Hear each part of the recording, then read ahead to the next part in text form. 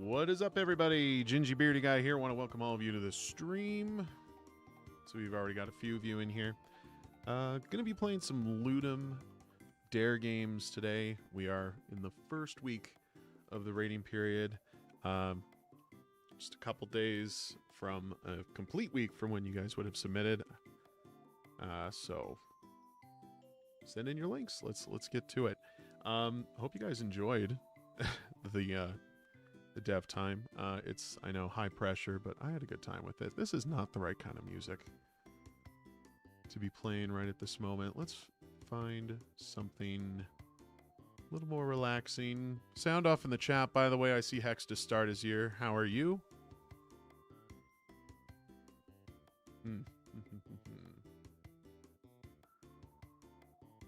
I don't just have like a playlist ready to just drop.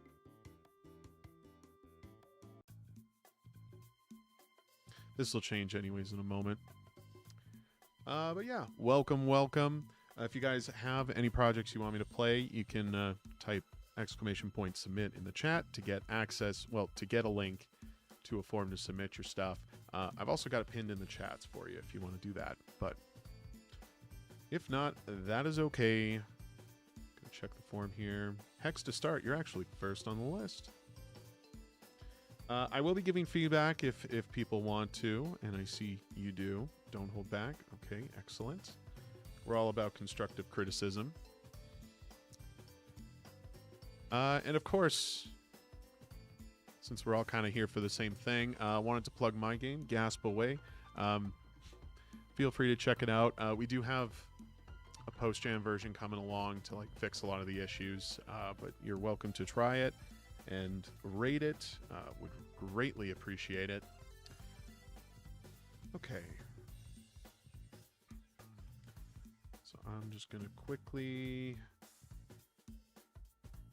check that box. All right. So we have Captain Distress. Explore a remote galaxy and follow clues leading you to distress beacons. Rescue as many as you can before your own fuel runs out. You will learn the names of the planets over time, but more will appear on the horizon. Cool. I didn't actually see. Okay. 3 of you. That's awesome. Game is played with mouse only. Love that. Use a scroll wheel to change the jump distance. Uh-oh. My scroll wheel is a little buggy, so this is going to be interesting. Change the sensitivity in settings if needed. I don't know if that's going to be my problem. Middle click to quickly set the distance. Hold right click to enter precision mode. Finally left to jump. Okie dokie. Note, in response to possible hardware issues with middle click, the hotfix build makes the following change. Left click to quickly set the distance to a highlighted planet. Left click and hold to jump. Okay. I guess we'll see how well your fix works.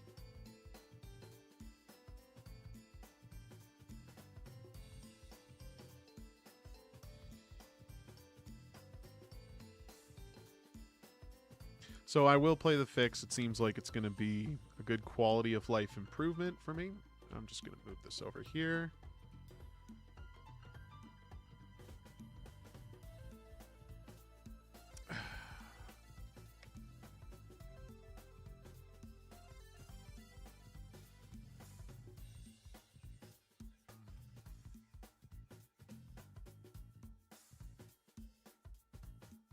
How's your weekend going so far? Have you guys enjoyed your Saturday?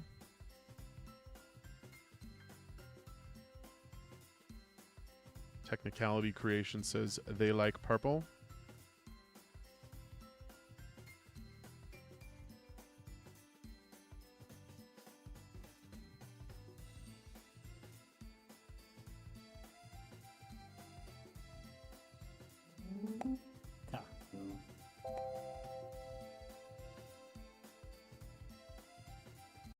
Turn that off.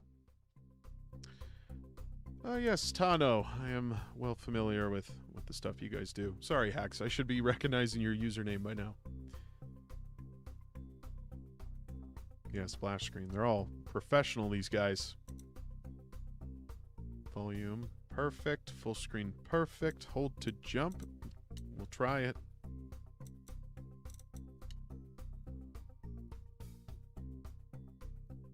That's one thing that I should do with my credits screen is attach links to each of the forms. Original music, additional sounds. Excellent, excellent, excellent. Big hypes for this one, I guess. Distress signal detected. Beacon number 1. 20 units away. SOS. We hit some space trash. We are near 6 credits. 6 credits. Is that...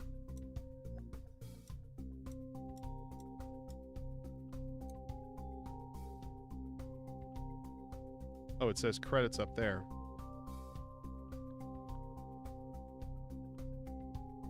We are near 6 credits, but I don't think it's $6 of credits. But I suppose I won't know until... Wait, what? Hold right for precision. Now, why would I want to be precise about that? Maybe I'll go to somewhere closer. I feel like... Wait, what? Well, the Cabbage Patch is here. How are all of you? You guys just finished a whole... Like, how many hours stream? I saw you guys streaming, like, early today. Maybe we'll just go over here. Oh, I appreciate the follow, guys. Thank you. Okay, now... Hold left mouse button to jump. Okay, we're doing it. Boom. Okay, well, this is Haven. We don't want to be here. I'd assume I'm looking for a planet that's named 6 credits.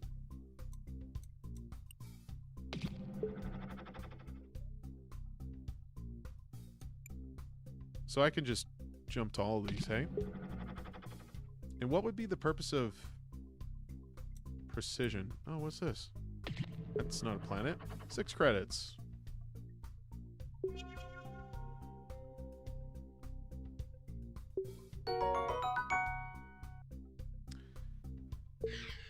Okay.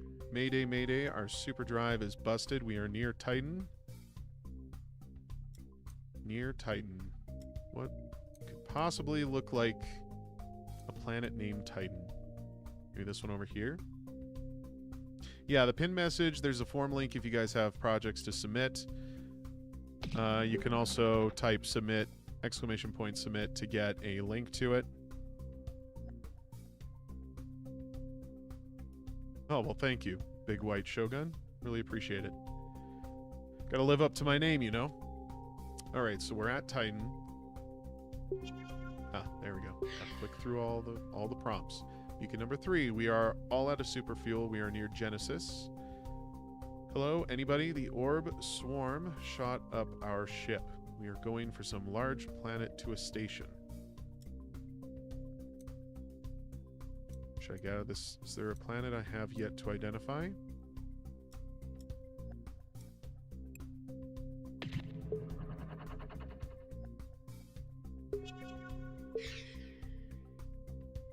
Oh, you're going to throw out more now? Please help. We hit a derelict ship. We are near a jungle planet. Is this thing on? We are all out of power gel. We are going from Titan to a large planet. So I notice it's hinting like the units of distance, but honestly, have not been paying that close attention. Should I be... Would this refuel me?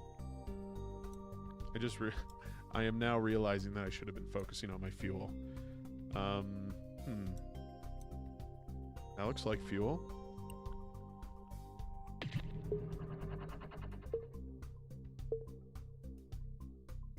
Oh, it just automatically buys the fuel? Did I even have enough credits for that?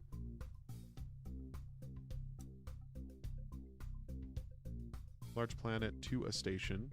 Would this be considered a station?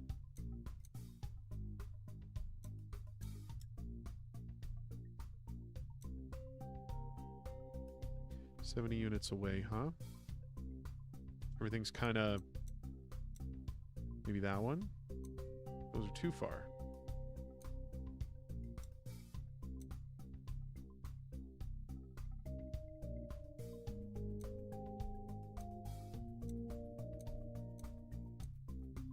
I feel like I was just there, but...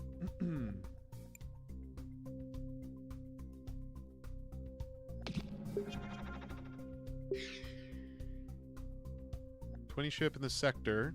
Our engine is busted. We're going from a station to some medium planet.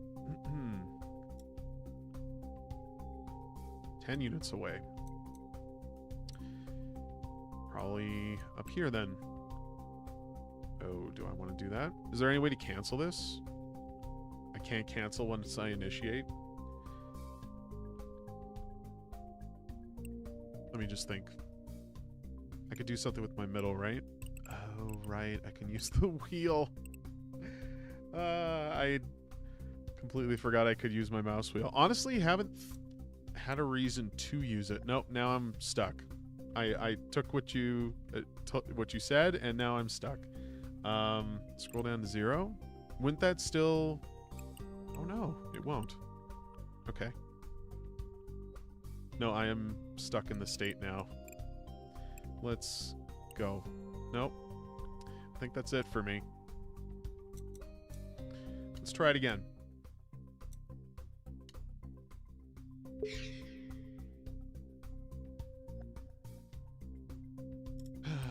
Go over here. Oh no.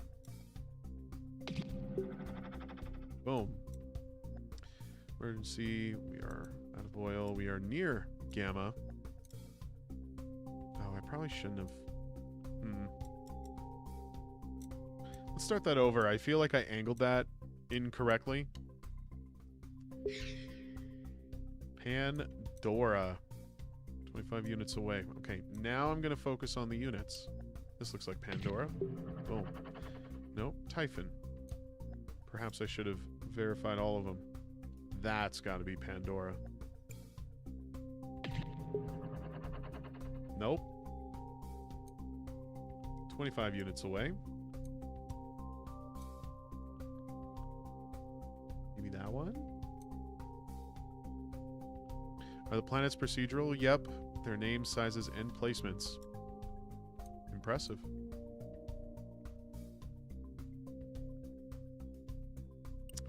Alright, we're going for it.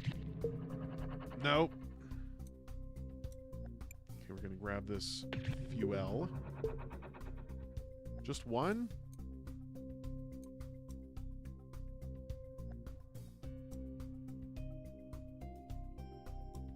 Trying to work within the distance it's suggesting to me.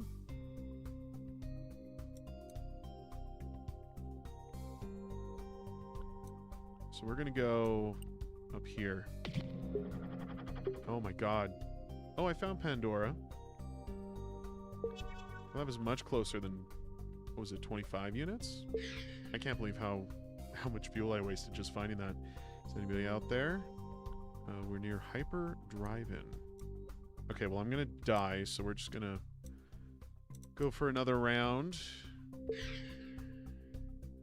Station nowhere. Does the first station always give you one fuel supply? Because I'll go there if it's going to replenish the fuel.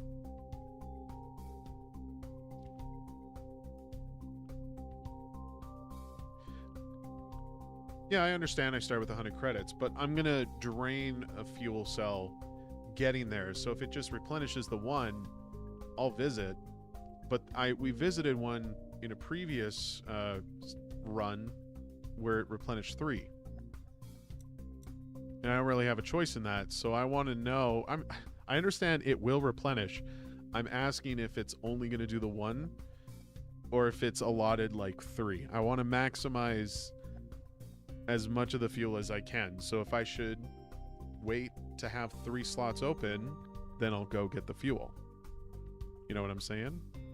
We're just going to do it for the sake of doing it, but that's the kind of thing I'm talking about. Only 1, but you can't progress otherwise either way. Okay. Is there just like a standard like 3 unit like fuel that's supplied from here on out? I almost feel you need to indicate what these stations are going to do for me. If I have no control of it doing anything when I'm there, like I kind of just touch it and then it's like, you bought fuel. I kind of want the option to choose to buy it. Oh, it's 1 per 100. Okay, so it's just an automatic. I get it. I get it now. Okay.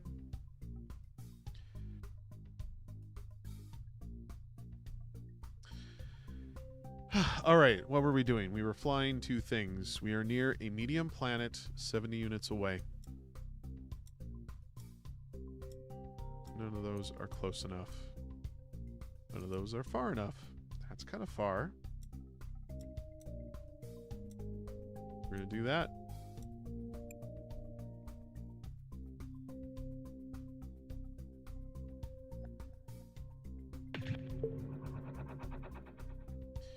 Ultimately, we didn't do manual buying, and it's the only thing you're paying for in the game. That's fair. But if you weren't here explaining the behavior, I don't know if I'd play enough times to figure it out, to be perfectly honest with you. And unless there was something... Okay, if it's explained somewhere and I'm just being dumb, definitely highlight that. Let me know. Distress signal detected. Going from exo to a large planet. Small planet. Okay.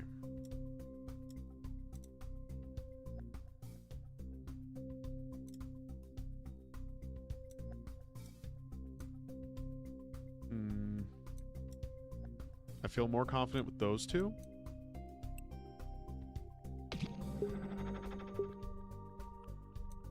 Neither. It's not explained at all. Or really. Just, yeah, it's just, I'm just pointing out things that stand out to me. Not trying to be a prude or anything. That is information I would like to know. Because fuel is important. Very important. So, okay, we are 15 units away from exo to a large planet and some small planets. So... I think I'm just going to have to take a wild guess. I think it's this. Go here. Boom. And then you're dishing out 2 more for me right away.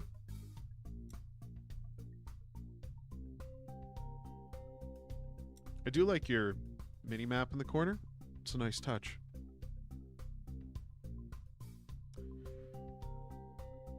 Okay, so 10 units away. It's probably that one, hey? No, I was already there. I discovered it.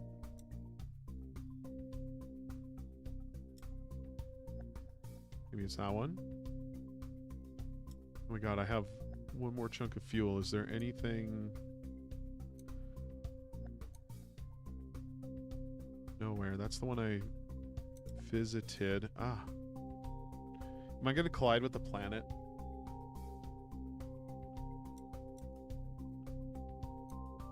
I feel like I need to go for my fuel now. Then again, let's just see, 10 away. I'm going to take a wild guess and say this is my distress beacon. No, EXO is discovered though. Go over there. Thank you.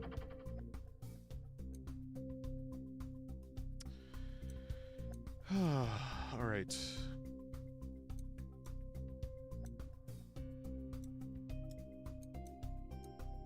I feel more lost than to where I started.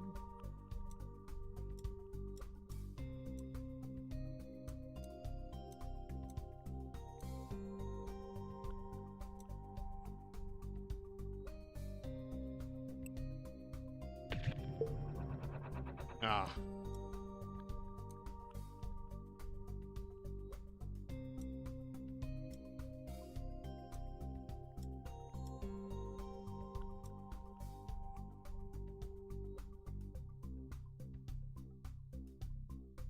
$49 units.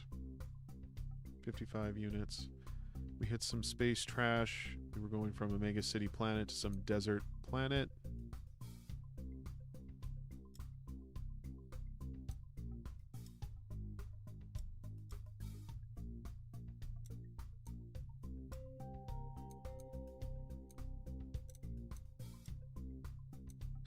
Man, I'm not sure. Any move, like this next move is going to cost me the game. I know it. I'm just trying to make the right choice here. Going from a megacity planet to some desert planet. No. We're near Suitor, though. So can I just go back here? Ran out of fuel. Do the stations ever run out of fuel? 20 units away. Okay, I'm going to do this right. This is final attempt. And then we'll move on to something else. Call an emergency number. Medium planet. Okay.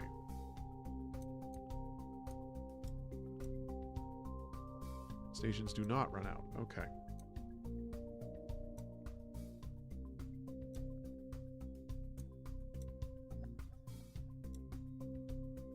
Units away. So many planets. Okay, I gotta be more mindful. Now I'm understanding why you would want this precision mode in here and why I might want to choose like a distance between them. I've only been treating it like I'm gonna go straight to the planet and things are just gonna happen. But it was kind of cool that I kind of got a whole cluster of them all at the same time. That is kind of neat. We are all out of cooling fluid. We are near a station. 20 units away. Dilly, what's up, my friend? Just playing some LD games here. That looks like a station, right? 20 units away.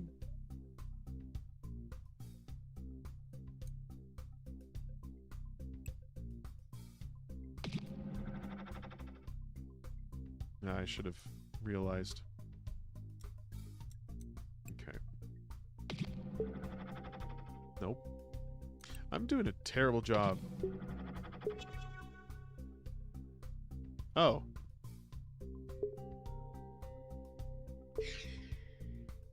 Well, that was very fortunate of me. Hit an asteroid near Ion. Going from Mud Planet to Mega City.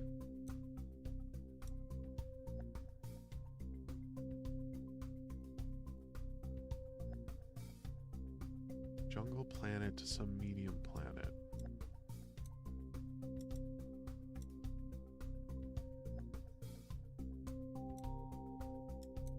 You know, one thing would be kind of cool, and this is really just like icing on the cake, maybe a quality of life thing. If I could get some like details on the planet, like perhaps it's unknown, but maybe there's some like atmospheric like reading that I can get from it. Like if I'm looking for a jungle planet, but I can't see from this distance that it's a jungle planet, maybe there's something like that can describe the climate that's on the planet or something. I don't know.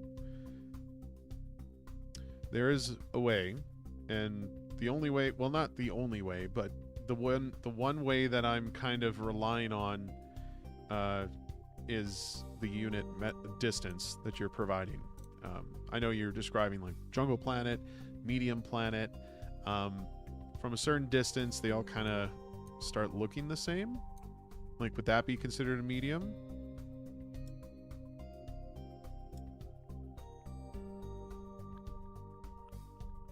Scroll up to it. Oh.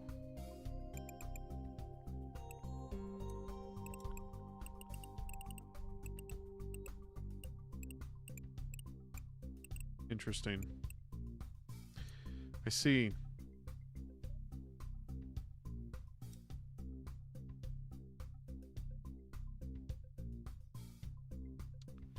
Well, that's not the planet I'm looking for, but that looks very much like a jungle planet.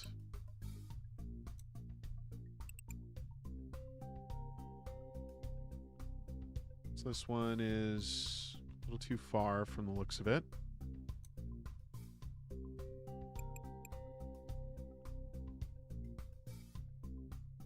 We hit an asteroid. An asteroid. An asteroid. This little thing an asteroid? No, you don't have to hint. There's no point in hinting. This is all about design.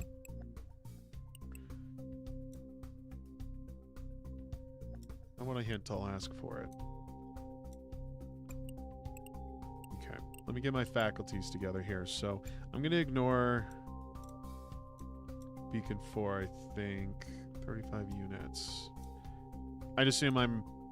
Okay, here's a hint I would like. Am I required to get all the beacons? Or are they kind of just there as like nice to do sort of things? Distances what? Distances what? Oh, 72 for that. I feel like I'm doing a terrible job showcasing this game. We're just gonna travel maybe here? Boom. Oh, there's Ion.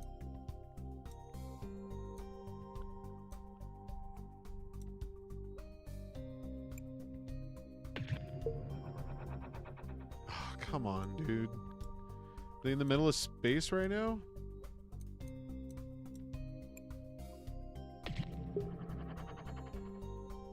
I must have had a super lucky roll the first time, because I was just bouncing planet to planet, no problem there.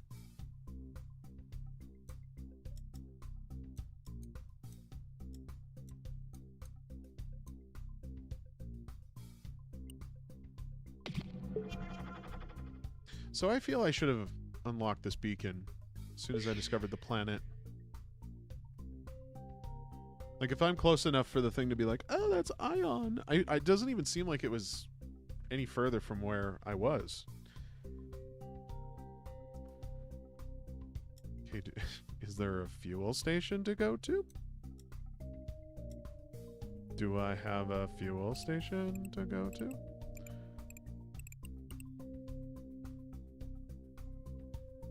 I will share a link after.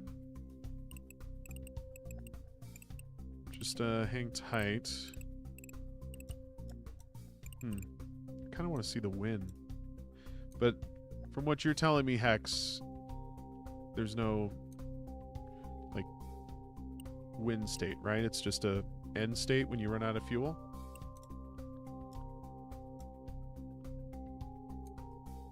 Alright, let's see if we can make this last one count. No win state, got it. We're going from Janus to Cetus.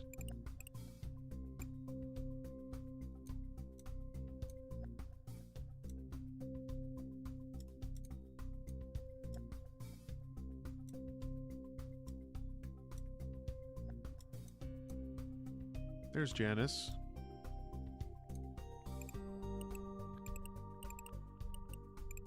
Keep going. All right, Janus is there. There's a fuel station. Maybe I can reach it. Let's see. I have money for at least a little bit of some. Just enough to go back to Janus anyways. Oh no, we're going from Janus to Cetus. No, I want to undo this. I want to undo this.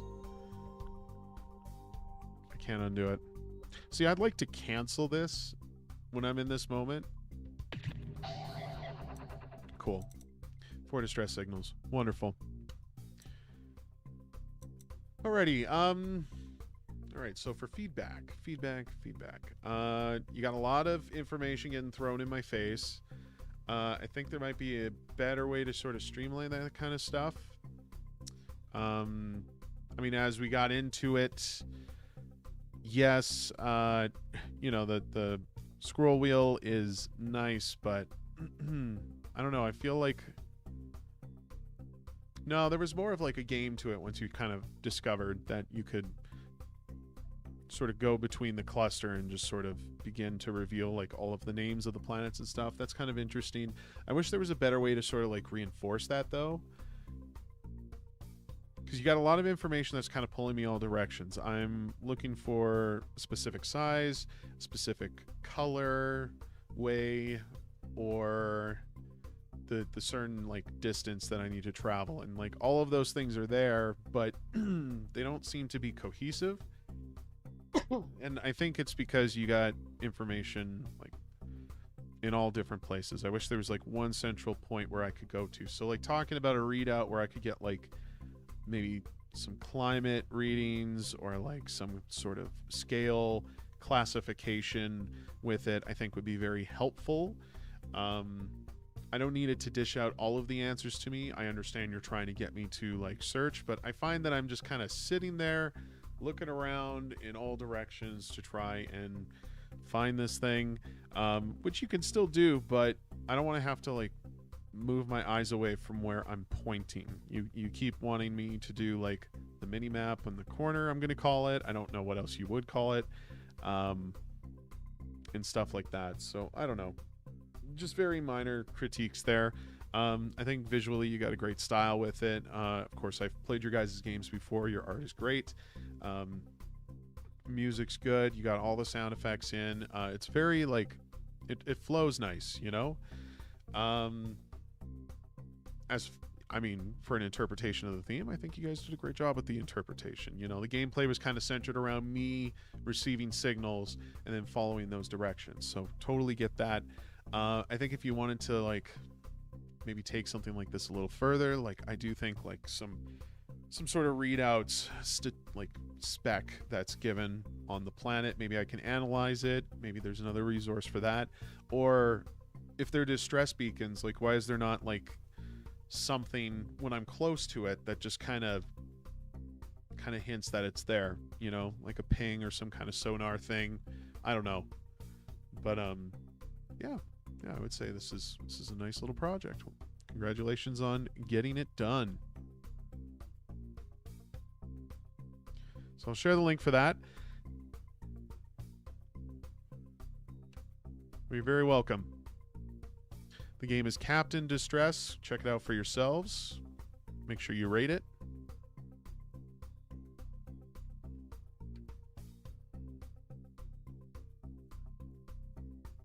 We will now move on to the next one. Technicality Creations. That is a mouthful. Are you with us?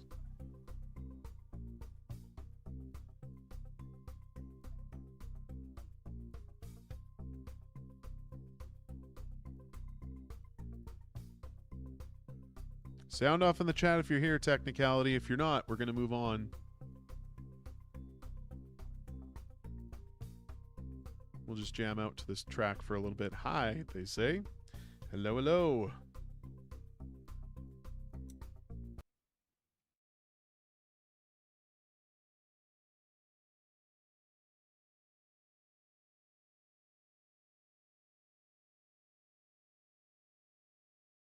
Alrighty. So we are playing Officially Dead. This time I will share the link now, then you guys get it.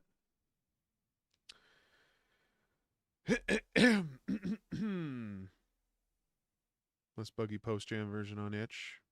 I will read as we wait for the downloads to finish.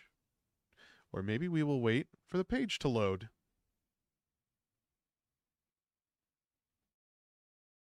Yeah. Yeah. Okay. Is itch down again? That'd be so funny. What's up, Gorley?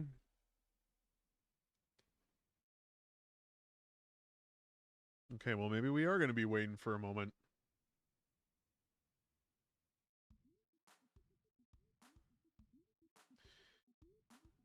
All right. Itch dead, actually. That's shitty. That's too bad. That's actually unfortunate. My project's being hosted on itch right now, too. There's a HTML version on the page. You guys can still try, but it's funky. Alrighty, Officially Dead. Work has started on a full release with multiplayer, more levels, and even more jokes. Keep your eyes peeled. Excellent. With all the broadcasting equipment, you may have thought that the folks at Ludum Radio would be in the perfect place to signal for help when the zombie apocalypse struck. However, due to an unfortunately timed Windows update, they are stuck until their computer updates. In this game, you play as a lowly office worker whose only tool to combat zombies is the future. Furniture. I get it. Can you survive long enough to signal for help? 3 of you worked on this. Excellent. So I'm going to download this version because it's here. And I see... Maybe it did come up? There's a strange amount of irony that this game is titled Officially Dead, and we were officially declaring itch down or dead. So this is the quote-unquote fixed version. Holy shit. Okay.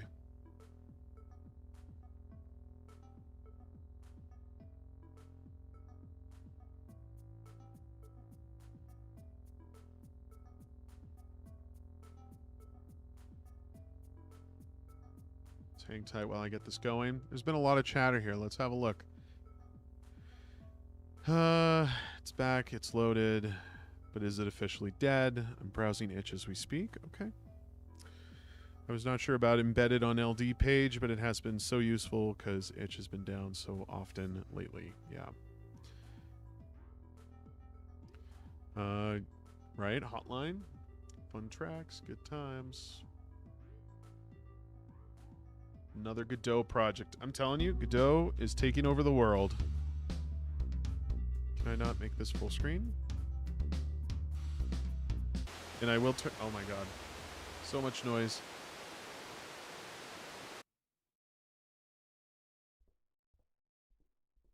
Okay. This is the wrong one? But this is... Okay. Hold on. Exit out. What should I click on? It says Windows version, Mac, Linux. This is from itch.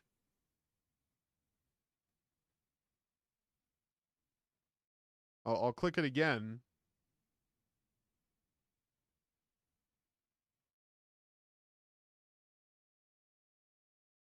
And I'll even show you. I'll extract it.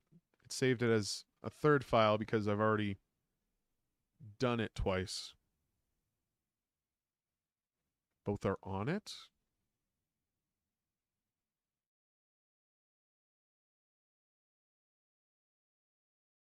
Where?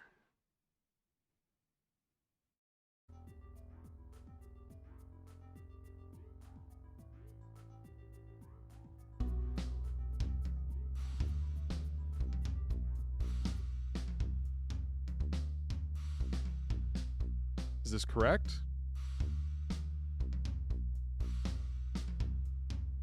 Please save me. Am I doing this correct?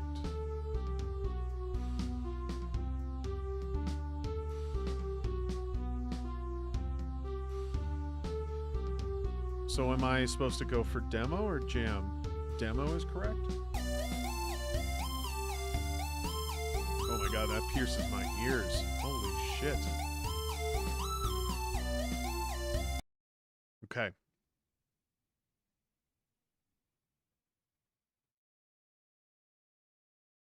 This only takes a moment to download, so we'll do that.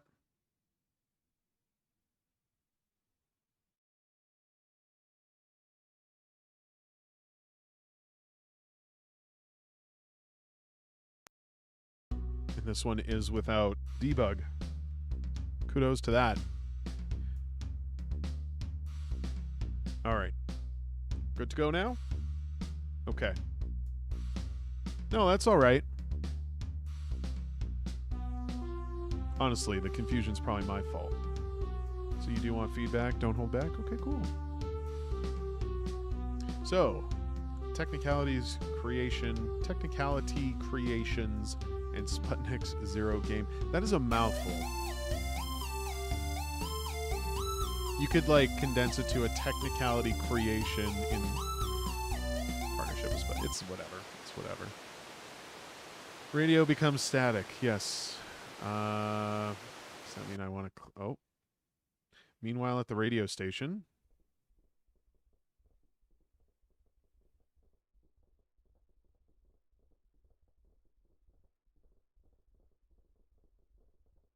Does it ever move on itself?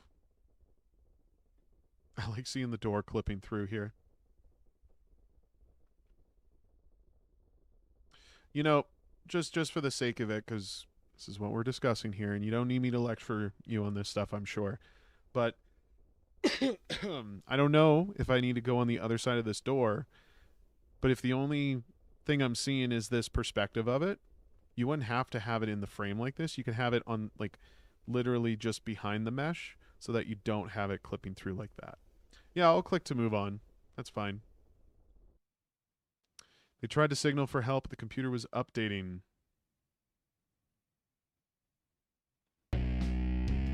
Okay. Whoa. Is that going to hurt me? Push to interact.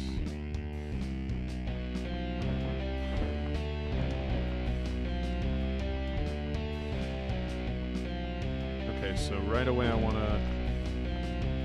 Oh, that actually did something. Okay.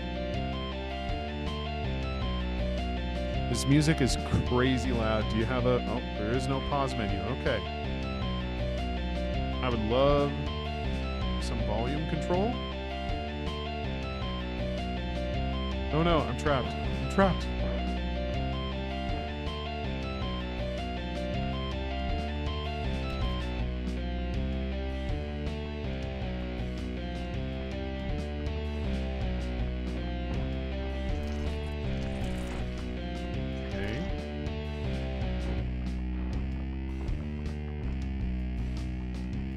Noted.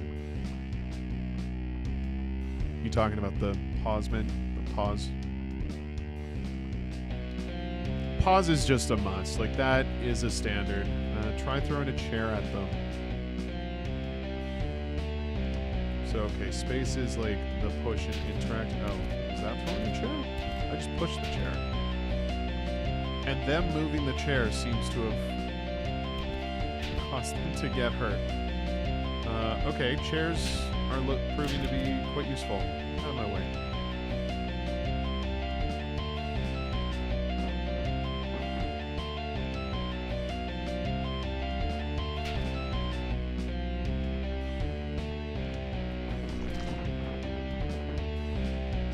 How about this cardboard box? Haha!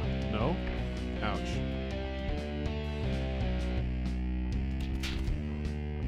I think that did something? It made the sound.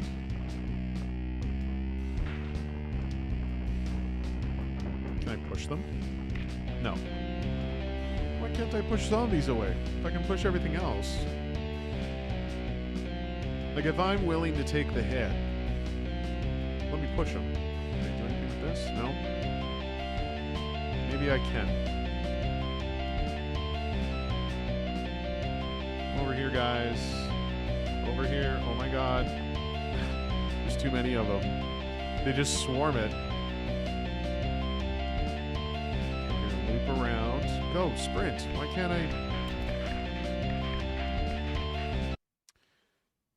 Alarso, how are you doing? Alright, we'll try this again. What can I do with this? Why does it give me this? This specific thing. Is there anything I can do with it? No, I don't think so. Oh, it can hurt me through the monitor. Okay. Chuck a bookshelf? I was trying to do that, actually.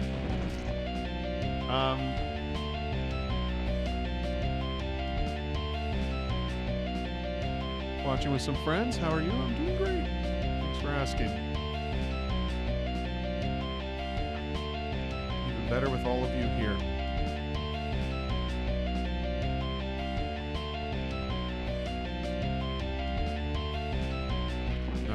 Forgetting that I have to press spacebar to do shit.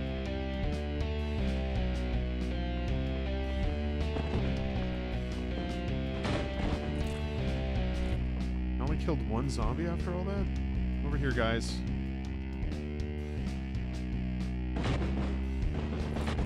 There you go. That was a good one. But now can I do anything with the bookshelf now that it's on the ground? Gives me a nice obstacle to kite them around, which is good. Oh, come on. Oh no, I think that worked. Oh, now we're apologizing to corporate?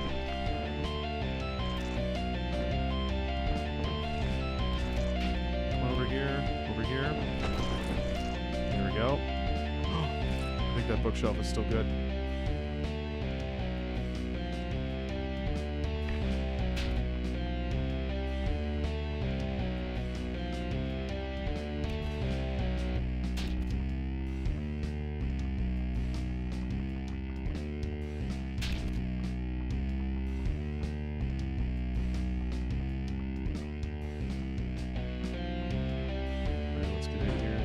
Shelf? No? No? Try a water cooler? What's that gonna do for me? Oh my god. Oh. Turn me into a wet, tasty sack of meat. So what does it do? Push them away?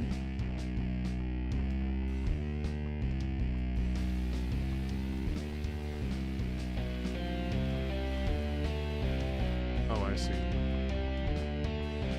Interesting.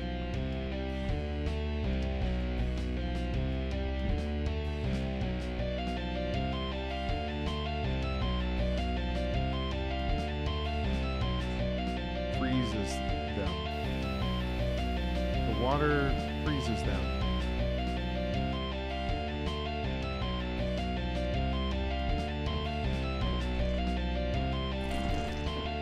Go for it. I do like, as long as the furniture is like tumbling or something, that it still counts as a hit. I feel like I should have saved that. Can I bring it back? But I can't shove it, so does that do anything? No, I'm just gonna push him out of the way. What can I do with that?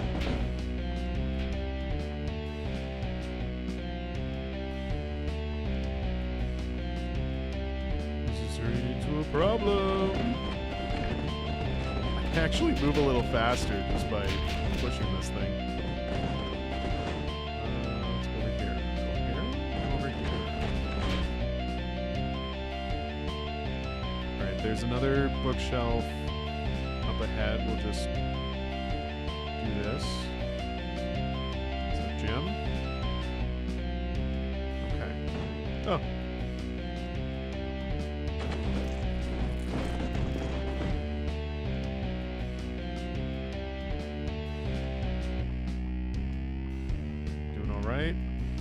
Come on, guys. We have to move this desk.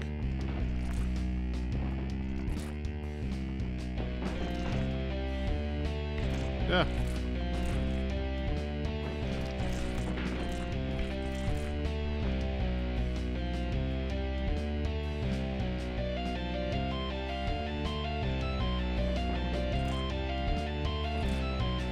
Yeah. Kind of just rolling it over. No, no. Come on. It was doing such a good job tumbling before. Can you not go back to that? That'd be very nice. Why can't I sprint? There we go. I don't think I've always had to wait for that bar to fill all the way. Okay. I'm not exactly sure what happened there. I kind of... Oh, I think my mouse was off the screen and I clicked off. Okay. Well. No, let's not do that again. I think I got the gist of it. I am going to pull it up just so we have the title screen. I really should just have, like, there we go. All right. So let's talk.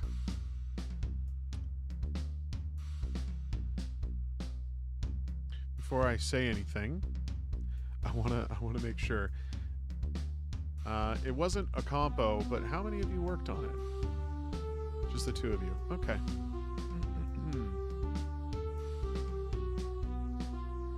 All right. Okay.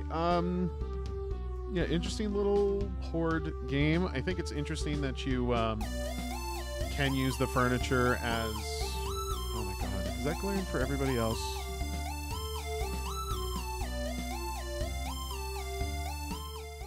I'm going to bring that down. I feel like that's much better. So yeah, okay. Using furniture as a weapon, very, very interesting. I do like the premise by all accounts. Artwork aside, which I can see is very simple and probably, you know, the best that could have been done in that period of time. Nothing wrong with that. No critiques there. I have more of a focus on at least how this project is designed. Like, you give me the option to push and interact with things, but I don't really feel like there's much of a interaction that occurs. Like, I can go up to the water cooler, yeah, and I can press the button, it starts spraying out the water. And just to touch on that for a second, like the fact that it's water spraying out that's freezing them, there's like something about that that just kind of doesn't make sense to me. Like, theoretically it should be something that also freezes to kind of provide that. And I know we're talking about just like elements here, but I think in a lot of office type spaces, the fire extinguishers kind of play that role where they can sort of like coat the enemy into something. And then, I mean, I think I can read that a lot better than just having it be water that's blasting out. Now, if you said to me that it's the water pressure that's holding them back, that makes a lot more sense to me. But I need to see them fighting with it, you know? That's kind of what I expected, is it would just push them out of the way, and maybe I could use that to some degree to, like, defend myself. I do think that that is also lacking. There's not a lot of, like, defense involved. I feel like I should be able to also push zombies away. You'll add fire extinguishers in the final version. That's cool. I would say, like, more variety would be nice. Like, with the water cooler especially, like, if all it's there to be is, like, it's more than just decoration. We're talking about an office. It should exist. But, I mean, if I push it over or if it gets destroyed, like, why couldn't I get the container from it, the water jug, and then use that as, like, another weapon or something? The desk chairs seemed fairly useful. It would make sense that it stops on the enemy, but I kind of want to be able to just, like, push it through a whole crowd of them and just have it push them out of the way or something like that. I think if you had more of that kind of stuff going on, it could make things a little more interesting. It's useful if you have a horde following you. Yeah, it is. With the bookshelves, I did like smashing the bookshelves on zombies, and I feel like that was kind of what your whole gimmick was sort of centered around, was allowing me to do that sort of thing. When it gets to, like, a large horde, and I'm going to say more than, like, 6 zombies, where they're kind of all just going to my position. I tried to do it earlier. You kind of saw it. I approached the bookshelf, and then they're already starting to, like, veer around. I kind of wish there was a line of shelves that I could take them down, so that it's more difficult for them to just get around the shelf itself and then approach me from that side. Because if I'm pushing from one end, I want to keep them on that one side. But if there was, like, a row or some kind of aisle that's formed from just a series of shelves, that'd be kind of cool, I think. It wouldn't necessarily I mean, you already have it standing, like, in the middle of the space, so, like, there's not, like, much logic you need to give to that. And also just consistency with these things. Like, all I understood was just, like, push things, so I kind of play with it, but I don't know if the pots do anything. They didn't seem to. I had more of an issue actually doing anything with the flower pots. They kind of just kicked around. I feel like books were really just decoration, but even if I could just, like, throw a book to just, like, slow them down at all, like, that'd be kind of neat, I think. Just let me keep, like, weaponizing everything around the office, and you could, like, you know, obviously dress that up. There's a lot of things that you could play with. Like, maybe there's a stapler that I can use as, like, a staple gun to just, like, shoot them down if possible. Like, not that this needs to turn into a shooter or anything, but just, like, it has a cartridge that I can use, and maybe the full cartridge can kill one zombie. That sort of thing would be kind of cool. holding stuff would be cool. Like really just like wielding a thing. You don't have to give me like a tool belt or anything like that, but just giving me a chance to fight back. And it wouldn't have to be an item to hold. If I was just able to push zombies, like that would do a lot.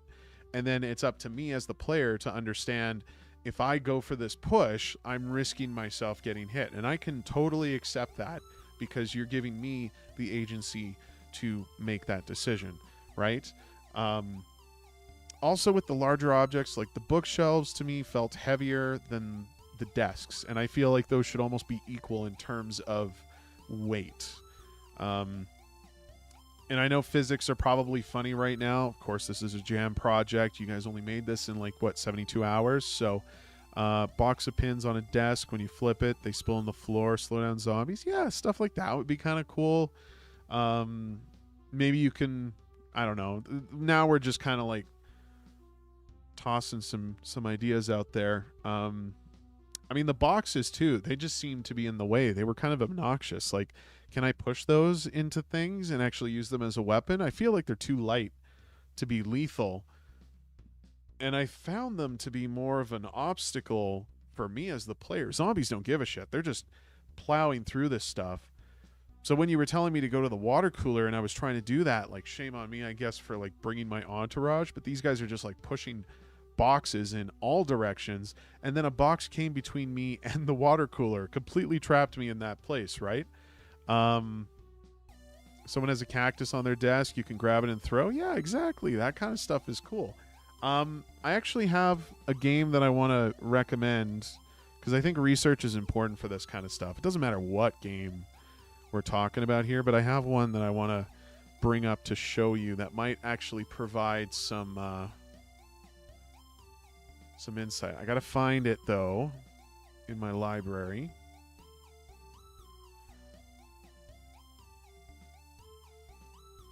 Oh.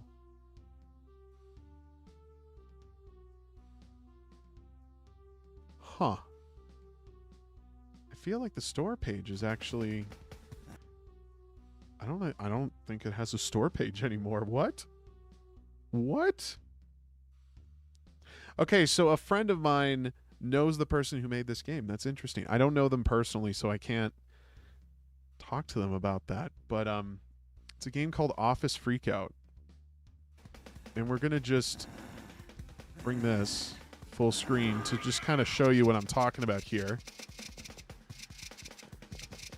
So everything in the environment is destructible. You know, the like the fake walls and stuff that are up there. The desks you can see can just be destroyed. You get into a rage state and then you can just like blast through stuff. And they have it's a horde game too. They're gonna have like robots or something that come out and fight you.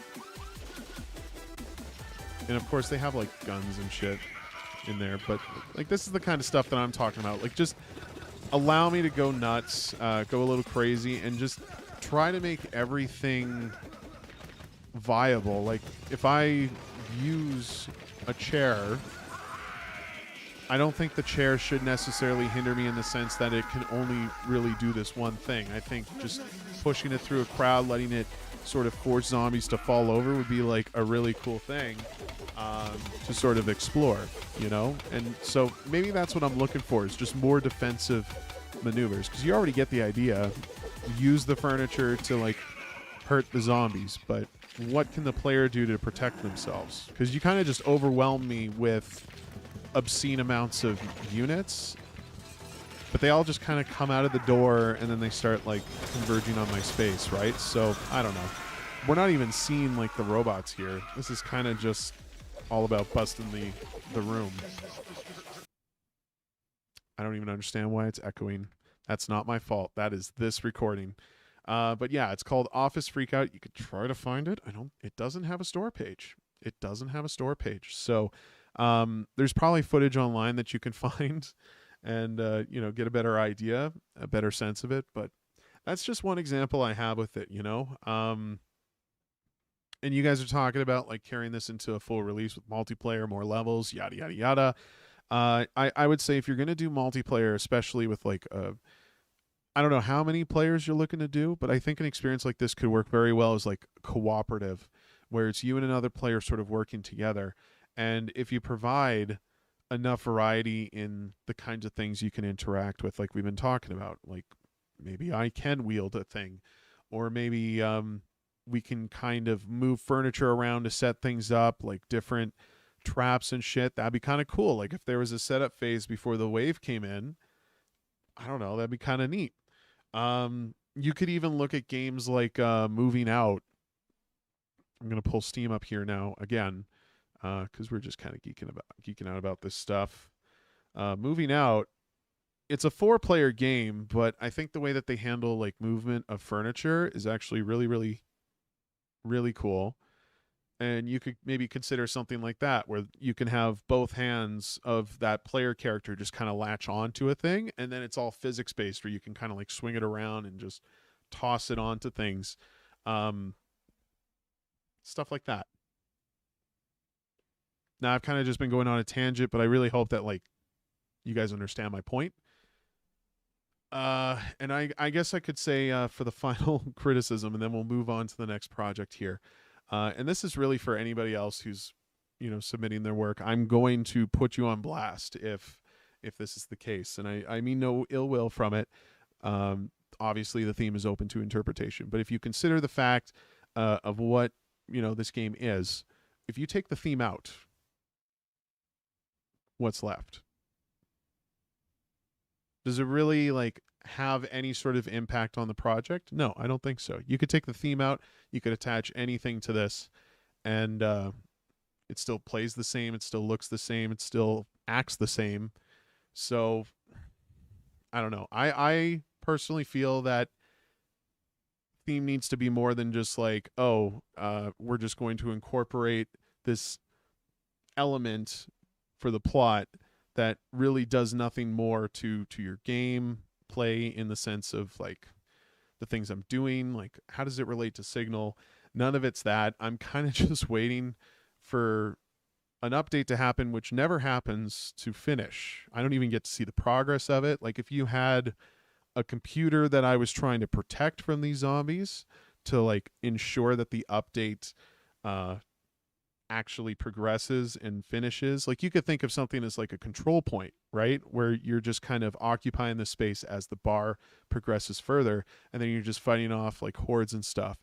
After surviving 3 minutes, you can send out a machine. Okay, I mean, I didn't get to that point. I'm not sure if a lot of people will get to that point. Yeah, I didn't survive long enough, I guess.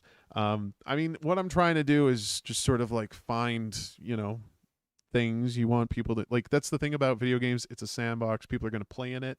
You can't expect everybody to do the exact amount of steps that you're expecting them to do, and that's what makes design so interesting, is how you approach that and figure ways around it to not just, you don't want to hinder that creativity of the player, but you also don't want to like give them god mode. Of course there's like a way, you got to find a nice balance. So like that's what I'm talking about here. Okay, I didn't reach the 3 minutes.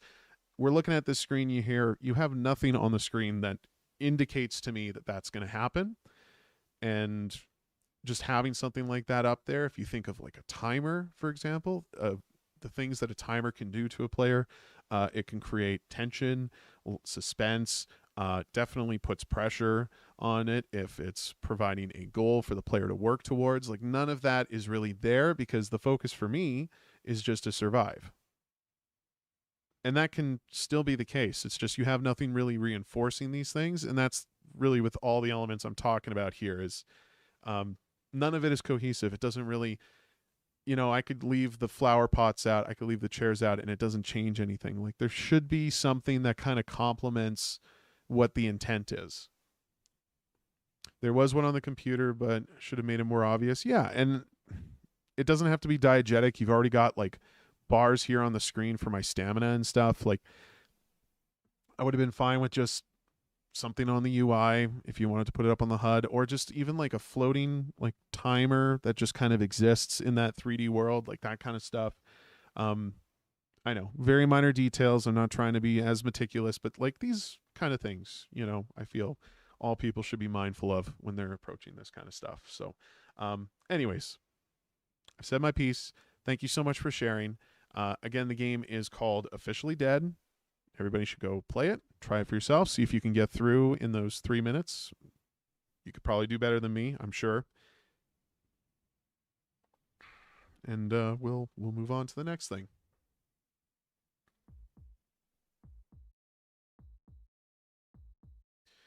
And I will, of course, be rating these on my own time. I'm not going to rate them on stream. So I'm just going to pocket these over here. For anybody who's coming in a little late, my name is Ginger Beardy Guy. I want to welcome all of you to the stream. If you have yet to do so, and you have a project you want me to play, there is a link pinned in the chat that you can help yourself to, or type !submit, and you'll get that link in the chat. How long is this stream been going? Oh my god, I'm over an hour? I've only played 2 games. Okay. We're going to have to, like, set a timer. Where's my phone?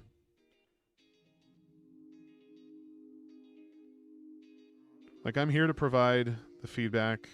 I just love talking about this stuff, so sometimes I can get a little carried away, but we'll try to be civil about this. I think 15 minutes roughly is appropriate, and we'll kind of play it by ear. All right, sound off in the chat. Pepper Salt 07.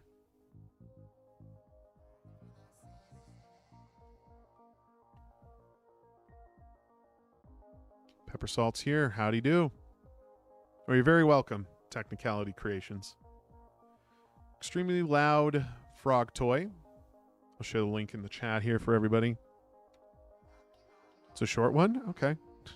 I'm sure my discussion will exceed that time. Please do not the frog. It's very loud. The frog actually enjoys it. The embedded requires a shared buffer array and doesn't run here. Checking the lit. Yeah. I like the idea of embedding our games into like the HTML stuff, and I certainly did that for my game too. But the version that's on the LD page, and this was totally our mistake, but it got in near the end of it, like moments before the timer ended. And we did have a different version, which you can find on itch, like the version that actually has like our letter tile system in there. We did upload a package of, but there must have been an error in the way it compiled, because it just didn't accept it. So the old version is what's on our page right now, and then you can go to the itch page to download the Windows version, which has the proper stuff. But anyways, I digress. I guess that's it for the description, huh? Let's check it out. Racow Digalina. Howdy do. How long is my list? The list currently is sitting at 11 submissions. I am about to play. It'll be 10 after I'm done this one. So we might have to cut it off at some point. I'm still going for a little while. I'll go as long as I can. And this isn't the only stream I'll be doing for this. So if I miss your game, we can always revisit, and you guys will get priority for the next time. So, okay.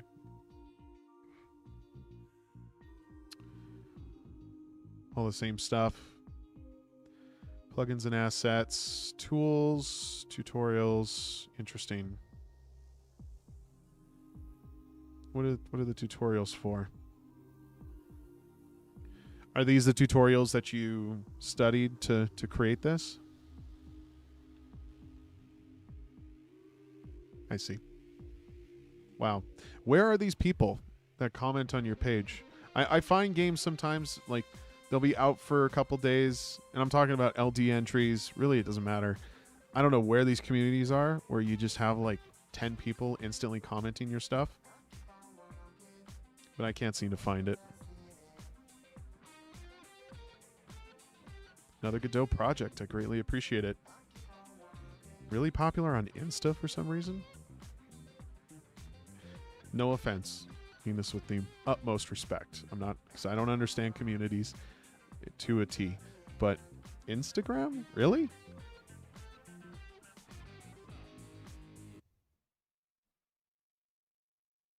Mouse not captured. Click area to capture mouse. Is there music? Really scary? Put it on your person. Well, that's your fault. Why put something like that on your personal account? Okay, we're going to start the timer. 15 minutes. Probably you don't need that much for gameplay. What can I do? Oh.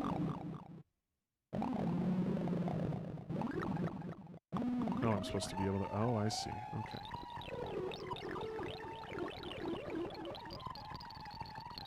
Hold on. Let's... Hold on, I want to click out of this for a second. Oh. Just so I can do... Thank you for the follow. Greatly appreciated.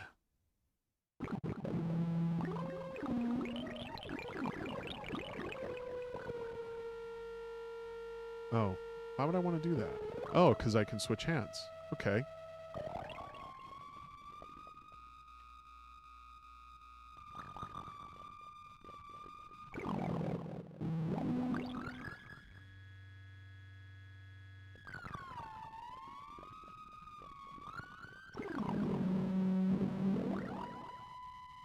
Okay, is there like... Hold on. Let's take this out. I can't let him go and just drop.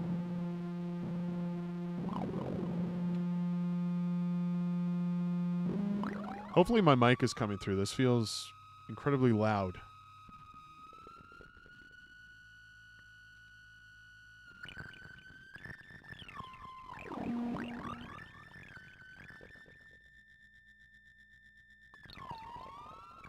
So can I do anything with the sounds, or does it just make the sound?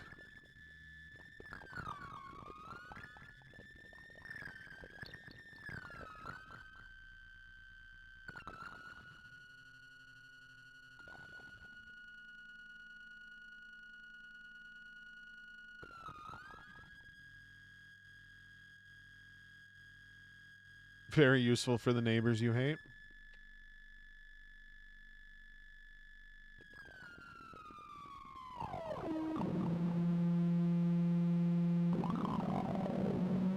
Wait, why is it still making noise?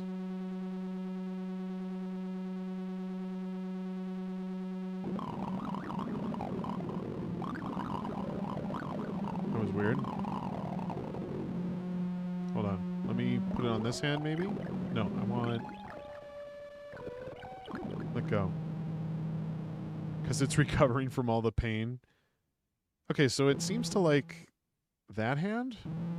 Let's try this again. Let go. Okay. It was just kind of bugged out or something. Alright. I think we get it. I think we get it.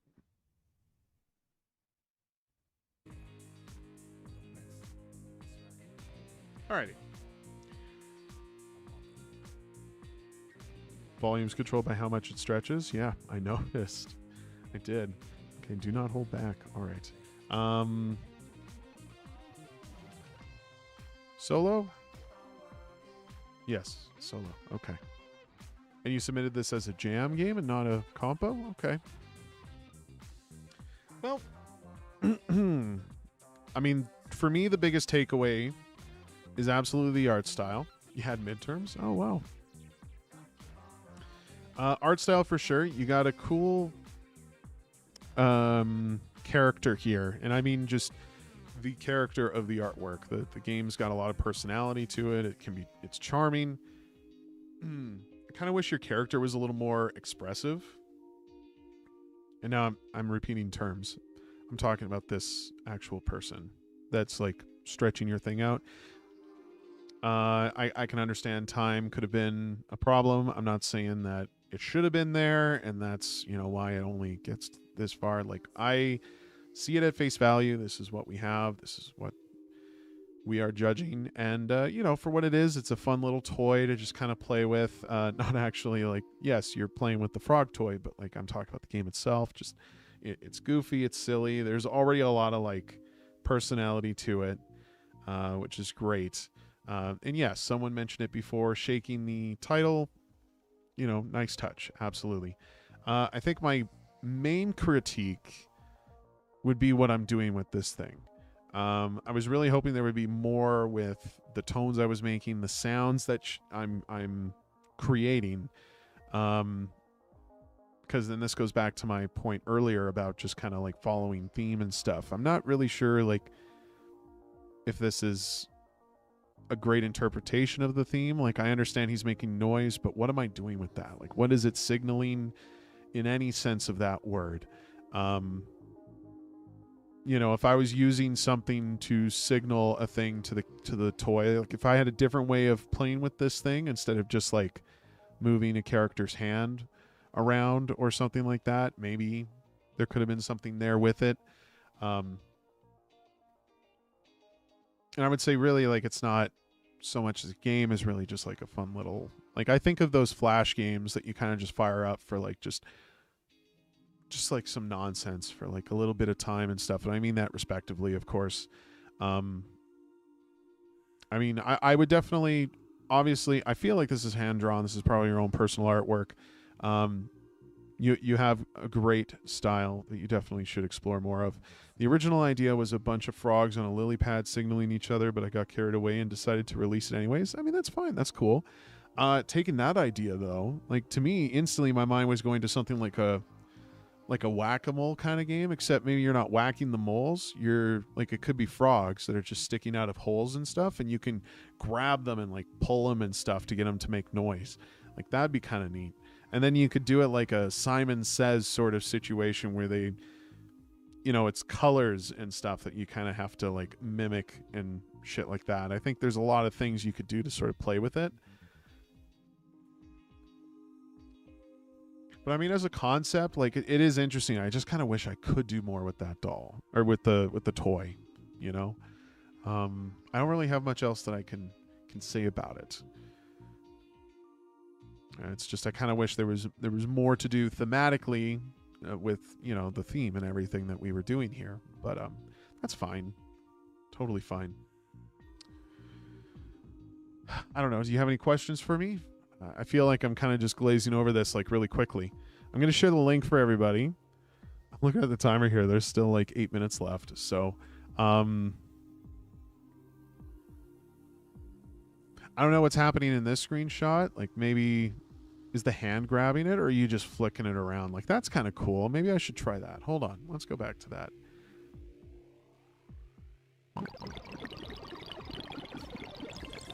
Okay. Okay, that's fun. You know, this little guy actually reminds me of... Oh my god, this sound continues.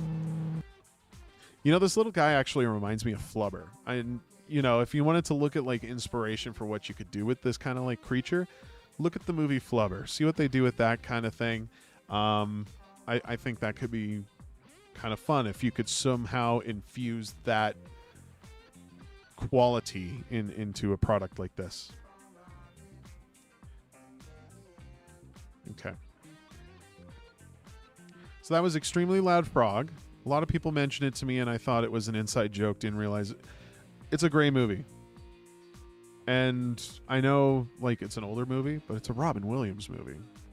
But then again, I know he's also been dead for some time. So maybe this is the sign that this is the sign of the times. Honestly, it boggles my brain that there's people that may not have seen, you know, that kind of movie, because he was big at the time when it came out. But I understand. Flubber is a great watch, definitely, and I feel like you're in that age range where it would appeal most to. Excellent. Well, thank you for sharing, Pepper Salt. Greatly appreciate it. All right, Wendell Scardua, are you here? You had Happy Meal toys. I think I still have them somewhere at my parents' place. Those might be worth something. Just saying.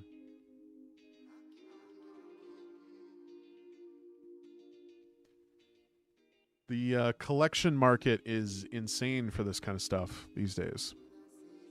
Wendell's in the chat. Howdy do. I believe they said I could not hold back. Excellent. Always appreciate that.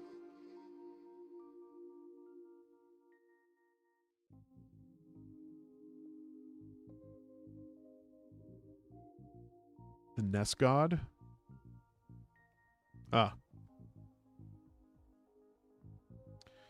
All right, signOS, and I suppose a link in the chat is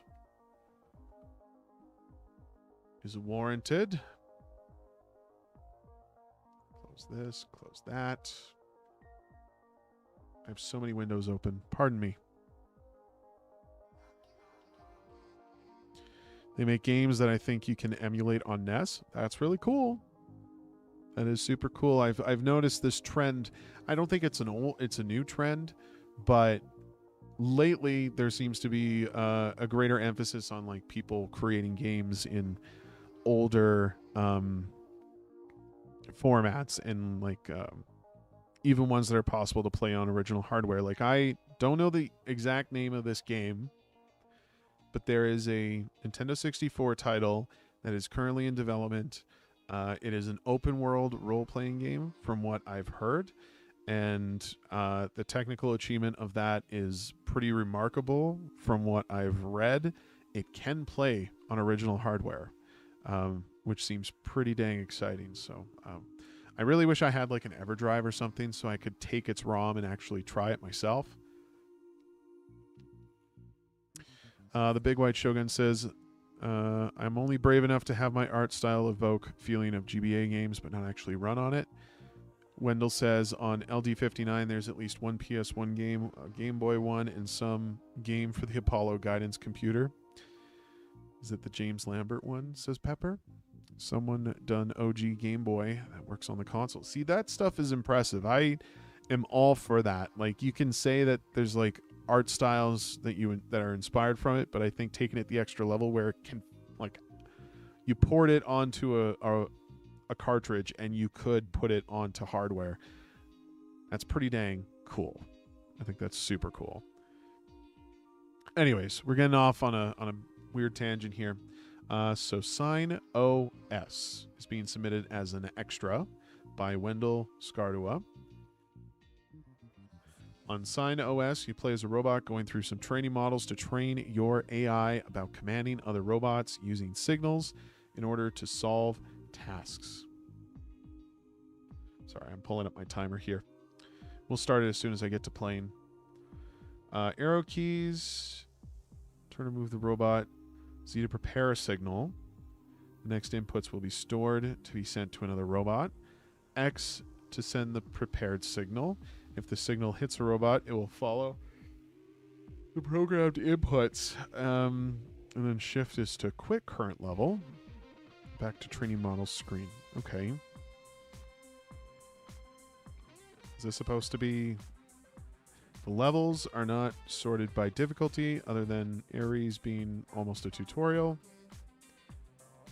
When preparing a signal, you can input not only directions, but also nested, prepared, or send commands. Each inner prepare command must have a matching send. Okay. So I will act like that makes sense. It probably does when I start playing it, but yeah. We'll more than likely have to go back to it. So we're going to run it.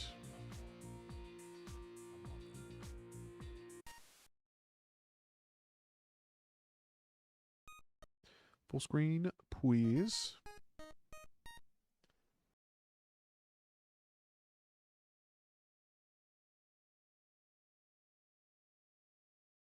All right. Press start. Enter key.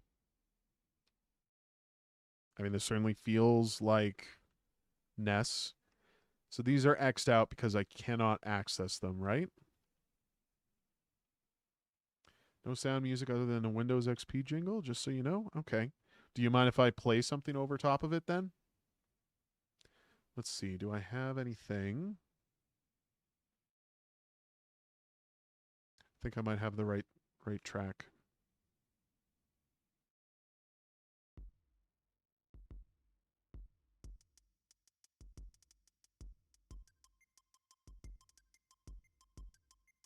Alrighty.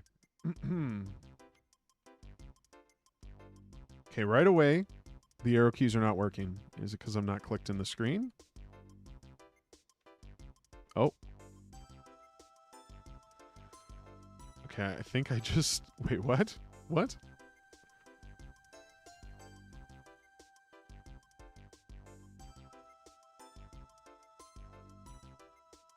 Something's off, right?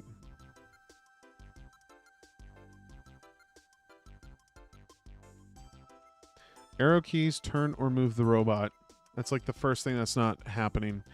Looks like a robot from Short Circuit or whatever the name of that movie is. I think Short Circuit's the correct name. I'm going to just refresh this. Because the keys were... Wait, what? Refresh. Run game. I'm sorry, what?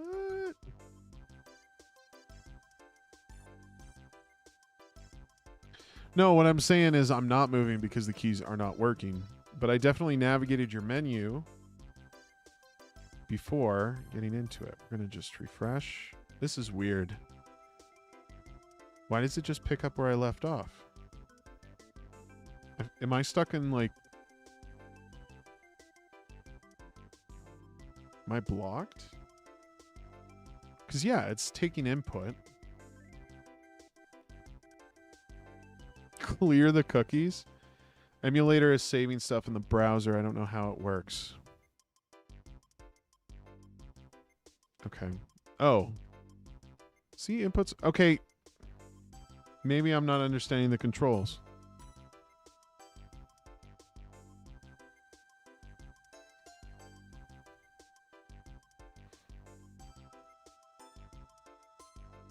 Hold the keys longer. So it seems like I have to hold. Okay, I'm holding my left key. I'm holding up. Holding down. Oh, I'm the... Okay. I didn't realize I was this little guy up here. I was focused on this guy here. Anybody else with me? Don't make me feel bad. Because I'm kind of embarrassed. Yeah, I didn't realize I was this red guy up here. You have this guy like center of the screen, like right in front of my face. Yeah, Big White's with me. He thought I was yellow. Yeah, me too. Okay. Okay, we're back. We're back at it. Look at our little guy just scooting around. Yeah, you know, I saw it moving too. I assumed it was an NPC. So that's totally my bad. Okay. Let me pull the mic back. I feel like I'm cutting my face off. So how do we do this? I have to send signals to this robot, right?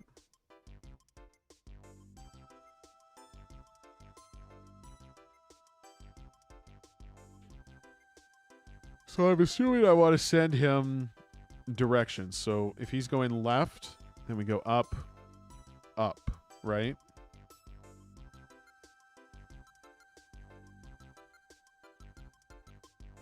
I had planned to add a spawning animation. It would have made it clear, I suppose. It absolutely would have. I mean, even if you weren't able to do that, like just a picture of the actual character would have been a huge help. Because, here, I'll tell you this right now.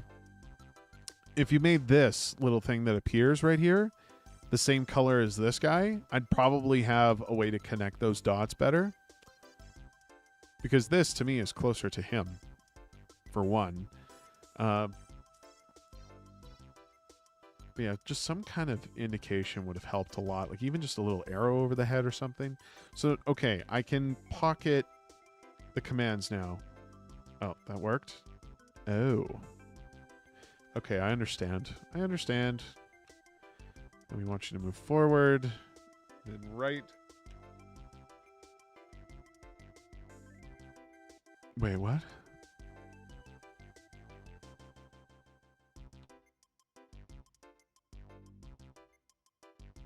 Oh. Okay. Whoops.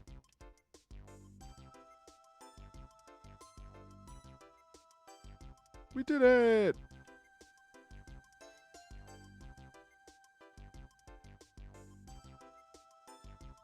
Now all of these are... available. Let's see how many I can get through. Holy shit.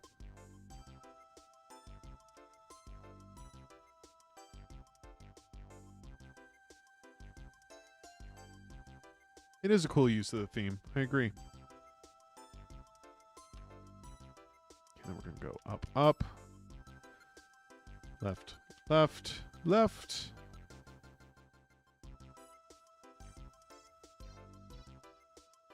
Wait, what? Oh. I forgot there was also one Game Boy Color game I played with similar mechanic.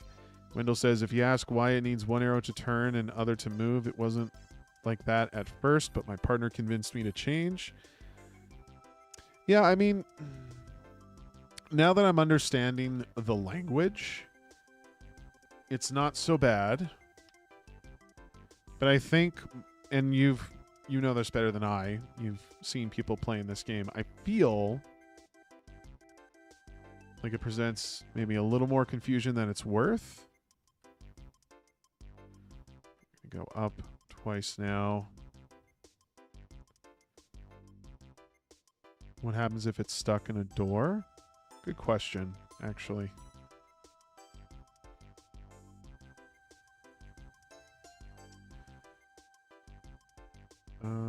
So, okay, this. Now, 2, 3. Let's see. Let's try and... Let's see if he just goes. That's funny. Okay, so now he needs to turn. Is he just going to turn one way, like, counterclockwise? Or is it going to completely flip the sprite over? I guess we'll find out. 2, 3. Oh, I think I see what I got to do here. Okay. Oh no, I did too many. No. No, no, no, no. This is not good. I suppose we can run that out. Oh, I can't move when that's happening? Weird.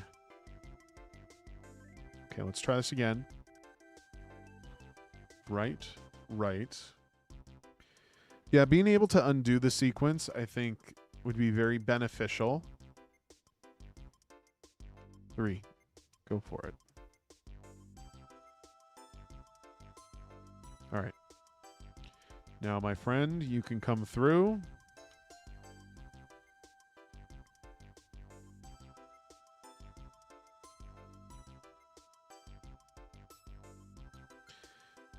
And this moment where I have to wait for it to move is, well, now this is very cumbersome because now I have to push it over to do that. Do I want him over there? No, I probably want him on the button. There we go. Excellent. I was overthinking it. Yeah, I think select could be all right for that. Or even just like a... You wouldn't even have to go that far. You could have like... Use the start button as like the confirmation, like the submission of the sequence. Otherwise, I can just like maybe I can go back over. We'll get into it and I can kind of explain a little more. Like in this moment when I'm keying in the inputs, say I do whatever, like it stops right there. But maybe there was a button I could press to like clear it out, or turning on the spot makes sense for nesting the signals. Yeah. Like if this sequence could then start back over so I can maybe edit like each of the squares, I guess. Or just, I don't know, give me a chance to like erase the sequence and then I can start over. And in a way, just sending it to the wall like that, did it? What is this? These are gates? All right, so these are windows, which means I can send my signal over. Pardon me, I should not be yawning. I've been up for a while, but I should not be yawning. Where do I want you to go? I think we want you to go left, left, left, down, down.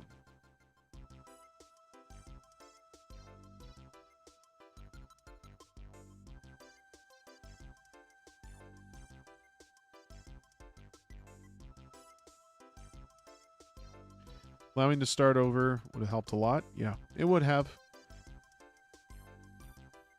It would have. Huh. Okay, I'm already stumped. How am I supposed to get this other one?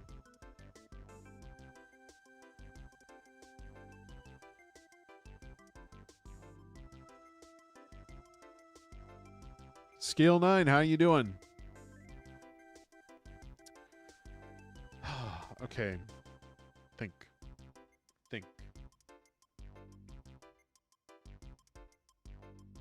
Is the answer in front? Open left gate first, then get to the other one. Well, yeah, but I need both of them to go onto a button.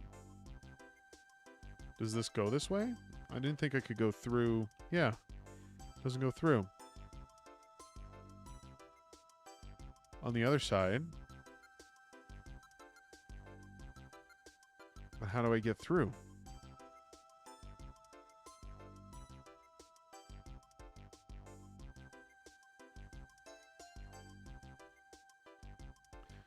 Uploaded game to Newgrounds, got on front page. Wow, congrats. Is there something I'm missing here? I don't see where I can travel to get to the other side.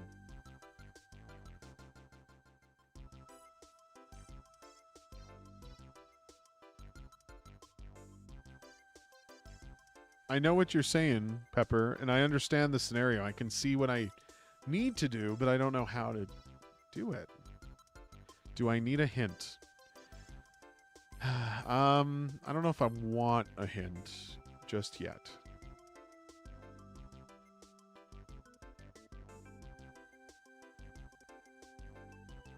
But is it just about...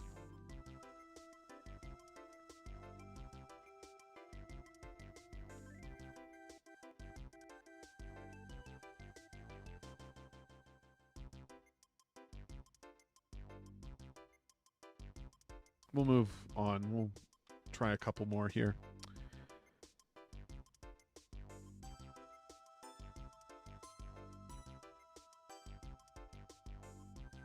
Okay, this guy will go all the way till he hits the other robot.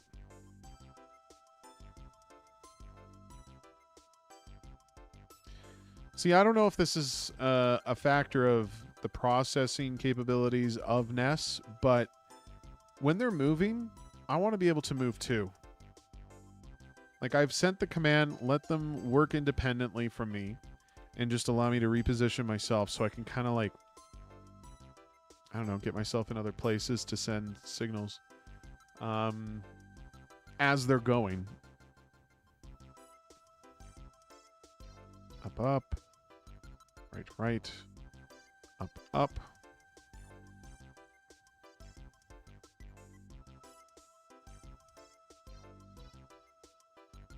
I feel like I've already trapped this guy here. Because I'm assuming I can't send a signal through here. We'll find that out, but... Okay, so I'm sending it to this guy, so we're going to go up. Right, right. And then he's going to go up here. I mean, we could just commit to that part. Let's do that.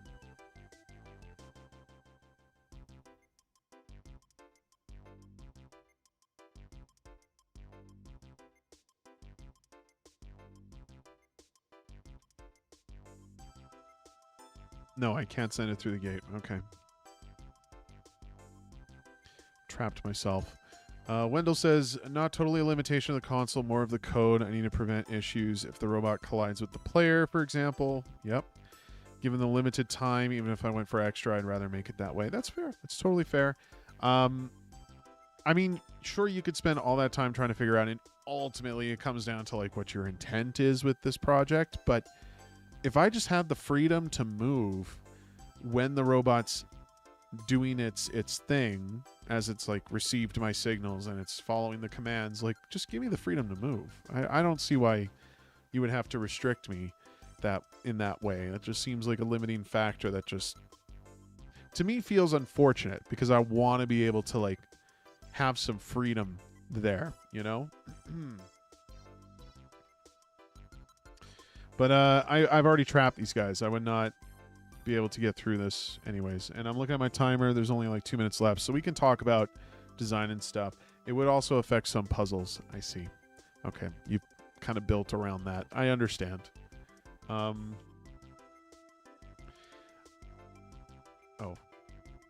Let's try one more screen. Shift.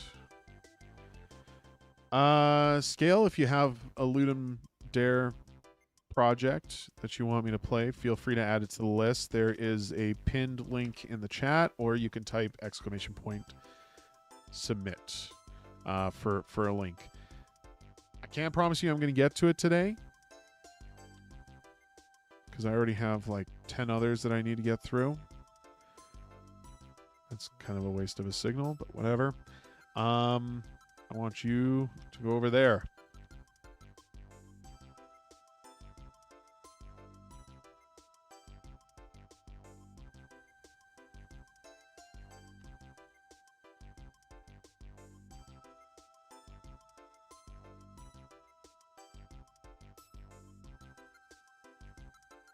I feel like there's a component to this gameplay that I'm not fully understanding. How am I supposed to get to these guys that are on the other side of the gate? Oh, hold on.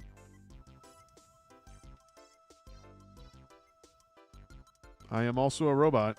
There we go.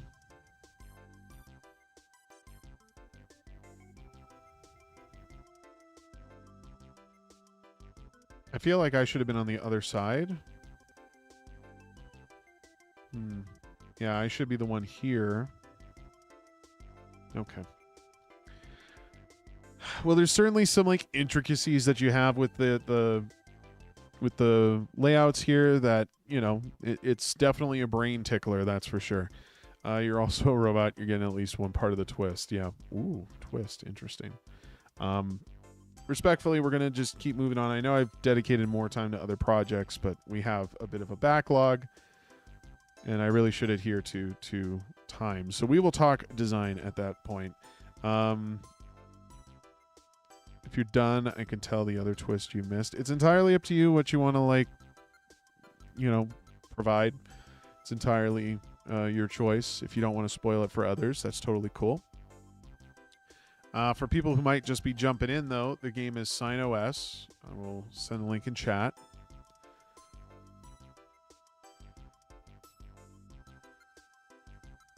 Not only you could tell robots to do stuff, one of the things you could tell a robot is to tell a robot to do stuff. Oh, interesting. Okay, well if that was a capability I had, that wasn't demonstrated well. It's those things when you press Z and X in the script. I see. Okay. So what? Does that... I press a Z or an X to indicate that it's supposed to be sent to another robot?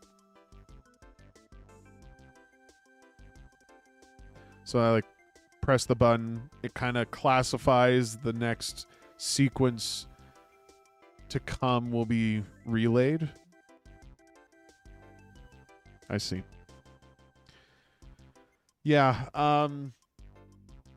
yeah, I think a tutorial could have helped a lot with just kind of setting that up, and I understand. Difficulties all over the place. There's no, like, major fault on that, I would say. All things considered, you know, I understand it's a jam project, right? I've kind of said a few things of what I would have liked to have seen. The way that I'm able to, like, manipulate the robots is an interesting concept for a puzzle. Seems like you've already created a number of levels for it. Like, all of these are playable, right? Yeah. I mean, for what you have here, it's an impressive amount of content, all things considered. The same command you are telling the player robot, you could tell the robot to send the other, and so on. and the player being a robot. For some puzzle, you may need the robot to send a command back to the player. Interesting. Well, I do think that there certainly needs to be a little more work on at least telegraphing that and just making sure that when you onboard the player that a lot of those steps are clearly identified. Scale 9, thank you so much for the follow. I don't really have like a solution one way or the other. Like that's definitely something you need to explore with it. I know puzzle games can be very difficult. I would say this project does show promise at the very least. Like I do understand what you're kind of going for. And this is probably more of the art style that's really doing it for me, but it does feel a lot like a Chips challenge kind of thing. There's not really anything that I feel is missing here. It's just trying to make all of that meld and just sort of work synergistically. I know can be a very tricky balance to apply. Things about like sending signals to other robots and stuff like that. What could be done to sort of indicate that better? I don't know if there could be like, you only have a couple inputs to provide, right? So maybe if there was like something that you could do with this space on the screen, maybe. You have all of this empty space here, this free real estate, and you have tiles everywhere. Like there's just so many like places that you could use to provide that information just on the screen for me to understand, right? Or I suppose instead of keying in just the inputs, like this is a kind of, I'm going to back it up a little bit. This is the kind of game that I feel if it was made back in the day, they would just have a manual printed and then you could go through the manual and you could see what you need to do. And we wouldn't be having this issue or talking about it really. Of course, we're not doing that. And I would say fundamentally for this being, you know, just a game in 2026, no matter what it's kind of inspired by, and yeah, I could play on original hardware, you know, just relying on the instructions in your description is not good enough. You need to absolutely have something in there to sort of either provide a control layout or some kind of like input mapping or something like that, which of course I know people understand these things. It's just always good to remind people that, you know, just even throwing something in there that's just like, you know, 5 minutes of your time is miles better than just not having it at all. And I'm saying this as the guy who I've done a number of projects. You can see what I've done, not just for Ludum Dare, but my team and I always keep it as an afterthought. It's a terrible habit, and we really do try to include it when we can. Of course, scope gets in the way. You get carried away. Next thing you know, the timers run out, and you have no choice. You got to push it out there. So, definitely be mindful of that. And this is me more like speaking externally to myself to listen, but to everyone else, to others. Like, you know, try to package it so that nobody needs to read that description page. They can just fire up the program and all of the instruction and what you need is there. Shogun says, funny you say manual. I did that for my game. Well, good for you. Good for you. Anyways, signOS.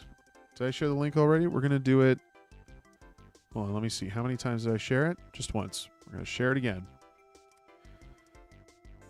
Scale says the main point of criticism for my game is a lack of tutorial. I mean, I think that's an easy go-to for a lot of people. Oh, you're very welcome, Wendell. I'm a little upset that I didn't get through more of it, because I thought I was getting a handle on it, and then it just kind of like very quickly turned on me. So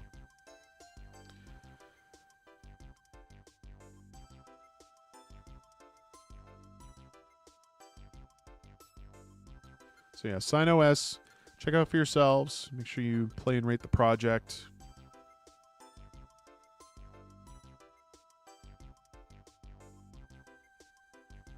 Bring this one over too.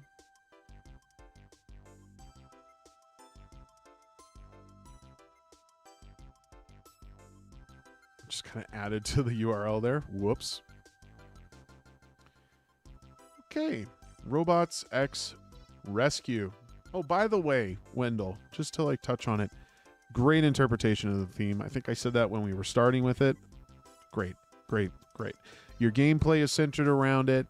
It's all themed around it. I appreciate that 100%. This one's you, Big White Shogun. Do not hold back. Okay, I will not hold back. Wow, this is all very eye-catching. The artwork is great. Is it only in HTML? Should I download it? Holy crap. Let's go here. Seems like it is just HTML. Okay, cool. Cool. Code level design, pixel art level design. So it's you two ultimately, right? Like you got music from this guy, art from this guy, but really you two are the parents, right? This is your baby? Two people? Okay.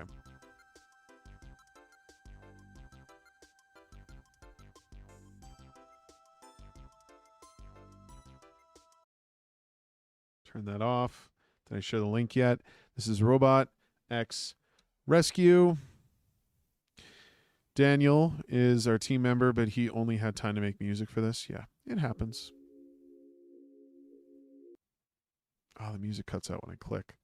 I want to bring up the description here just so I have it.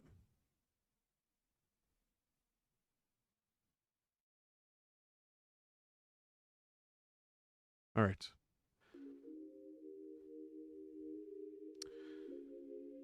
RobotsxRescue, puzzle game where you will send cute robots on rescue missions to save stranded astronauts on an alien planet. Build a vast signal network between your rocket and the life pods. Avoid or use various hazards to your advantage. Place the antenna to expand your signal and save the astronauts.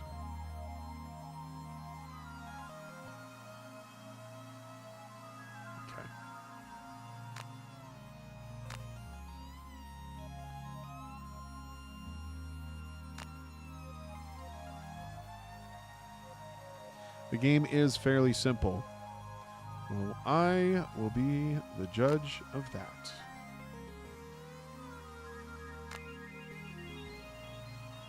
Okay, so this is the range currently.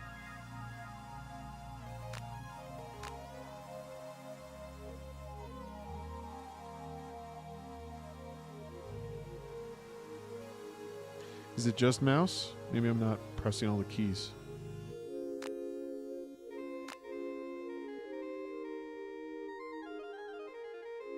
Just the mouse, okay.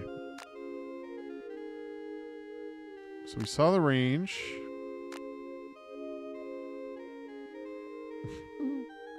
Okay, let's see. Hello there, I'm Bob, and I will serve as your personal guide through this manual first. Let me thank you for deciding to play our game. All you need to play is a mouse. The game also saves your progress, so feel free to take a break if you like. There's a crew. So I see Chester. No, that's not Chester. What's that? Tracker. Core of our team. They're straight up guys. No mission would be success without them. Okay. So can I... Whoops. Can't click on that. Do you have controls listed somewhere? Building connections. Our base of operations and escape pod for the stranded astronauts. Click on it to select a robot. Okay. I guess that's the robot. What does all this mean?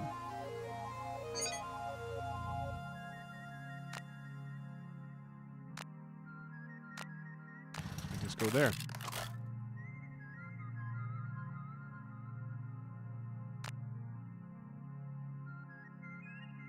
Is there any other robot? Just that one?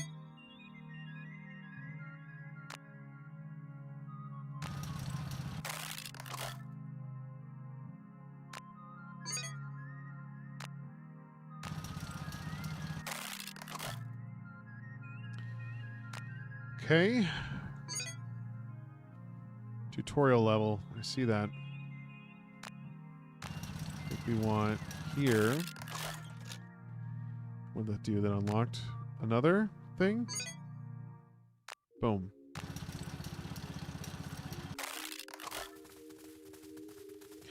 Oh my goodness. Okay.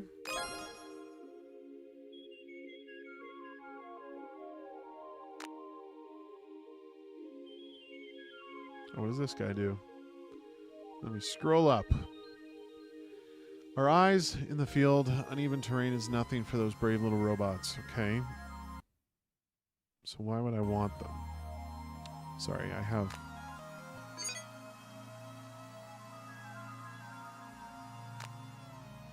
Oh, interesting.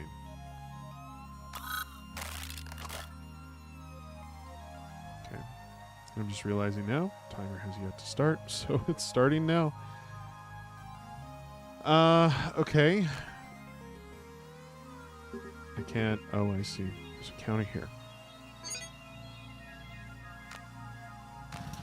Probably want this guy. Wait. Why did that not work? Why do you go and change the pattern on me like that? Are these not the same bots from earlier?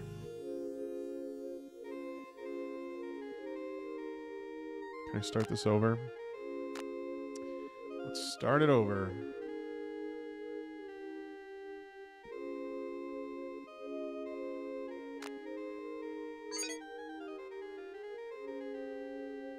Oh wait, what was the pattern again?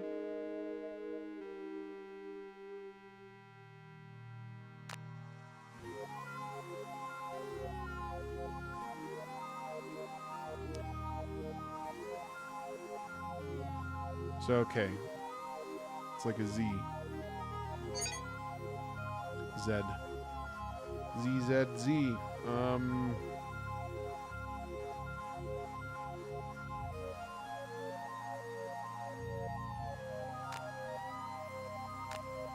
Oh, it does paint it out. That was the whole thing I was worried about. Okay, that looks correct.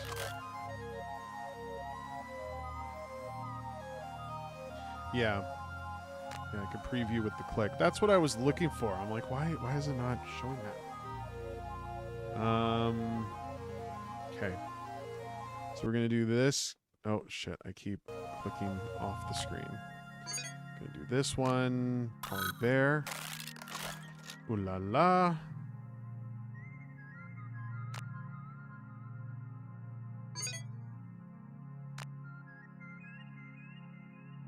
So what am I supposed to do with the pit now?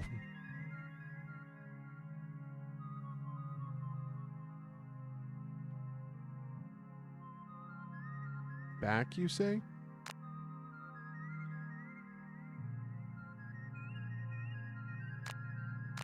That would make sense.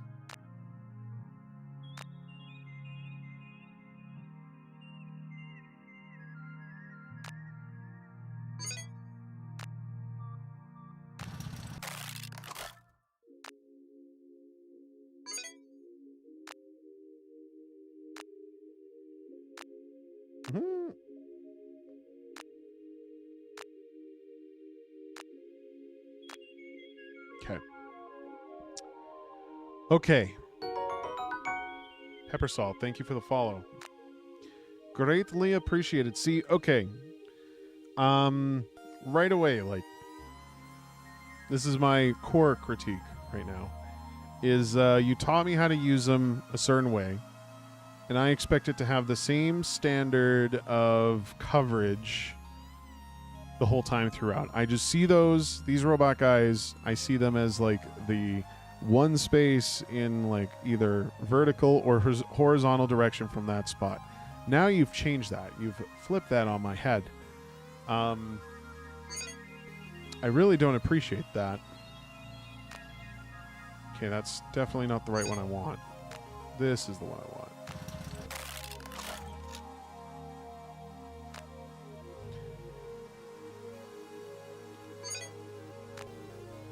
Do something like that. Do something like that.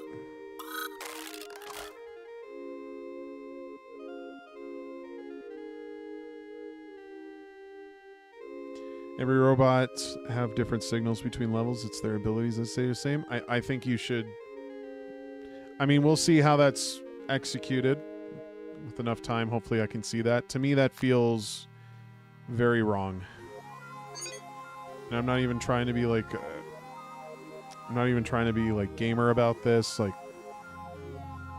to me, I think it needs to be cohesive so that the puzzles you're challenging me with are more of a challenge on my intuition than just kind of, I don't know. I feel like you're giving me two different types of experiences here.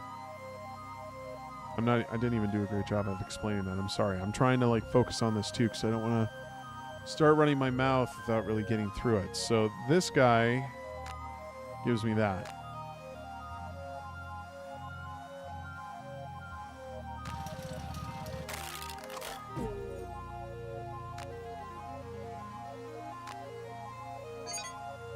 So I definitely want this robot because it gives me an extra robot. And so we don't want the flying one just yet. With that. Can I do anything with this guy? No, it brings me over here. If we do the flight, it does create a bridge. Oh, do I have to hit that? Is that what I gotta do? Okay.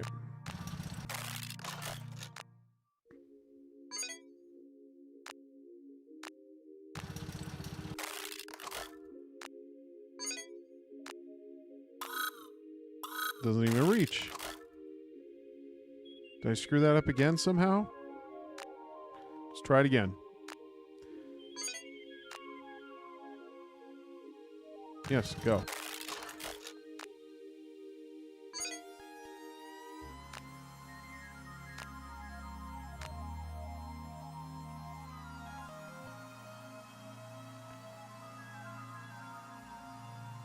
I mean, no, I don't expect you to, no, I don't want you to just walk me through it. I could totally understand having somebody, like, play a game and they're not doing what you intended for them to do.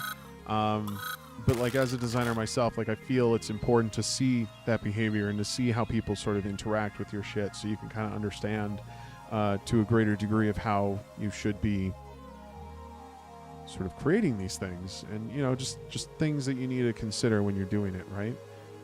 Wendell says, by the way, got to be careful if those are red crosses on the robots. The red cross seems to really dislike it being used out of context. Well, it's copywritten. I think in this form, I don't think anybody identifies it as the red cross. I think there's a little more to it than just kind of having this little dot on the thing. But yeah, actually, now that you mention it, a lot of these things seem to have that look. I mean, you could just change the color scheme and it's fine.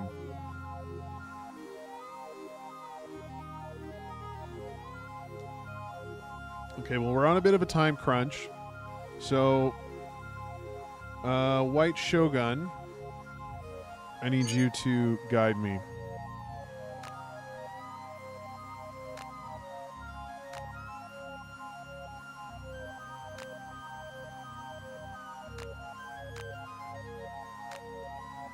Maybe there's something I missed here. I do need to activate the green crystal. So is it really just a matter of how I'm positioning this thing right now?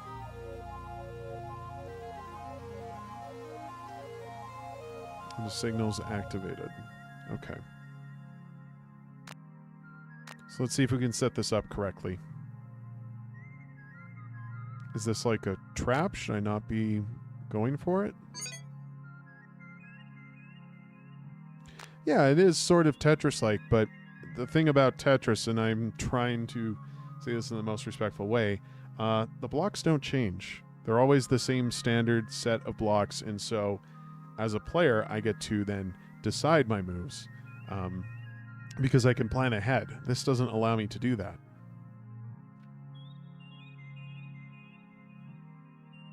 Okay, do I want it there? Oh my god.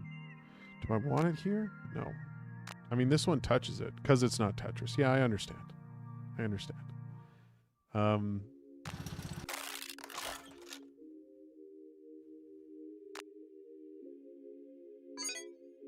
So maybe this guy.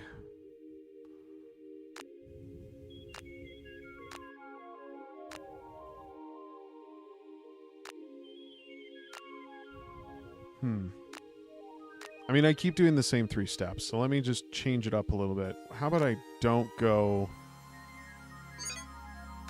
for that, and we'll do this instead.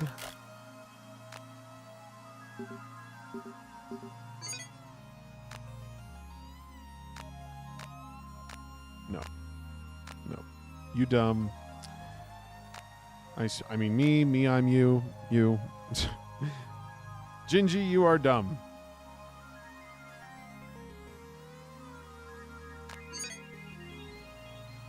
Oh, which one did I touch? That one?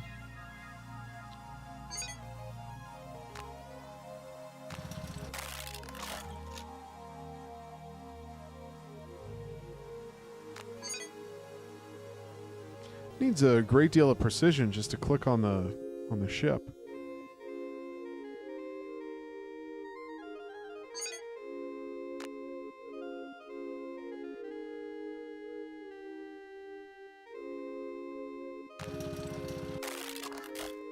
Okay, so now that that's there, let me touch the ship again. Put this here. Now we're just a little further.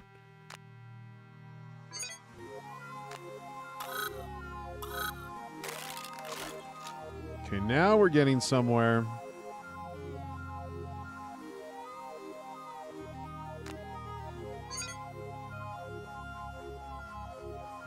Why does it only do it here?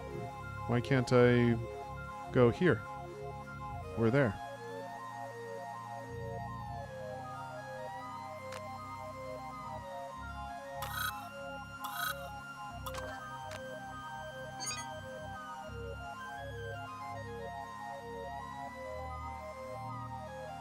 Yeah, but you had like signals over the pit. Why was there no signals on these 2 squares? I understand the signal shows the range. That still doesn't explain why there was no signal here. Because if I could travel to these 2 spots, why not send them here? So because the objects here are occupying a space, I can't connect to a signal here? Interesting. Okay, how many of these guys do I have left? 2. So,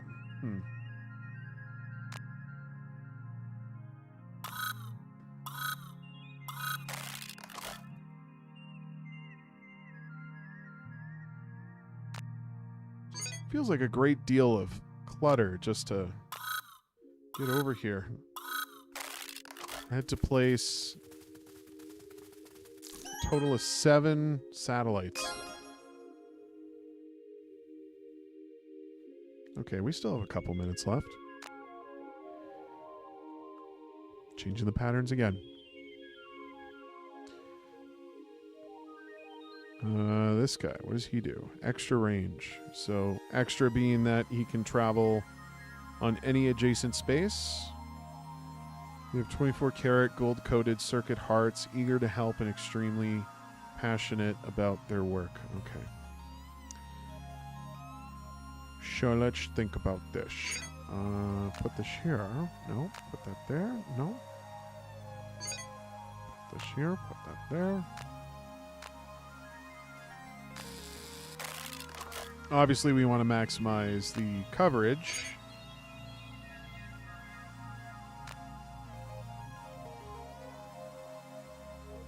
It feels kind of wasteful, honestly. I'd assume that this is going to block me.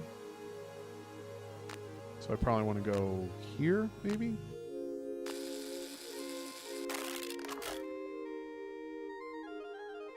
See, I will say this robot reads well.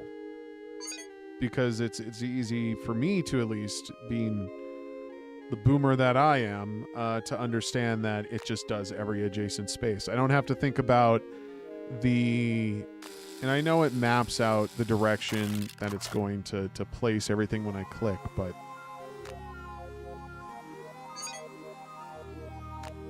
I don't know what I'm trying to say here. I just, like, it's cohesive when it's like this robot does all the adjacent tiles. This robot does, like, just vertically and horizontally, like that kind of thing. This robot has had now a third change in its signal range. There's no other type here, right? Yeah. I just have 4 of these. Okay. I can skip all that. Wonderful. Stop. Timer went off, but we're gonna finish this one level.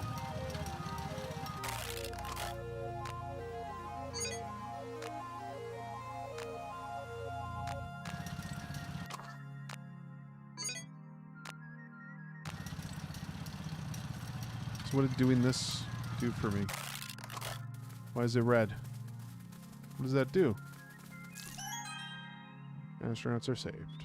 Yay! Alright. They are a physical obstacle, but they must do something. It's reacting to the signal. Opposite of the green crystal? So it can extend the range just by an extra... Oh, it shortens your signal. When you said opposite, I thought you meant it doesn't block. But in a way, it does kind of block. Well, the green extends. Okay, well. Obviously, I'm not understanding that correctly. I don't necessarily feel like that is fundamentally an issue here. I know that... I mean, every player is different. Perhaps other people have succeeded in far better ways and maybe even completed the whole thing in the same amount of time or less than what I've already been playing. I mean, sure, not my type of game, but I think just thinking like, well, they're just the wrong player to touch it. Like, there is still some issue, I feel, with just the way that this is set up. I've been saying a lot about just the signals and how you keep flipping them. I think making them more standardized and uniform so that it's less about... I feel like you're kind of putting yourself in a corner with this because you can just choose what sort of range is given to each of the robots. Like, none of that feels like it's all that cohesive. The robot can kind of just decide what it's going to be for that level, when I feel you should just give me the loadout of each of the robots, and then I can kind of choose how to customize my path by using each of the types. And if you have something that's standardized, it allows players to, I guess, understand to a degree. It's like, you know, you follow a dictionary, you know, like how the structure should be when you're following stuff like that. And I don't know, there's no structure here with that. It just seems like, okay, place the signal, or place the robot, turns into a satellite and just kind of extends the range a little bit. I'm not doing a great job of really articulating this thought. I'm kind of all like flabbergasted right now from this.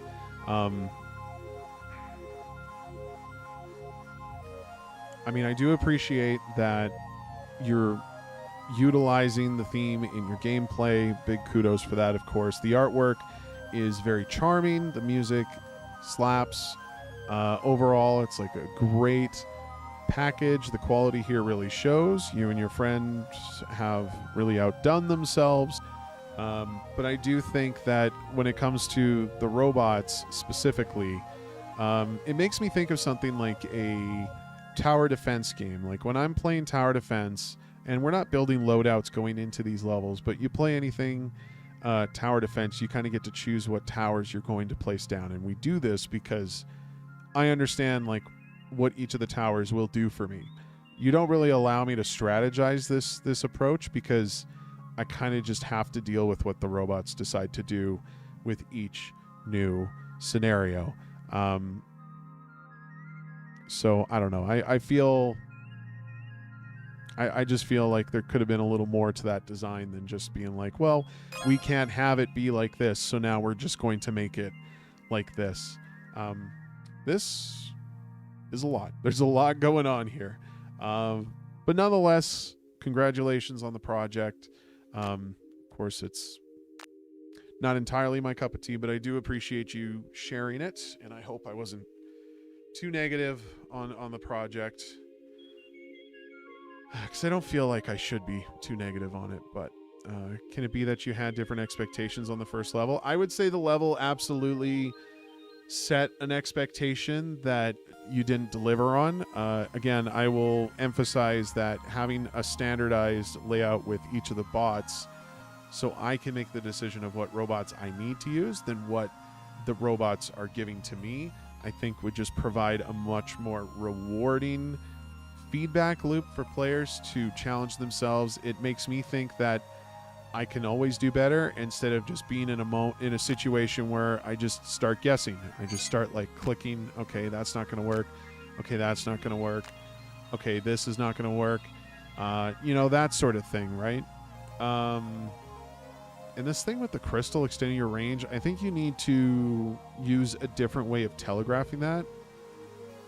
Because I see it's caught in the signal. But if it's going to extend something, I feel like it should show it in a different color. Like if it's green, just make it green. Maybe the extra space is like a green space instead. And then I understand that it's the crystal. I can like connect those dots that the crystal is actually benefiting me. Like none of that's telegraphed well. So yeah, those are kind of my takeaways with it. I do appreciate that I can go back in and just select another bot if I don't necessarily want to use that one. Oh, hold on. Oh, that doesn't do it? They can't just be like, oh, he's on the other side of the tree, let's just go? Okay, fine.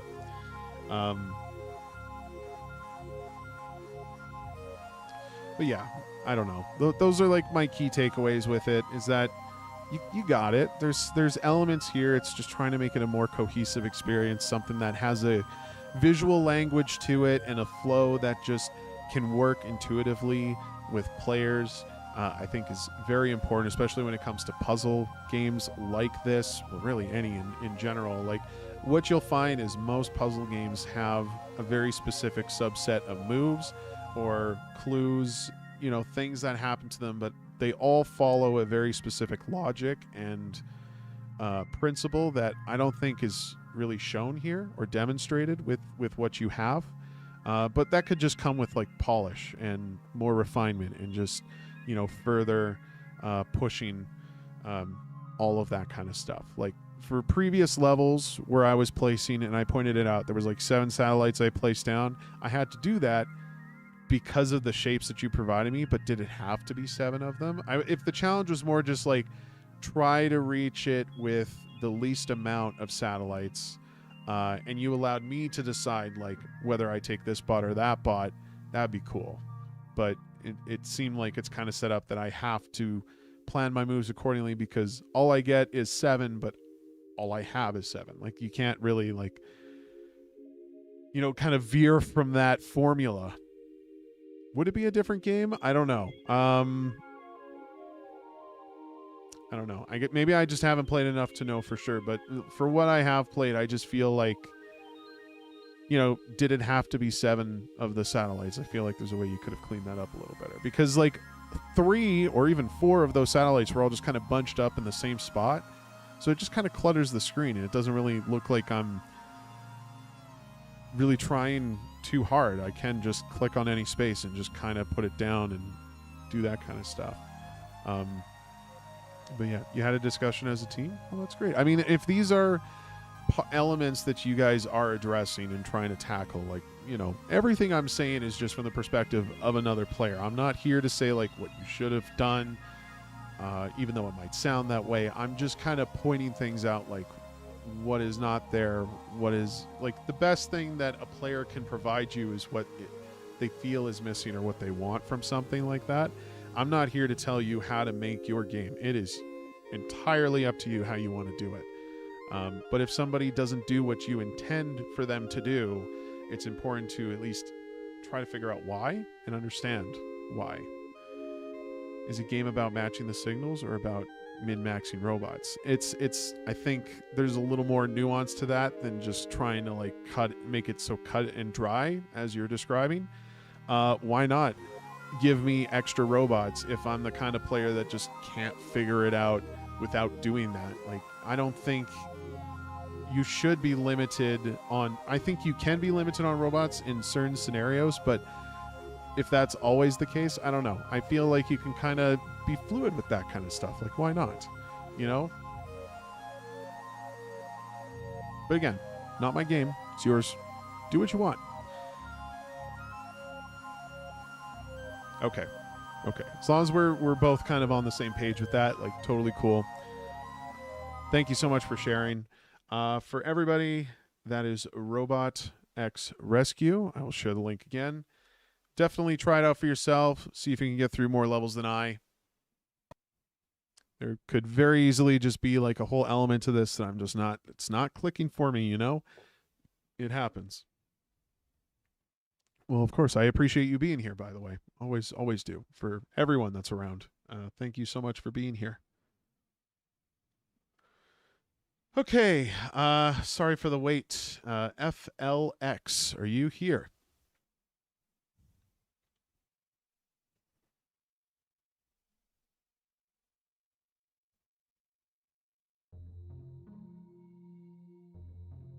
Yeah, we'll play this. FLX, are you here? I'll pull it up. I know some people might be sitting on the stream, having it muted. I'm just talking to myself, all that kind of shit. This is it Telok? Le Teloch? Le Teloch? Teloche? Le Teloche? I don't. It's French, but I'm not French. Going once. I need you to sound off in the chat, FLX. If you're not here, we're going to move on. Teloche. Teloche.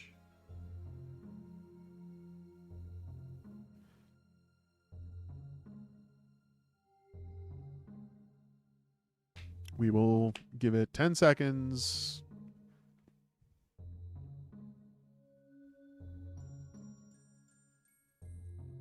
Pagorli's rooting for you.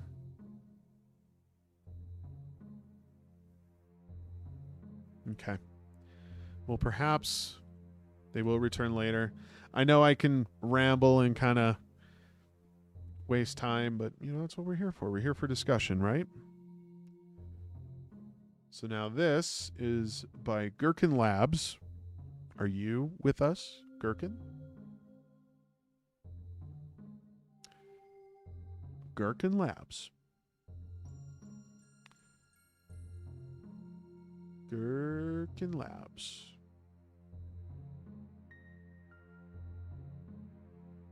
Let me just have a look.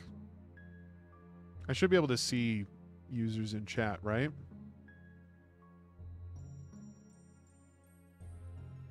They do not appear to be. So we shall move on. That's 2 strikes. That's fine. I know I take forever. Slaughter Inc. Or Slaughter 1NC. Are you here?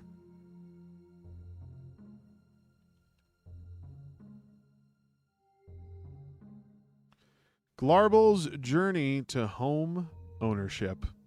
Slaughter is here. Howdy you do? In this point and click, appreciate point and click, always, puzzle game, play as Glarble as he finishes the last 14 days of his contract. Navigate through the trials of Glarble, not knowing how to do his job. Despite being close to retirement, will Glarble finish his contract and buy his dream home, or will he get fired? Or worse. What does that mean?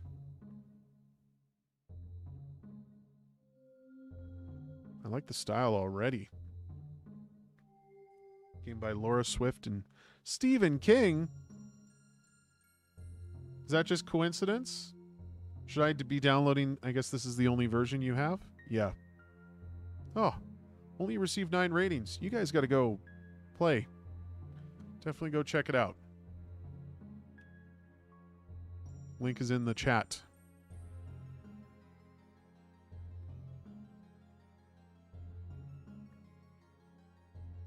Okay, where did my... let's go here. There we go. Actually, let's purge the rest of these. Don't need them. Goodbye. Always got to conserve drive space, you know?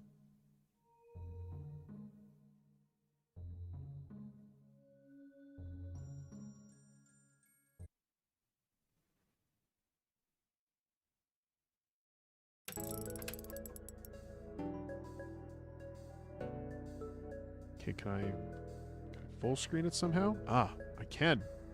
Excellent. I feel I've been playing a lot in Windows lately. Not just in Windows, but Windows in Windows. Think about that for a second. All right.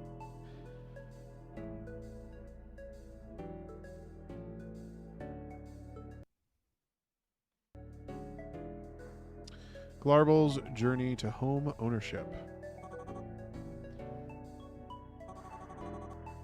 This shows my mood. I still don't know how they managed to figure it out.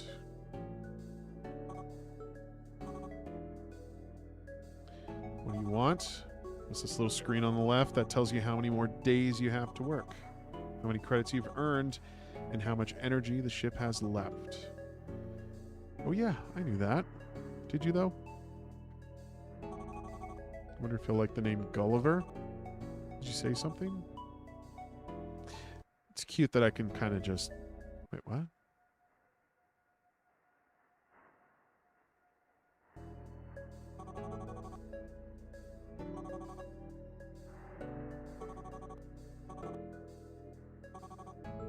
Okay. Well, there's already a cute little charm factor with this. Timer begins now. These 3 planets look full of resources. I should scan for their signal to make sure they have what we want. Quit talking to yourself and do your job, Squishhead. All right, so I know he explained it, but I still didn't quite connect, so...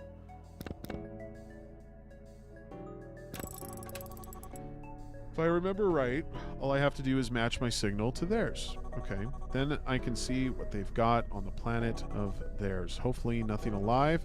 I'd hate to accidentally hurt a cow.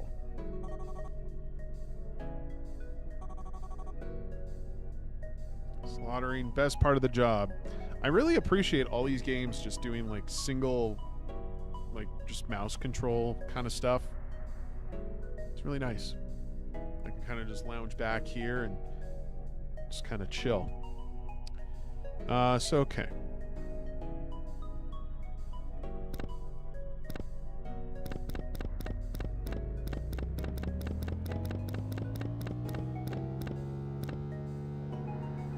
Seems pretty good. Match.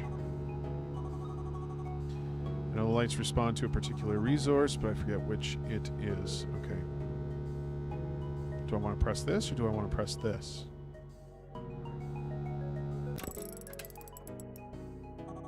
Let me think about this. I hope there's no life on this planet. Please no cows. Please no cows. Please no cows.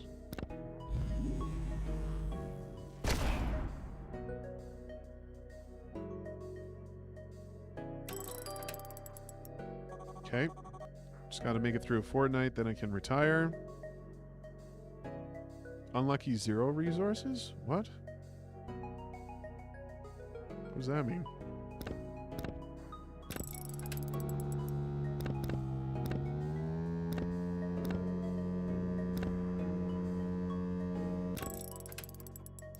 Wait, what?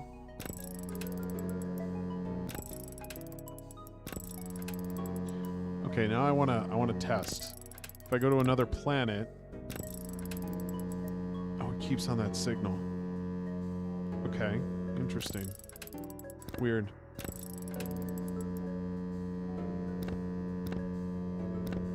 Up, up, up, up. There we go. It was weird. It was still matched up, but the lights were looking a little red. Okay, we have resource. A boom.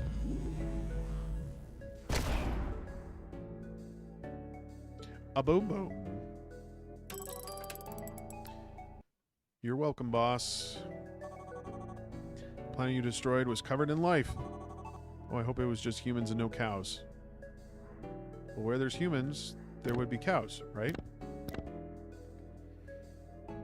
Alright, so I guess I just decide on the planet. There's no, like...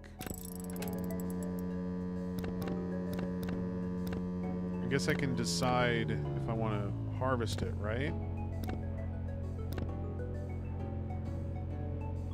Okay. Boom. Tons of resources. That's what I want, right? Is resources?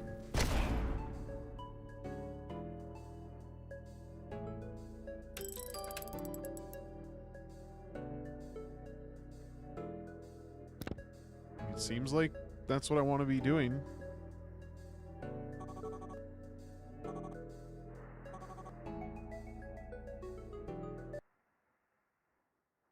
Can I use that for anything?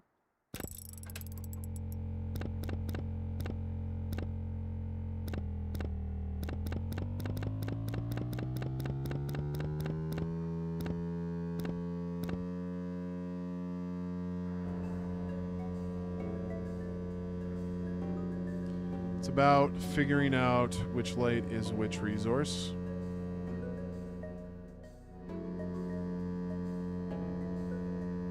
But how am I supposed to know? Okay. Supposed to find out what are the resources. So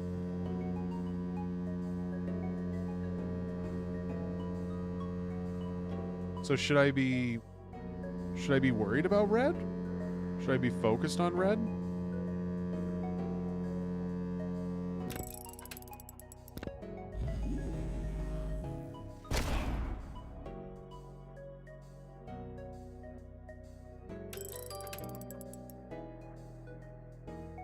Okay. I still don't know what resources were there. Red is when the signal isn't matched up. Well, yeah, I understand. That's all very clear.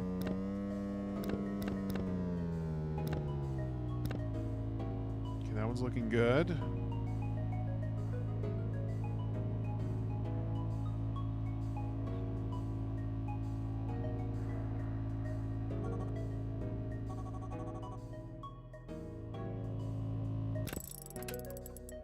I'll tell you right now, I get the signal matched up, I see it's got green lights, then I just destroy it.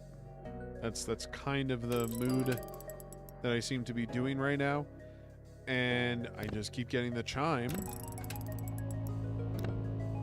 So, like, am I really doing anything wrong? That's rhetorical. I'm not trying to ask for a hint or anything. Ooh, lots of lights on this one. As far as I know, green is good, right? Just regardless. Like, you're saying I should figure out what resources, but is there a cost to harvesting the planet regardless? Because I'm not paying a credit, right? I guess I'm using energy. Credits will be linked to a certain light, but how am I supposed to figure that out?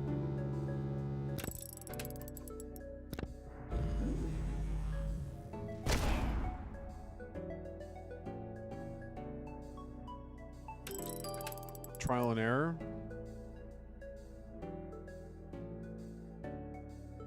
Like, I don't know if I need to be focused on specifics with that. It just seems like the more green lights, the more credits I get.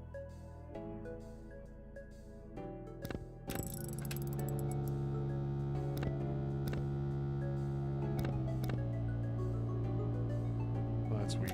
Let's try this one. Oh, interesting. Let's draw that wave out. There we go. Just one? Oh.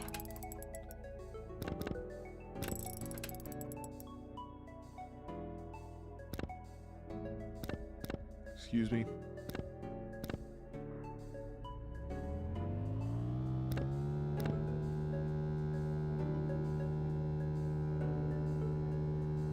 couple of the lights as credits. And how am I mean, I know I'm just asking, but I'm not asking. I'm trying to articulate my thought process here. Because what this game is communicating to me is green means good. The more greens, the better. Sorry, planet, I need more green lights. Wait, I have enough credits, don't I, to buy that? Oh, almost. We're almost there. Okay, so that gave me about 10 credits, right?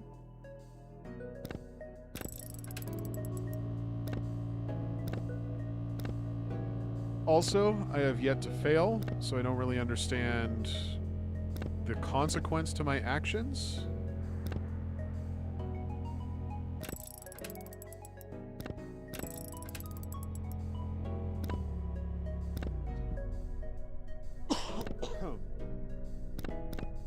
Man, when the signal gets low like that, it's something about it. It's very satisfying.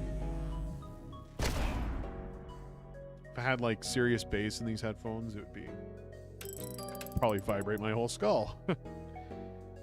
Oh, there's twins here.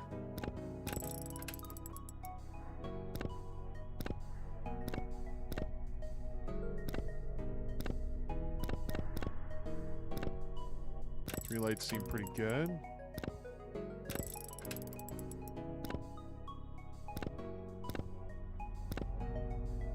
Again, 3 lights.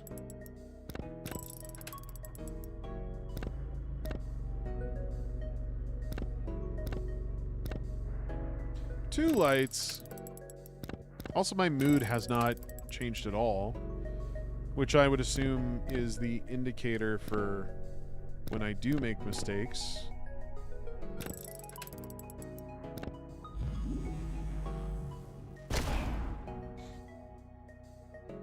So far, I don't feel like I've made a mistake. 82 credits. Let's get it. But I have the 70 credits. Where do I check those in?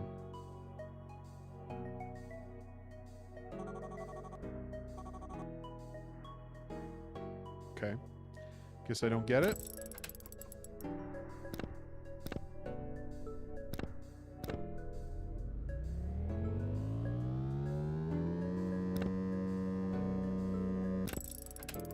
I have 5 days left on contract. Okay, but if I can afford it already, why can't I just get it?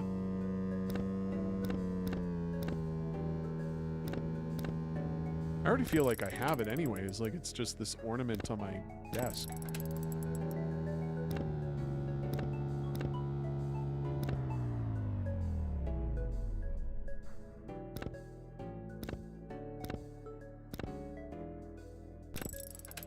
Okay, I think this one had the most.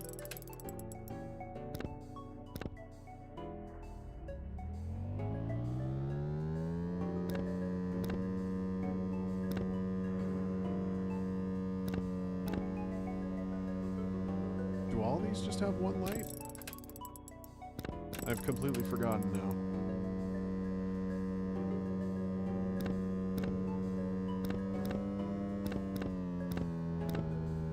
Yeah, whatever. I'm just gonna do the one. Boom. Kaboom boom.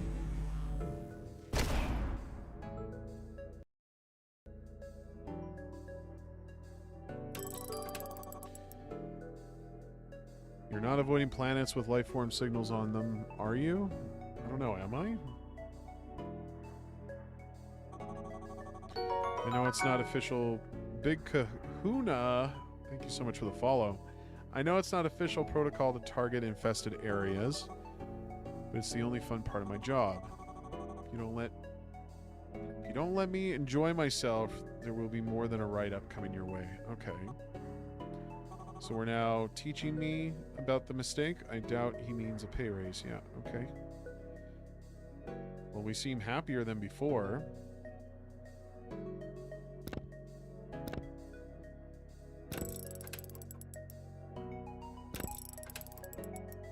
So I can just choose to harvest any time, right? So wait, hold on. What happens if it's red? If I just don't signal it correctly?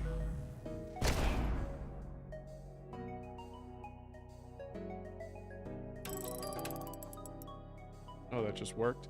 I don't think a cow could live on a spaceship, but I'll definitely be able to see one once I get to you.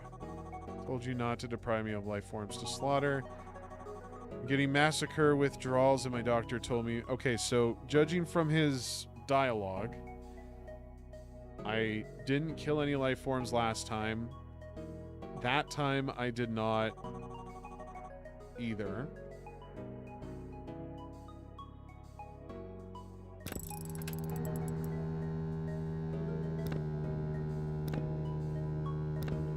Okay, we have to signal in to see which is the life form light, which...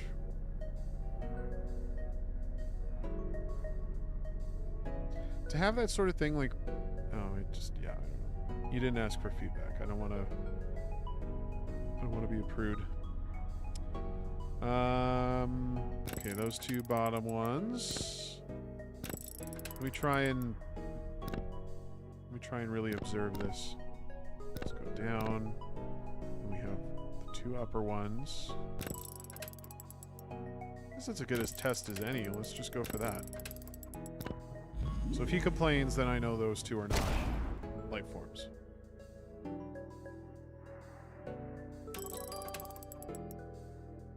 So that appears to have not been life form. Then I'll be forced to severance without pay. Wonderful. I'd like to say we'll miss you, but really won't. Wait, so I didn't even get the... I had enough credits to afford the house with the tree, but I don't get it? Was that a loss? Did I lose? It certainly felt like I lost.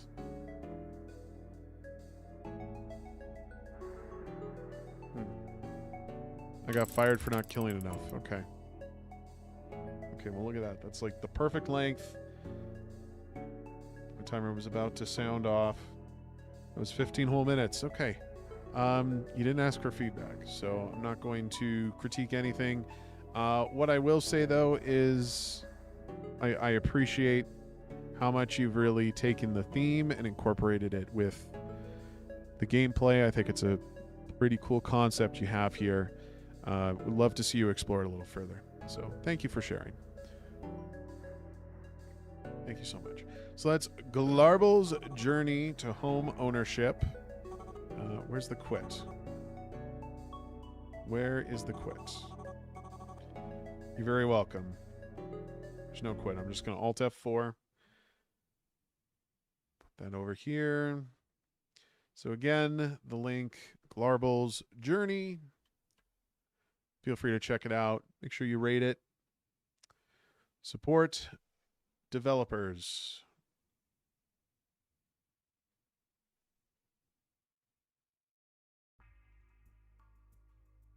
All right, we're going to try the previous two that were not here. Is FLX in the chat?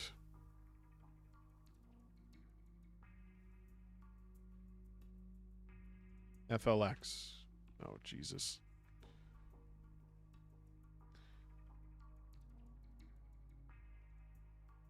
Is FLX in the chat for some telosh? Telosh. I'm not going to sit on this for too long. If you're not sounding off of the chat, like now, I'm going to move on.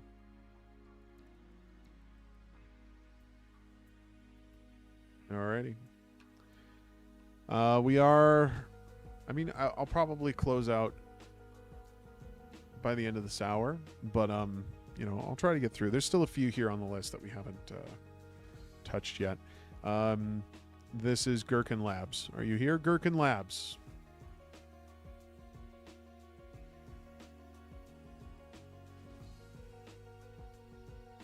No. Okay. Pagorli. You're here, right?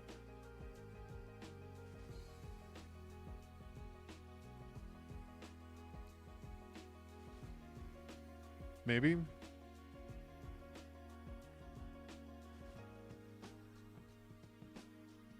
I am now calling on a new contender, Pagorli. No? Going once. Going twice. Going 3 times. I'm clicking on the bar. I'm gonna paste the new link. I'm gonna do it. Enter. Okay, we're moving on. Forgive me if I'm not saying this correctly. Larzo?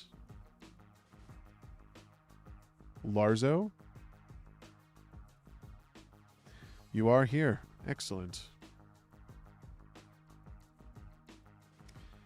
Okay, I'm slouching a little bit. Let me sit up here.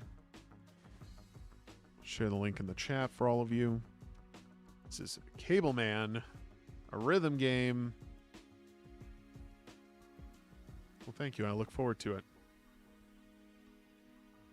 All right. You are Cableman, chosen to do the most important job of all, connect cables. Move to the rhythm of the world to get the cable to the signal station. Don't let the spark catch up to you in this necrodancer-like.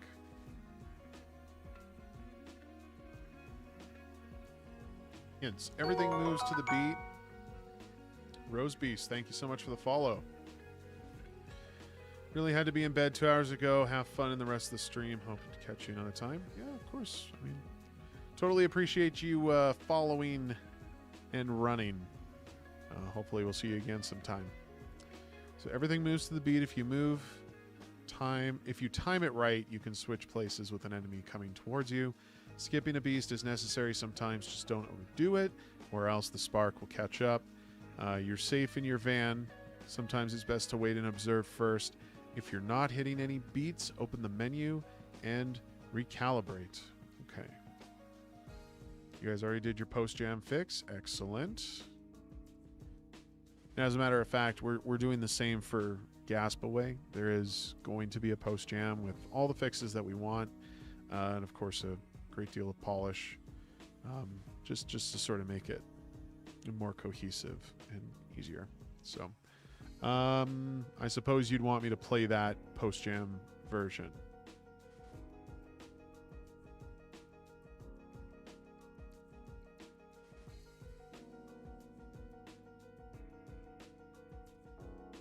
Is this the post-jam? Probably not, hey?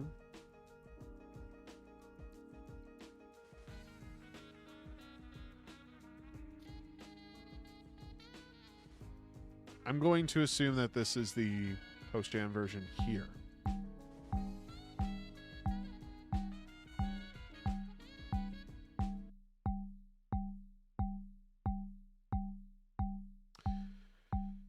Offset calibration. Wait. No, let's do it again. No, what?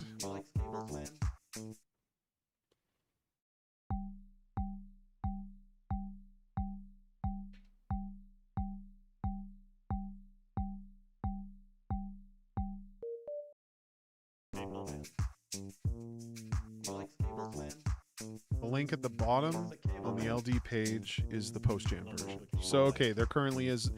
I thought you listed... Oh, I see. I see. See, I don't know. I read both of these, and I thought... Well, yeah, this just takes you to the same page, right? I don't know. Am I doing something wrong? It seems like this looks like the exact same page, but I see now it is completely different.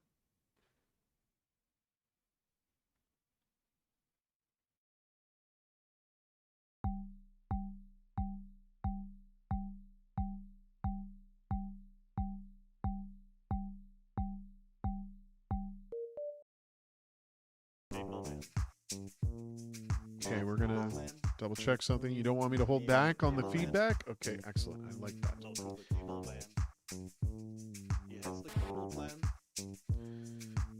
It just looks the same, bit confusing, but now you're on the right page. Yeah. Okay, do I want to... Wait, what?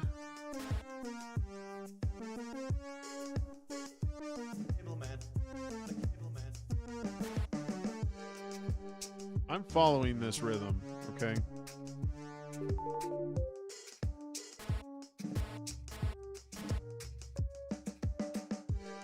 Apparently my timing is way off.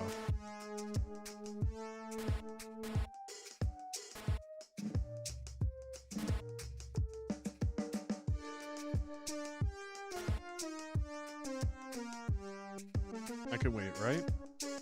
Yeah.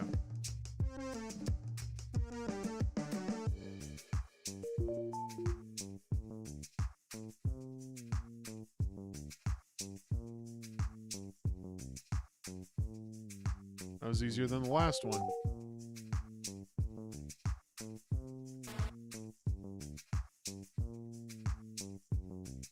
I feel like I was very fortunate to have that mix up.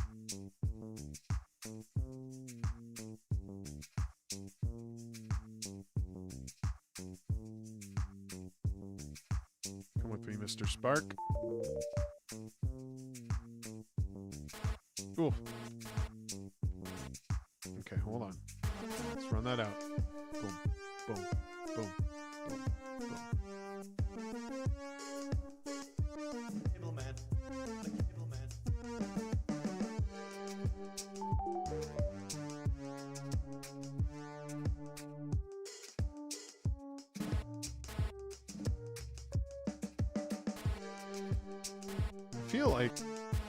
I feel like the delay's wrong.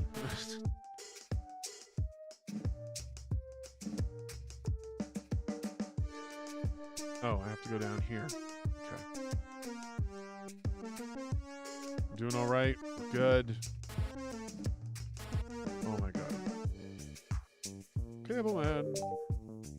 I mean, the music is quite the earworm, actually. Cow says, I like the music in this game. I thought it's really cool. Yeah.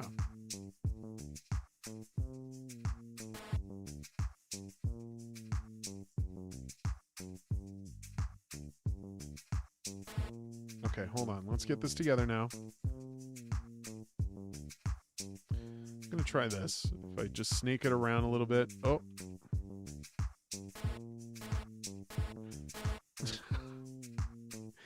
Theoretically, I could just keep going with it, right? And then once that spark... Oh, wait. I can die? You can always go back to the menu and recalibrate. It saves the progress. Maybe it didn't get the right offset. See, I almost... Okay, hold on. Can we go back? Is there a pause? Is there a quit? Control? The escape doesn't pause for me. Backspace? No.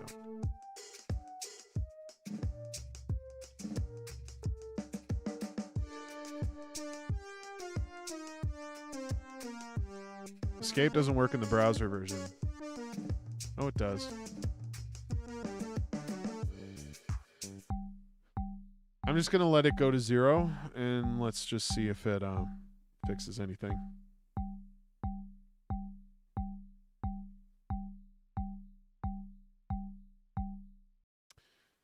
Cool. I didn't even set the timer. That's fine. How many more levels do I have? Because I don't mind. Oh, shit. Oh, shit. Oh, shit. Yeah, cool.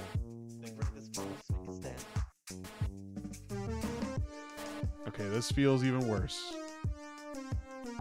Oh, what's the input forgiveness?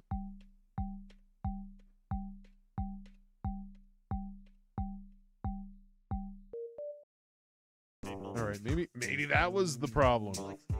Maybe instead of 0.25, it had to be 0.22. Okay, we'll try this again before we get into input forgiveness. Come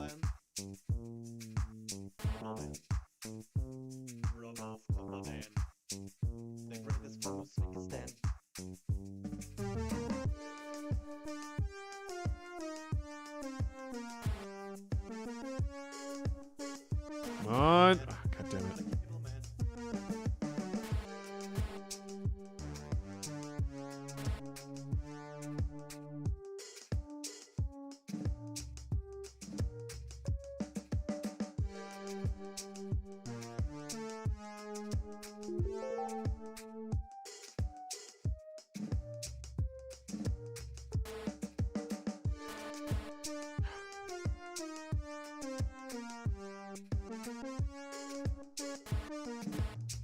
trying to talk, but you're having me focus so much. Oh, didn't expect to just snake my way through that. Okay, don't make any mistakes. Yeah. Wait, what? Why does water hurt me?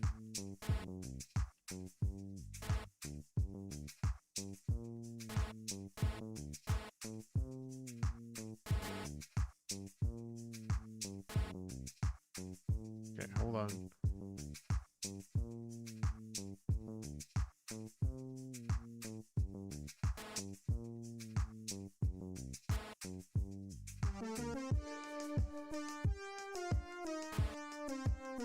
I knew that was going to happen. Oh my god.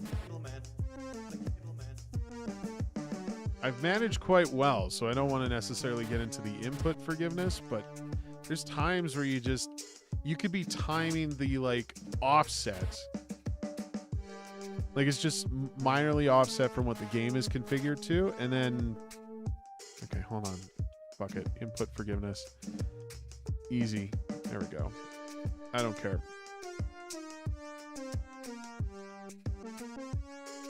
Okay, now it's not. There we go. Look at me. I'm so good. Amazing.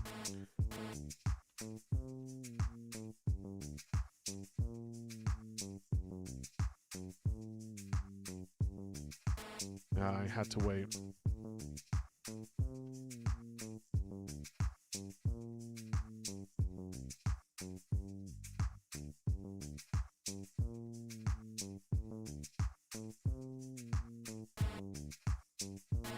Oh my god.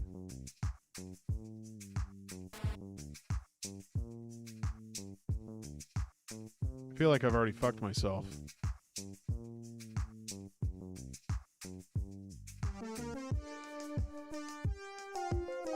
Finally! Oh my god, how many more levels is there? Cableman.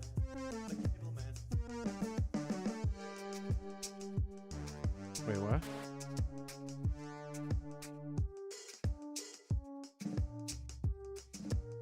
How am I supposed to get through that?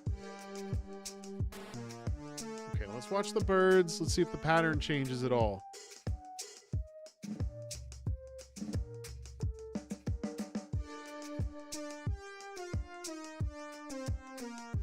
No, it's the same. Okay, so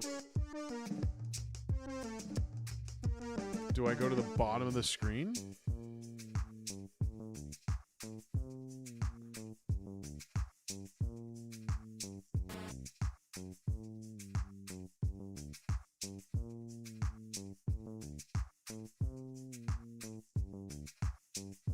Oh no, it won't let me go. Okay. These things will, I mean, they kill me when I touch them. Right? Yeah. Can I go up here? No.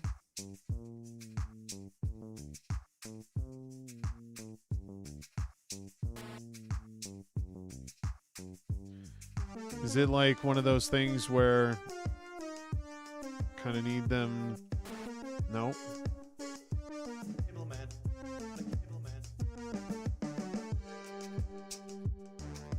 Oh. That's a little weird.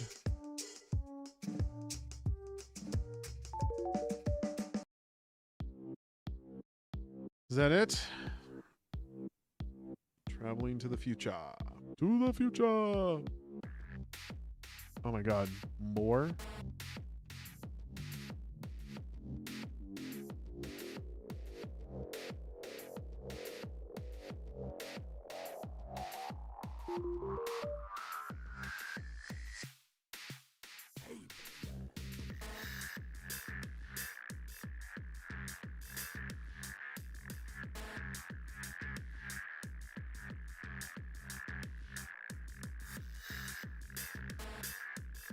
See, why does this thing get to go off beat?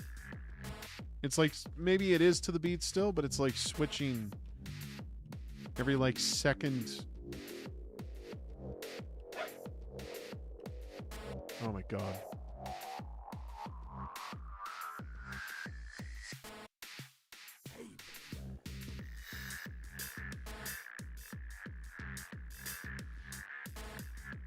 See, I feel like the timing on this laser thing is different than the timing you're giving me.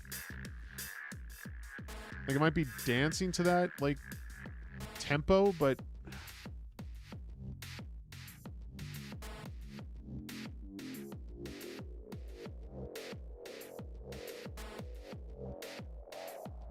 Oh, I could just go through out there. Okay.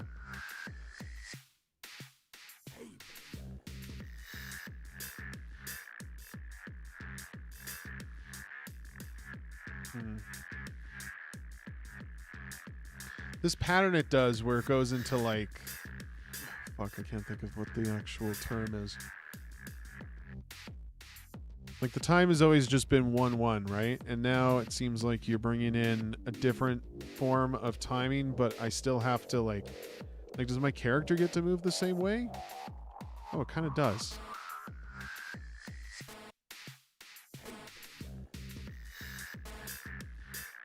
It's a different beat now.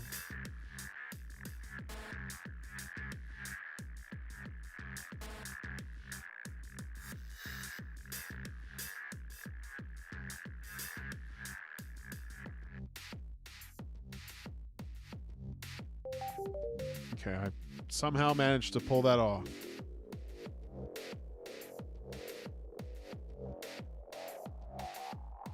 Ugh.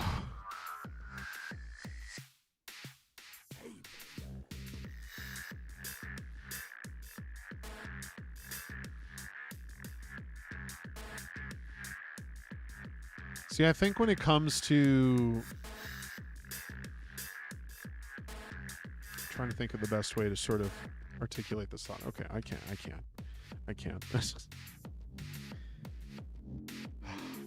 Okay. I think I went well over the 15-minute allotted time. So we're gonna talk about it now. You said not to hold back, so I'm gonna try to be constructive with this. Full disclosure, these kinds of like rhythm games, not my cup of tea. Crypt of the Necrodancer, never even cared about playing something like that.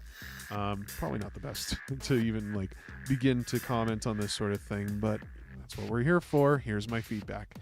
One thing I do notice with those games is regardless of whether it's Necrodancer or some other type of rhythm style game, there's usually some indication of like the beat or the metronome to sort of like align with that beat to kind of give you a nice visual aid to sort of assist the player in doing that. I know you have like everything on screen that's kind of like vibing to it, but then when you have stuff like that last level where we have this laser, I guess it's not this level, when the laser's like going into like the faster timing, it just, I don't know, wasn't clicking in my head all that well. Maybe that's just because I am inept with this kind of stuff, with the music, with the beats and stuff. I just feel like there might have been...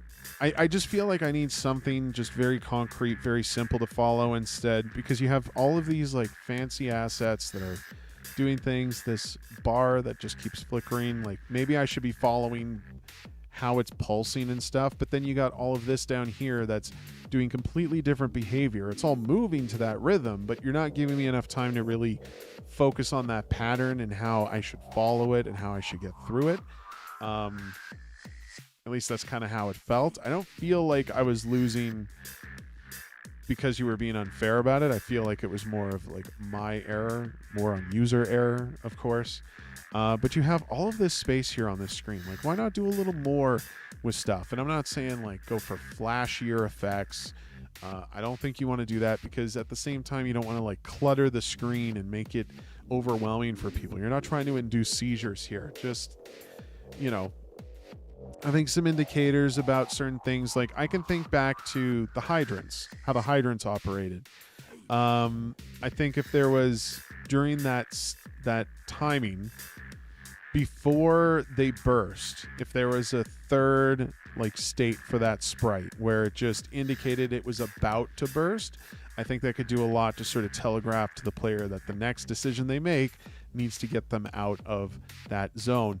And yes, you see the pattern, you go through trial and error, you can sort of learn that kind of stuff, but it's about sort of telegraphing those moves so I at least have a chance to sort of figure it out before having to just repeat it like 4 or 5 times over. I think any sort of game that sits there and relies on you doing that, there fundamentally needs to be more done to sort of help build that foundation to make it more I don't know if user-friendly would be the term to use, but I'm going to say intuitive. I think intuition is important here. Like, I understand. Tap the button, move to the beat. Everything I did the previous level did that, and I think in this future world, the beat... Sorry, my headphone's about to die. I'm going to switch them out. This beat sounds almost too similar to the last one. And I think that's what confused me about it, is because I was still following the same basic timing, and then you just went ahead and like flipped it on its head. So I need a stronger indicator than that, than just being like a laser flashes like maybe twice as much in one zone than it does another. I don't know. It doesn't connect in my boomer brain. So I don't know. You got a lot to work with on this canvas, so why not play with it, right?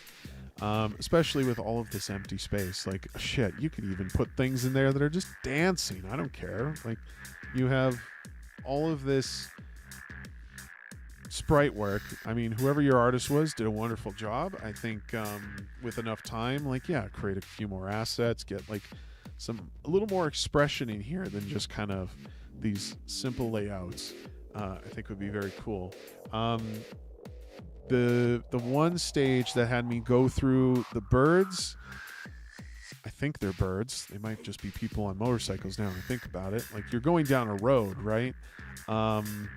Once I figured that out, there was something to that where I thought there was some cleverness at play, but everything you've taught me to this point is that I can't really get through things. I have to go around things. And so to then provide that scenario where I'm kind of under pressure, you have the spark chasing me, I think the onboarding for that sort of thing should be simpler. I don't know. What's up, Sharky? I'm going to tell you right now, I'm not sure if I'm going to get to your game tonight, but I will be streaming more throughout the Ludum Dare ratings period. But yeah, please feel free to share your links, and we'll get to it when we can.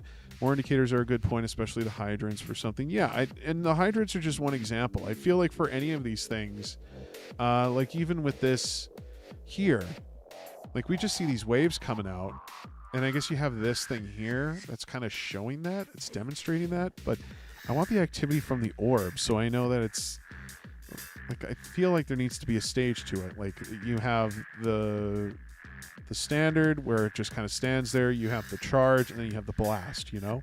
In that 3-step timing, I think can really communicate a lot for people.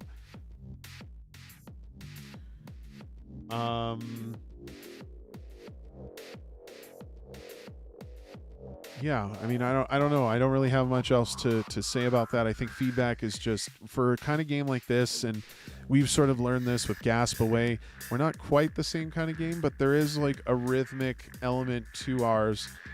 Feedback is important, of course, just really giving the player a chance to follow it. I think graphics pulsing on screen can only do so much for you, and I almost feel like it turns into a bit of an accessibility issue when that is all you're relying on. And if that's what you're going to do, I think you need to ensure that there's enough components in every quadrant of the screen that sort of helps indicate that sort of thing. I say that, and you have like this whole thing bordering around, but honestly, I'm not watching this, man. I'm not watching the outer ring. I'm watching here. I'm watching my character, because you have all this stuff coming at me, right? And the character, I guess, is dancing to it. Like, he is to the beat, right? I see now, like, the legs are kind of going too. Maybe if he wasn't, like, trapped in this thing, this box, like, if there was something that exposed him more so that I could just see him dancing to the groove, so I can understand more of that timing before getting out, and then triggering the spark to, like, instantly come for me. Because this creates a great deal of pressure, just having to deal with a spark also following you at the same time. I feel most of the challenge is just getting through the environment. I don't know if you necessarily need, and for some reason the spark's not coming after me. I guess it has a threshold of a certain distance. But I don't know if the spark needs to be chasing me. I feel like you can do most, like everything that you've done thus far works just fine without it. But if that's not your intent, then that's not your intent. You know, that's totally fine.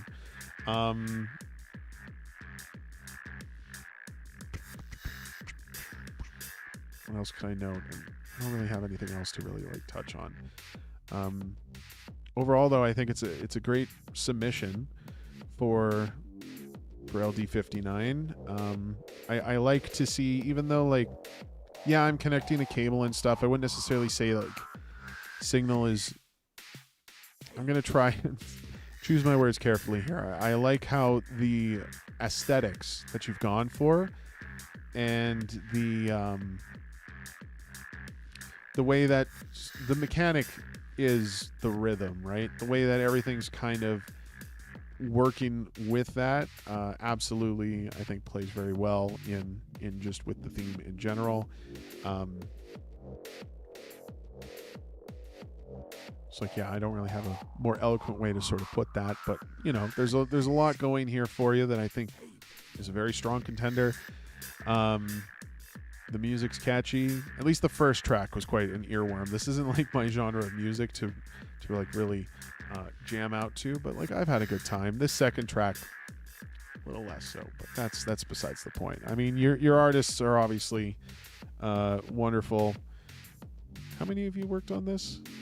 Wait, is there a credit screen? Stats. Beats hit 605. Current streak is 1. Longest streak was 107. Look at me. And we played for 22 minutes. Whew. Okay, yeah, we went well over. All right. We're going to move on from there. That's Cableman, a rhythm game. There's 3 of you. Well, I mean, you guys did damn good for 3 people, that's for sure. Damn good.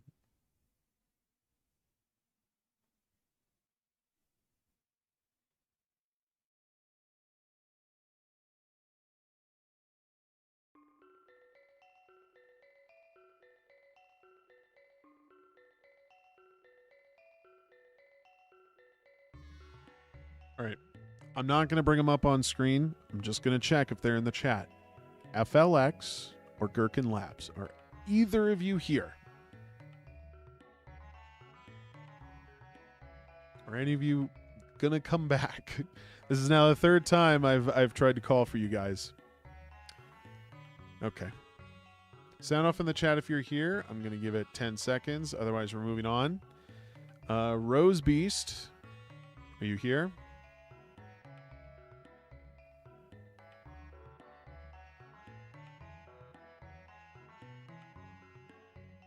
This one I will pull up on screen because this is the first we're getting to it. Semaphore Euphoria. Rose Beast?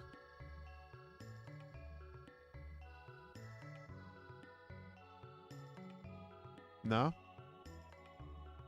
All right, then we move on.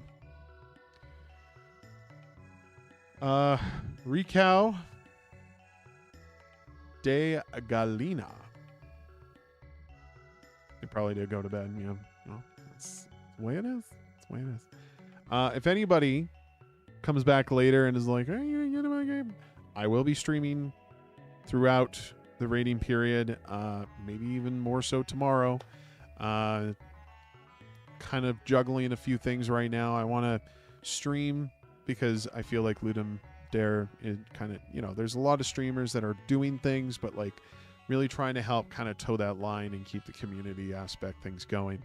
And, you know, it's great. I love having you guys here. I love talking about design and game stuff. So Raquel says they're here. So, of course, Raquel, we will move on to yours. You say, do not hold back. Okay.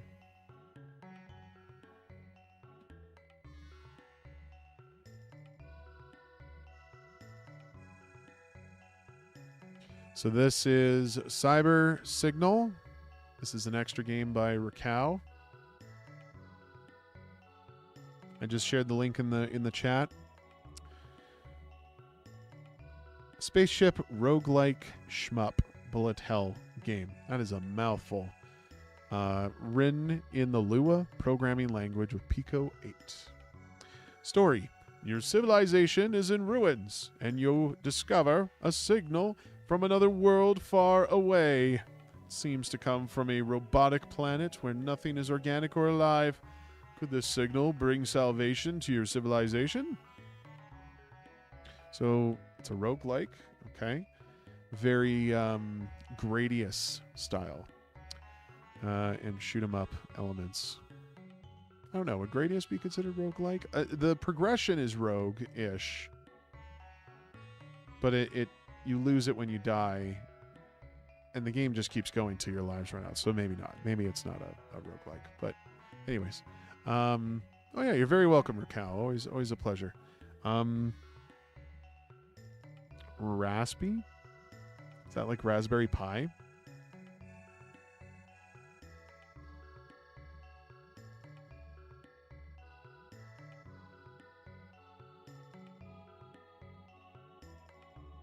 Only 4 ratings. You guys got to go support this.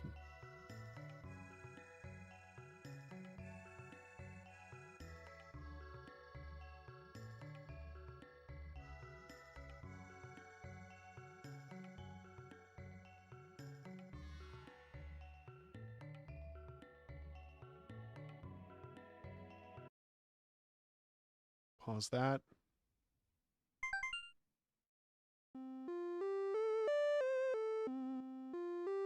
There is a final boss in this game. Amazing.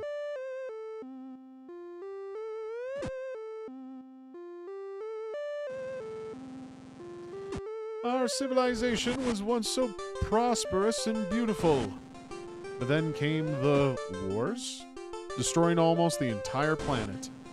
We heard a signal from far away from another galaxy. It seemed to be the salvation for our problems.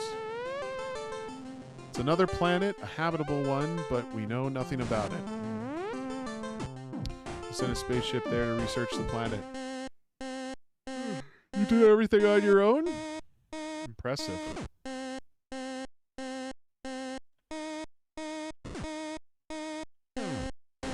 There's quite the delay with my between inputs here. No, let me rephrase. It's a delayed input for my attack. The arrow keys are just fine. Can I go up? Oh, I can go up.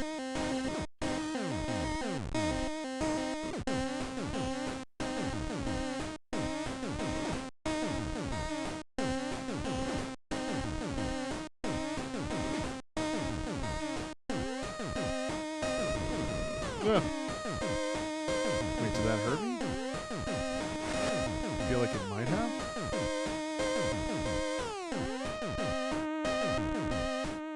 What's that number counting down up top? Is that my timer? There's 10 levels until the end of the game? Wow. Fast shot. Faster bullets. Bigger bullets. I'm sorry. This, I'm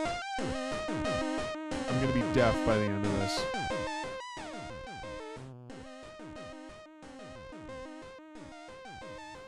Bringing it down. Let's see. Hopefully it's coming through okay. Yeah, I think it's come through okay. You could tell me otherwise, but I think it's going to be coming through just fine. Oh, first upgrade is free, huh? What would bouncy shots really benefit me for? Do they hit a target and then go to another? I guess I could play to find out. Bigger bullets, faster bullets. I'm going to say faster.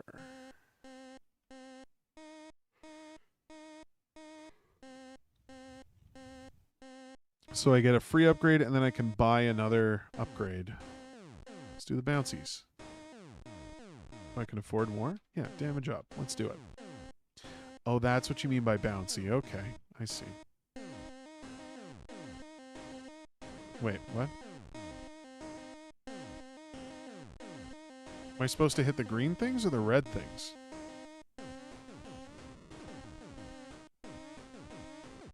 Oh, yeah, the green things for sure.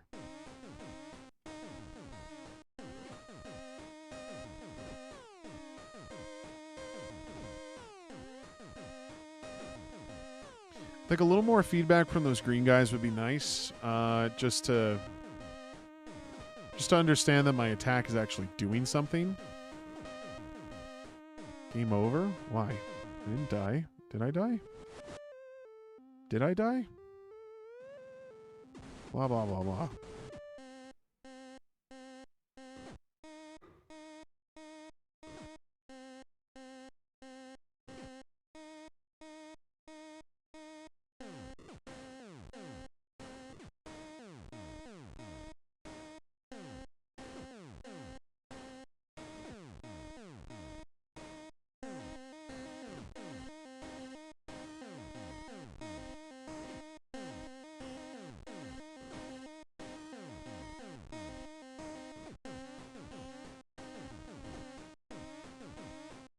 Sorry, dead air. I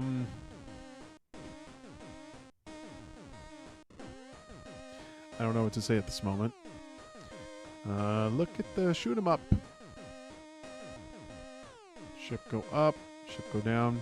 So, okay, I killed all the enemies and I still have like 5 seconds of just time to burn.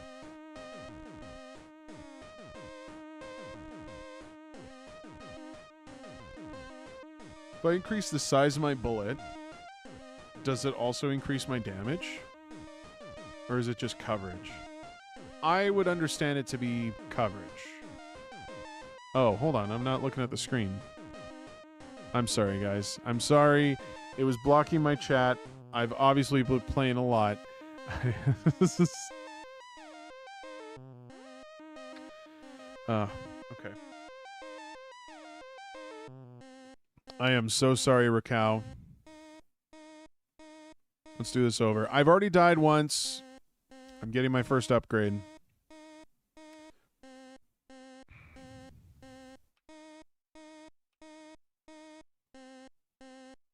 It's always... This isn't your fault, Raquel. This is just like games. It goes to my main screen. I always have to move it to a separate screen. I know my setup is different than people, but when I stream, it's always on like a separate machine, on a separate monitor. So, but then I have another feed on my main screen that I can still look at. And I don't know. It all kind of blended in there. Maybe this is a sign. I feel like we should just reset. I feel like I've robbed you of all of that entertainment. Okay.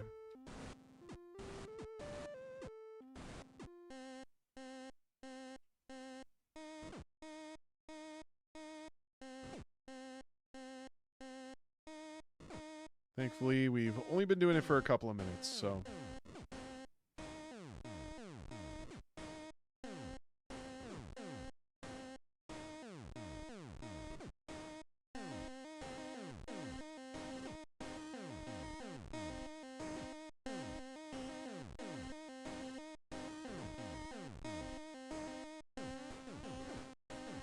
Oh, yeah.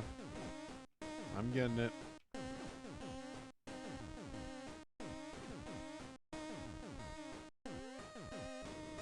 Ouch.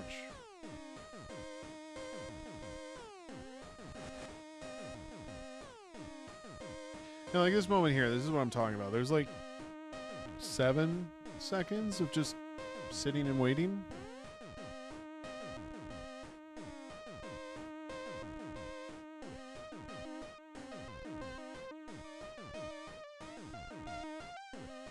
Z to dash. Am I gonna want dash?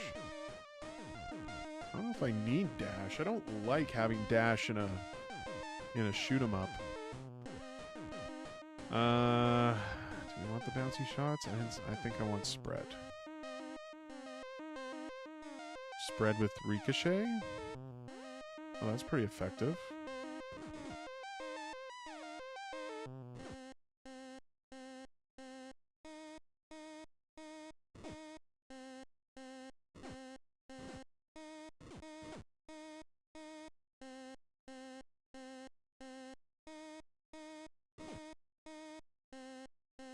Okay, I'm happy I have these upgrades right now.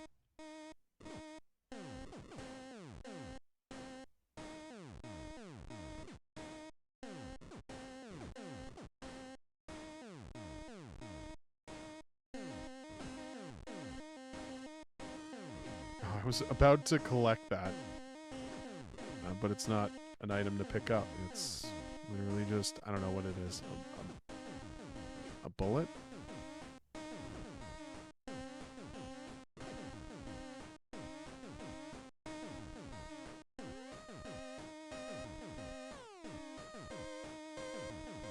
Euler Moises, howdy do. Doing great, thank you. Maybe bigger, because I'll get bigger. Wait, I can get even more spread? Okay, well, I'm just going to buy all this. There we go.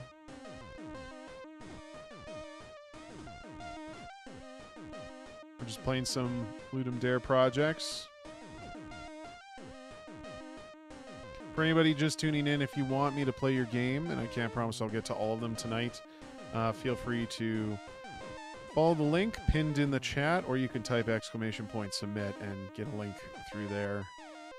Just share it in the forum, and I'll get to it when I can.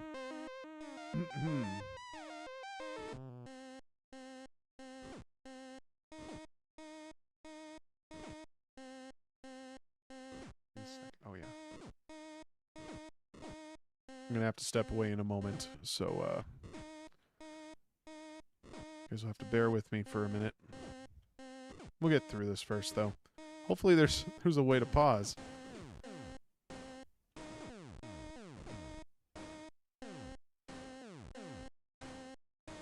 Okay, we can sit on this screen for a minute.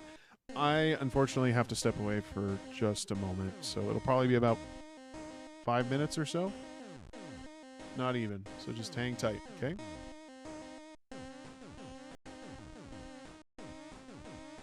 Okay, sorry about that. I'm back. Now I understand the issue that happened before. When I click away out of the window, it just kind of minimizes, and then when I bring it back up, it just defaults to my main monitor. So we'll put this over again.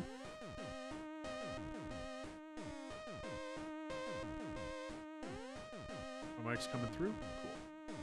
Cool. My mic sounds nice. Totally flopped that. All right. More bullets. More bullets, please.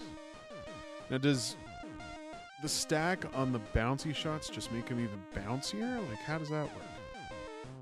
Bring the timer back up here.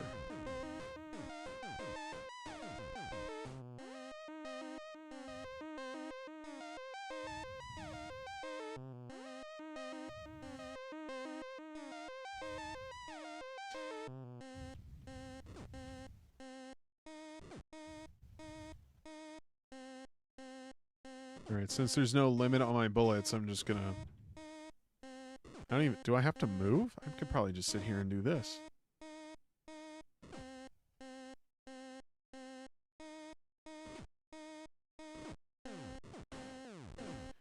Euler, I saw that you shared your link there. There's a submission link, actually.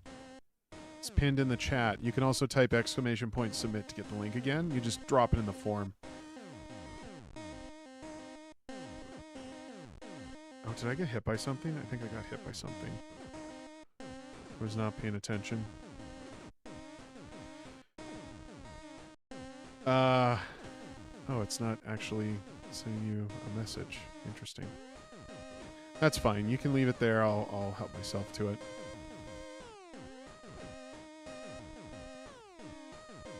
Oh, I tapped the button a few too many times. So I don't know what free upgrade I got myself.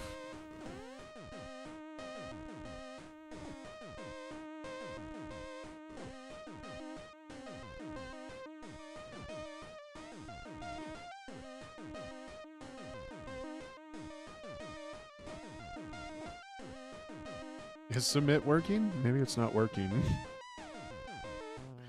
Don't worry about it, Euler. There's only like a couple games. I can just add you to the list. It's fine. I am super OP. And it unfortunately has put me in a... Oh, did I just destroy an upgrade? Is that an upgrade? Are those upgrades? When were there upgrades?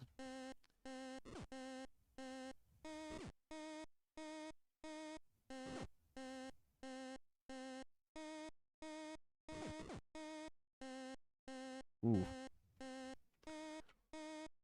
Why not faster bullets? Yeah, why not? And then we'll get all of that. So, let me double check before I continue.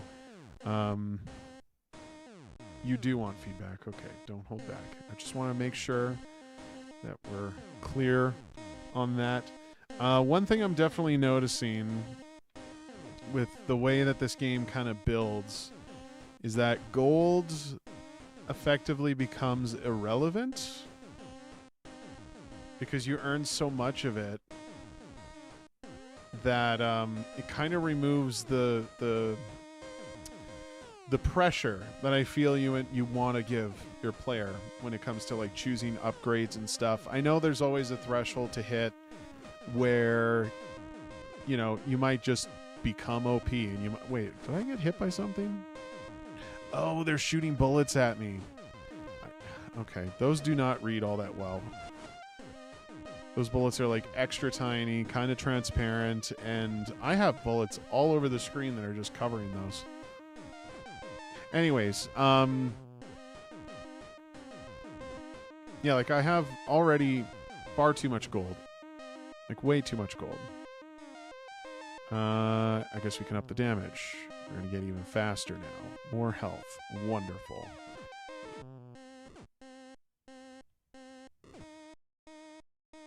But do you see what I'm saying though? Because I could go without killing anything. Probably not, because they would just kill me. But I wouldn't have to kill anything, and I'd still be able to afford upgrades for the next wave, and I'd clean the store.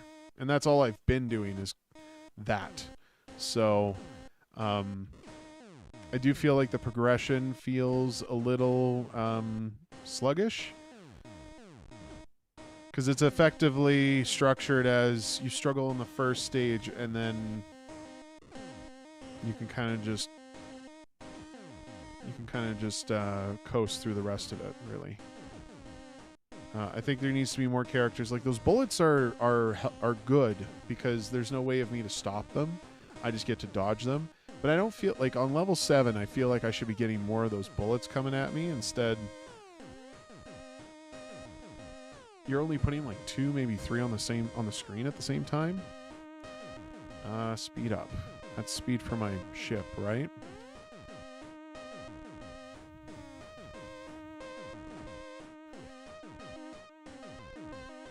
Oh, that's the boss, right?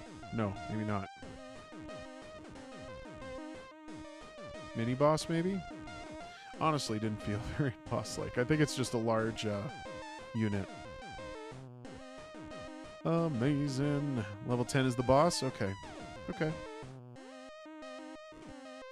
Yeah, like, I'm swimming in way too much gold. You need to, like, cut back on the gold. Shit, I would start at 50%. I would cut back at least half of what it's giving me.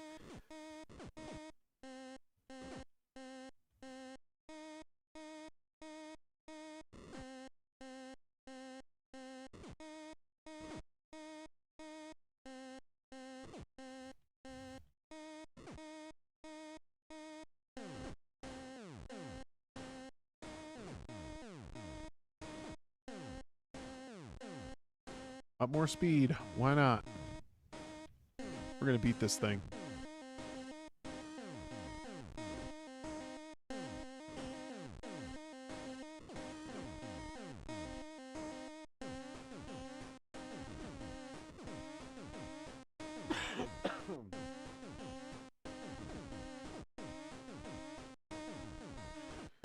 So, maybe you could clarify with me, Rakow, if there are upgrades that are showing on screen, because there's like things that appear that kind of look like I should be collecting them, but like that right there, whatever that red thing was. In this square, oh no, it shoots me. It's definitely an enemy. That though, looks like this can't be friendly. Is this friendly? No, it's definitely not friendly. It looks like a med pack. No upgrades on the screen. Yeah, that one with the cross on it just looks like a medical... Oh, shit. I just clicked through. I don't know what upgrade I just bought. Oh, well, doesn't matter. I'm buying everything. The planet, question mark? Question mark? What planet is the question? Oh my god, I just clicked through it again. Wave 11? Then your music changes? Okay. I get it. I got it. Yeah, I'm incredibly OP. There absolutely is like some balancing that I think. Did I bug it? No. I think you just need to put some work into like balancing it a little bit better. Like I said, I think gold is kind of where the exploit sits. Like there's not really a way to avoid killing all the enemies because I can get so many upgrades so quickly that I just annihilate them. And the only times I was really getting hit was when I wasn't paying attention. And it wasn't until we started getting units that actually shot back at me that it really presented more of a challenge there. But even then, I skipped the ending. That's too bad. I'm sorry. That's because I was just sitting there mashing my button. Like, this is the situation we have found ourselves in because I'm just so rich in upgrades, and there wasn't really anything that was like motivating me to do anything more than that. So I don't know. I'm sad that I missed the ending, but I'm absolutely not going to be playing through another 10 levels. No, thank you very much. But yeah, I mean, for a solo project, like this is a decent little package. The art is very charming. Although I do feel like Pico 8, is it called? You know, a lot of them kind of follow this same like simplicity in terms of graphics, which is totally fine. I get what you were going for. It's just, you know, shoot 'em up with roguelike elements. You can build your upgrades. It's more Gradius than I was expecting, which is totally fine. I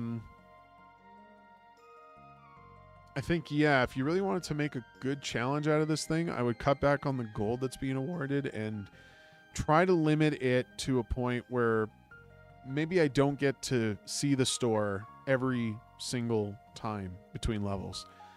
Like, give me a free upgrade every time I complete a level, but let's say, I don't know, every 5 I can go to the shop and buy like 3 more upgrades, because I think that's really where the exploit lies. Is I just access that shop way too much, and I'm filthy stinking rich to the point where I can just clean house every time I'm there. And I think that fundamentally tilts the table a little too much in my favor, which there should always be a bit of a tug of war with like player actions and stuff that people choose to do. Like, there should be a risk to provide the reward, and you know, just kind of having that back and forth with any element that you think of, but especially this kind of game where like survival is kind of important. If I choose to do a thing, there should be a risk to go alongside that, and it didn't feel like I had to risk much with what you had. I mean, even that shield thing that I got at the start didn't last very long, because of course it didn't. But I don't know. I didn't wish I had more of it. I was already to the point where it didn't matter. So that's kind of my 2 cents on that. Definitely go check it out for yourselves, guys. It's called Cybersignal. I did enjoy the music, yeah. I did. The music, I would say, and I'm trying to provide a good critical sort of analysis on this, so just bear with me. There's no ill will. I appreciated the music for not being obnoxious and also not being annoying, if that makes any sense. Like, it can loop, and it sets the vibe. I wouldn't say the song got old or the music got old. And I think that is a good testament to like how a track is designed. Like, background music needs to be enjoyable to listen to and not just be like obnoxious and just loud, right? So I had to turn it down to make sure that I could hear things, but I know that's like that's just the point of the aesthetic, the Pico thing, whatever it is. Like, you know, it's that retro aesthetic. I grew up with this shit. I know what it's about. But yeah, the music was good. Music was good. I didn't even check. Was there like... I'm going to just play for a moment. Do you have a way... Oh, there is like a thing to control... Oh no, that just mutes it.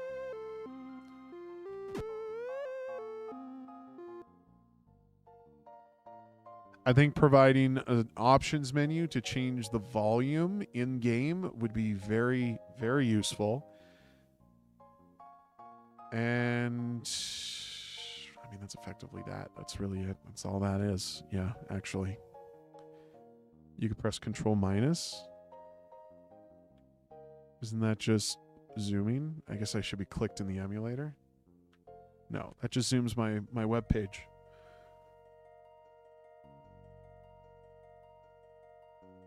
Okay. Well, I mean, if there's a shortcut to do that, I would just put some text on screen. Make sure that it's communicated to the player accordingly.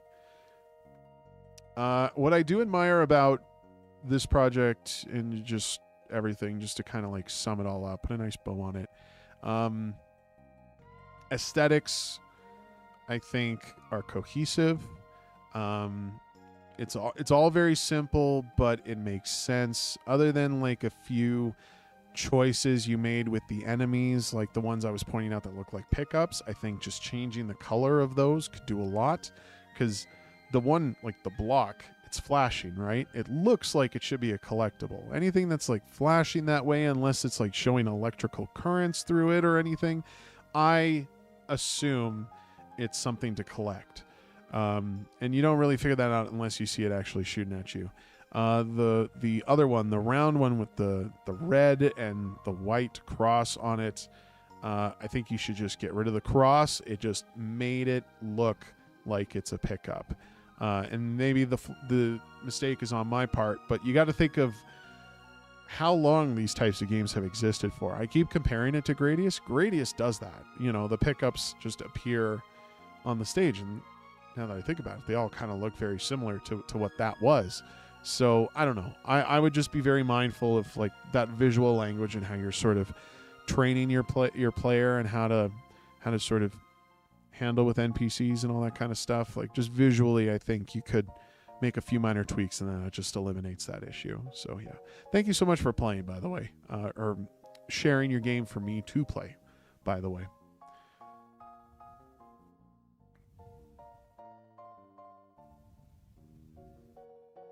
All right, going back to the top. Frowsy Frog, thank you so much for the follow. FLX, Gherkin Labs, Pagorli, and Rose. No, did I do Rose Beast? No, I have not. The four of you, are any of you present currently? I will prioritize the first person. There's Pagorli. You drifted. We'll get into Pagorli's next. By the way, guys, thank you for sticking around. Really appreciate having you all here. Be sure to support the channel, follow, all that kind of good stuff. This is actually broadcasting to YouTube and Kick as well. So I assure you this game is getting excellent coverage. Long Distance, jam game by Pagorli. Frowsy Frog, I think you've already played my game, but it's good to see you here. Yes, I believe I have on Co-op Couch, right? I'm just going to refresh my page. Oh, my form is acting up.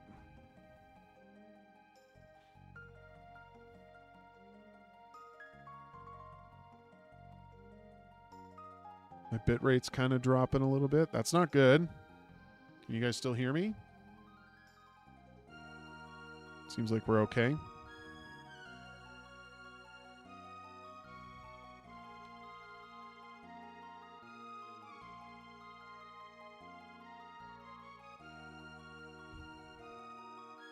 There it is. Okay. All right. We will go on. Long Distance. I know you've been sharing this around, Pagorli. I'll be honest, I haven't really... I mean, maybe I have seen some gameplay, but I haven't been in the streams to actually see how they play it. So this is as blind as it could be for me. Comments about bugs? Let's have a look. Do not mouse wheel in the game window. Also, the mouse icon actually clicks at the top left of the... Okay. That'll make a hell of a lot more sense when I'm actually in it. We'll probably go over to itch to actually play.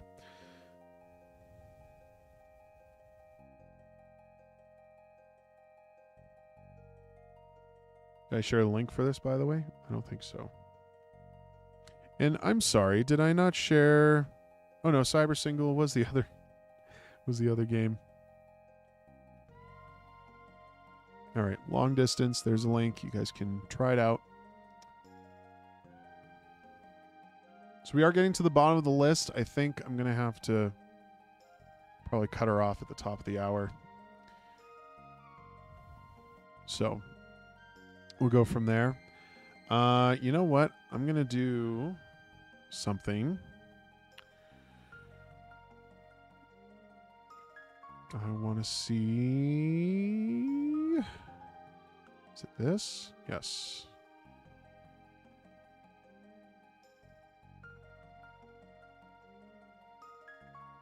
Main wrapper. JavaScript. Is this all of it? No. Where is it? I see body.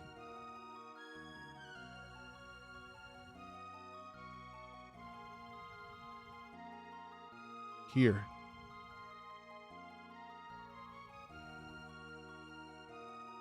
Embedded. Let's pull this out.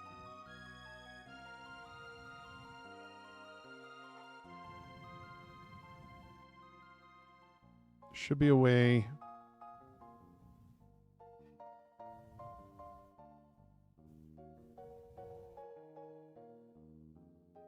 Oh dear. Even in this window, I have to scroll? Why?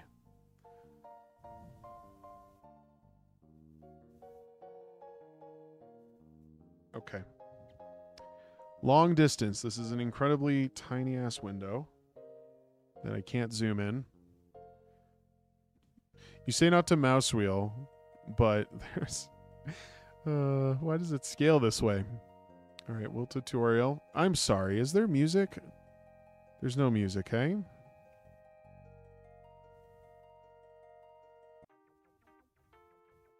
Yeah, I don't like that. Don't like that either. Yeah, we're not doing that either. Wait, is it not shuffling? No, I want shuffle. Cool. Let's do that. Just sounds. Okay. Well, we can sort of enhance our experience a little bit. Click here to start the signal.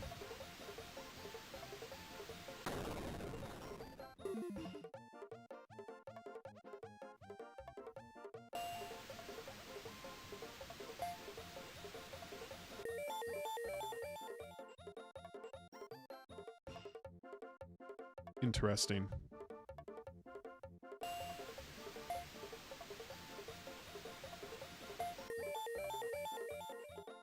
I won.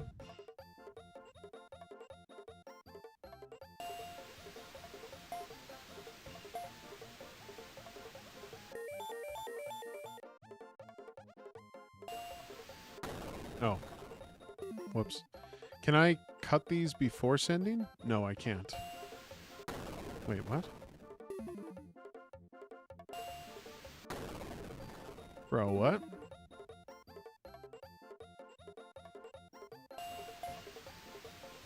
That time it worked. Requires a lot of precision. Oh, that's what you were saying about the... Okay, we are going to change. Cool. This is a fun one to do.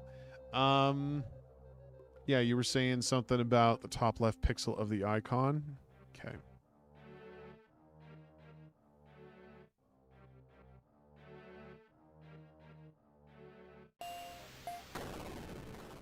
It does require a great deal of precision just to do that.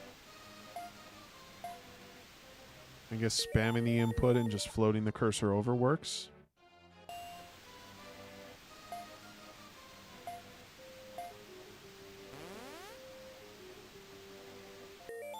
Well, that was fairly easy. Why does the screen have to be so low? Or so little?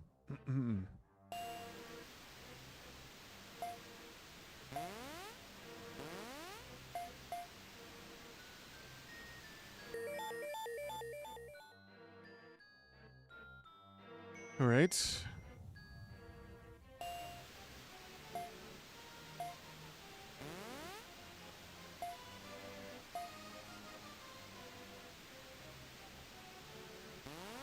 Keep it going. Keep it going.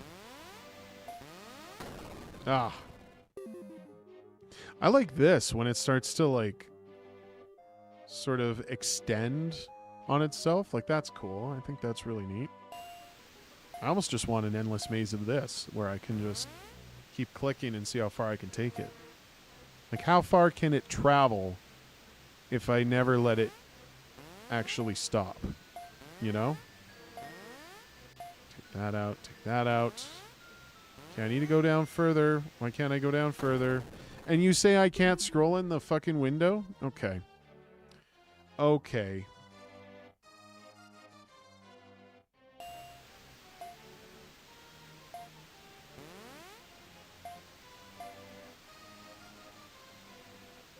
I'm going to preemptively just make sure I'm scrolled lower.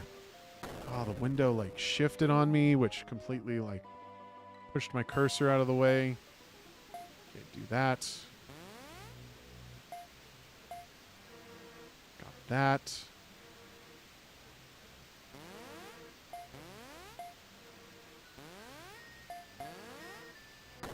Oh, I killed the it's not a signal, right? It's a fuse. We're sending fire to a bomb.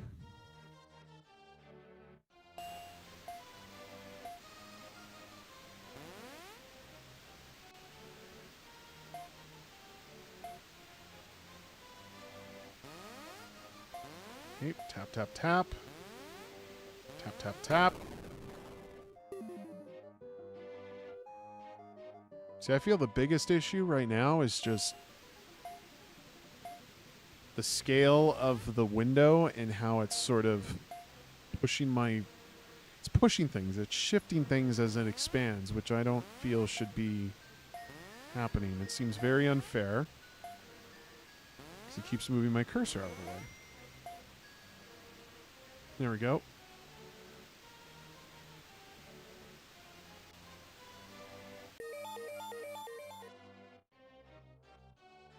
Oh my god, there's two of them now.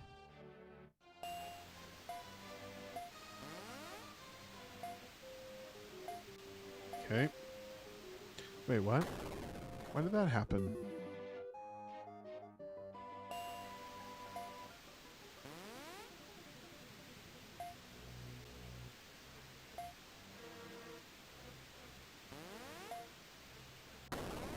Oof.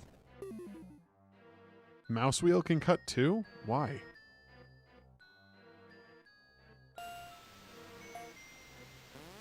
I mean, so can the right mouse button. Actually, that has way more accuracy than the left mouse button.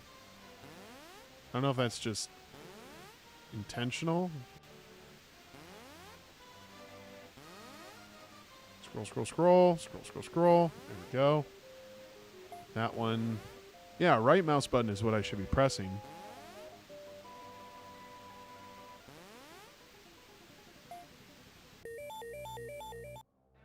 Huzzah!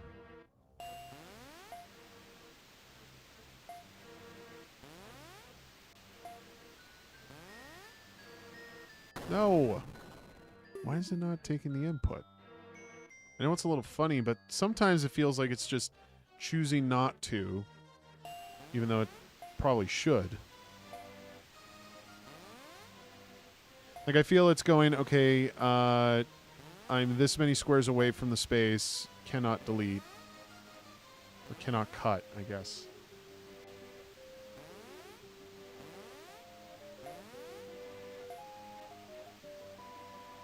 I am just pressing right mouse button, by the way. I don't know if that... Oh. Okay, so it just ends when it actually hits the point. Okay. I mean, that's fine. Now we're just getting more intricate with these layouts. Oh my god, it just goes so fast from that point. Okay. Retry. Start. Dun, dun, dun, dun. Oh my god. See, I think what's happening now that I'm noticing here, like this was about here. And with the way the section kind of like cuts out, I don't think it can cut once it's entered that spot.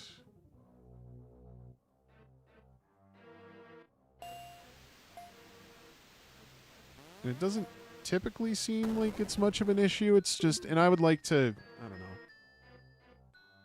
Hold on, let me see. What level of feedback do you want for this? Just yes. Okay. Uh-oh. Yes, retry. Thank you. Cannot cut a wire that has an active spark on it. Yeah, okay. Kind of figured that out. I forget my previous thought. We'll just go with it. So, is that by design, or is that just sort of a limitation on how this system is set up? It's by design? Okay. I think a little more consistency with that, I think, would be great. Because I'm trying to... How do I... Let me just try something. There's a lot of elements at play here that are distracting me right now. Like, I do see you have squares here. Like, there's a grid sort of tied to it. But the way this is laid out, I'd assume that, like, this is a square, that's a square, this is a square. Like, they're all kind of individual squares. Like, in a single cube, you have 9 squares. But that doesn't seem to be the case, right?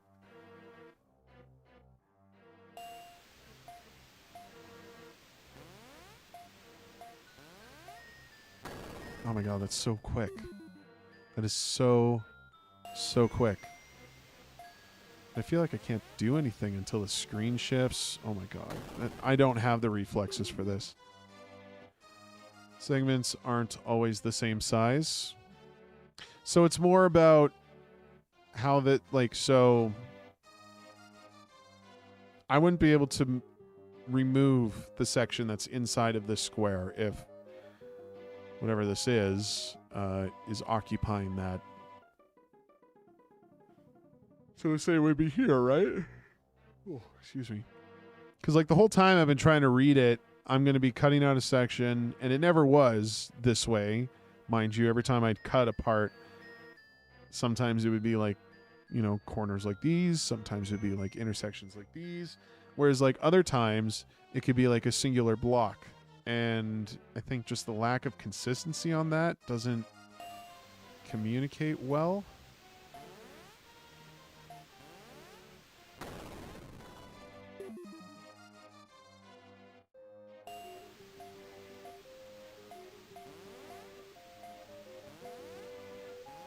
Go. Fuck. So, I wish I could, like, scroll further down just to see where the end is. Because then I could decide whether or not I need to... Oh, you know what? Okay, I think I understand what's happening here. I'm going to take this out so we don't split them. Yeah, okay. You have a lot of stuff that I need to click on for that, but let's do this. No, it's hard to keep up. I can't click fast enough for the screen to then scroll on me to completely deny my input and then just fuck me over. Blah, blah, blah, blah, blah, blah.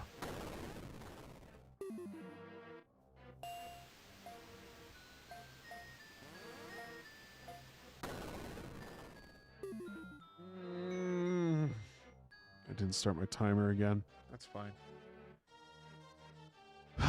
Okay. Couple more tries. Then we'll probably move on to something else.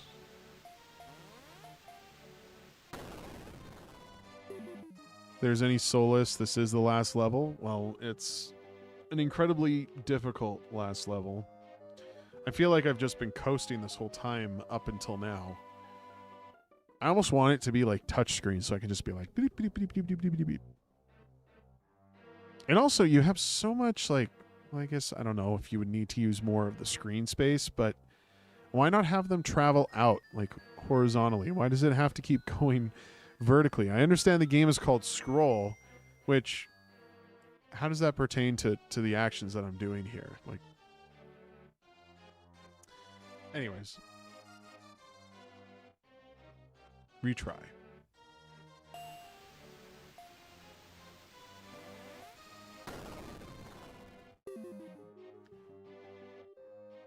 Retry. Ugh.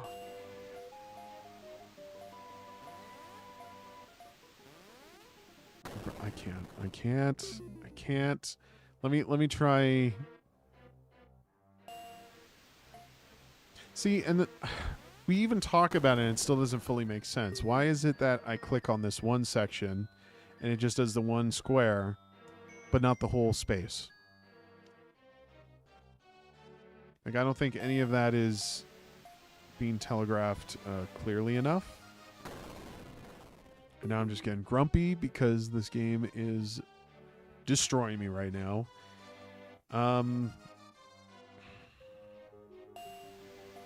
I will say with this design, though, it certainly challenges me to want to try and better myself. At the very least, it's kind of invoking that kind of behavior out of me. It's a very simple concept with a lot of I think there's a lot of potential to like scale this into more interesting things. If you did like try to like take it so that maybe it expanded further or around like the sides, I think there could be some real fun to have with that. Like, I'm fine with it expanding, but when it scrolls, it just completely like it just inhibits the mouse control. It just completely screws it. So I don't know how you get around that. I suppose if you did an in-game cursor maybe that just tracked your mouse's position, maybe there's a way around that from there. I don't know. I'm not actually sure about that. That might not be the right way to think about it. But yeah, having it scroll like that on you as you're trying to prevent something like this happening last minute. God damn it. God damn it. Okay, I'm done. I'm sorry. I'm done.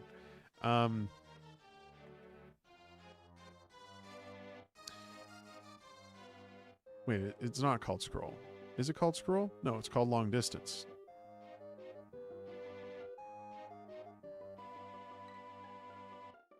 Maybe have the view frame track the cursor. Yeah, that's kind of what I'm talking about, is like tracking the mouse position and then maybe having a cursor in the actual game that sort of like follows it, and then it can read the inputs from there.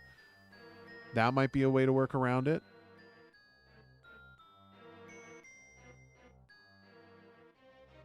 I'm sorry, the game is called Long Distance. I thought it was scroll because you have just big bold letters that say scroll on it. I'll share the link again for everybody. Feel free to rate it. Try it yourself. Maybe you could do better. Apparently I made it to the final level, so you know, see how much faster you can get there from my time, and then share it in the comments. You're getting lots of positive comments, that's for sure. Good for you. And this was solo, right? Yeah.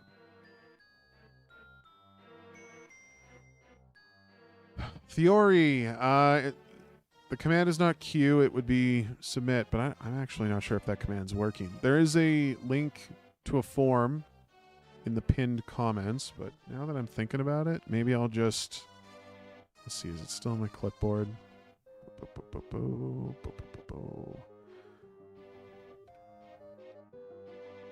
There we go. There's this.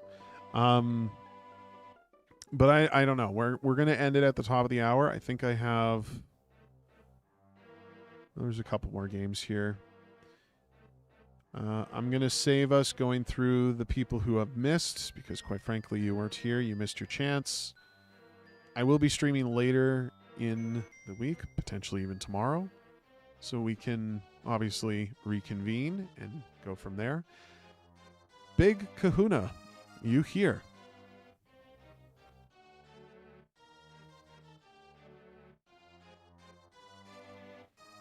But thank you for sharing, Pagorli. I really appreciate it. I do think it's a cool concept. Definitely something worth exploring for sure. It's got like a simplicity to it that kind of feels like Minesweeper to a degree, or like Solitaire. Like this is like one of those kinds of games that you could just sort of throw up and play a round of or two, and it would be pretty exciting, I think. Alrighty, Beacon of Hope. What to do when you find yourself mysteriously washed ashore on a deserted island? The only reasonable thing to do is to signal for help. How? Just try all the ways you can to maximize your odds. Who knows who will come to your rescue? So your group is called Milestone Games. And is it, how many of you are there? I count 7 if we don't count this like official account, unless that it does represent a user. Which, how could it not? It probably should, now that I think about it. Otherwise, you're just providing an extra... Anyways. Called Dubious Potions. Milestone is one of our devs. Okay, okay. So there was 8 of you in total on this project. Game was developed by members of the Dubious... Oh, I guess I could have just read that part. Dubious Potions Indie Collective. Wow. You fancy. All of the aspects of the game were developed within the 72 hours of Ludum Dare. From idea to final build. Wonderful. All assets in game were made by the team. Even better. We had an amazingly fun time. Spoil yourself with a walkthrough. Do I need that, though, is the question. Did I share the link for this? I don't think I did. So we'll share it. I got to get in the habit of sharing it ahead of time. Then people can play along if they want to.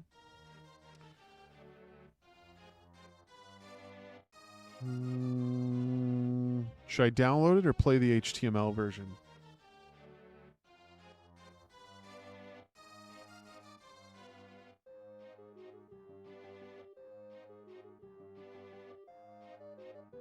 Both should work. Excellent. Then we will do this.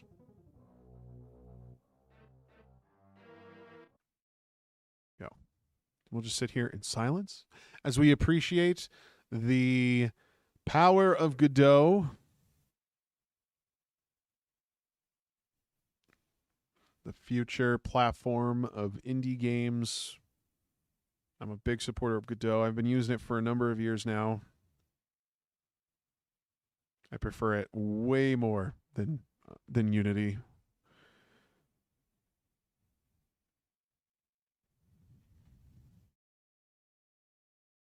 There has been some stuttering at one point in the HTML version, but I think my devs were in and submitted a bug fix for it. Okay. Okay.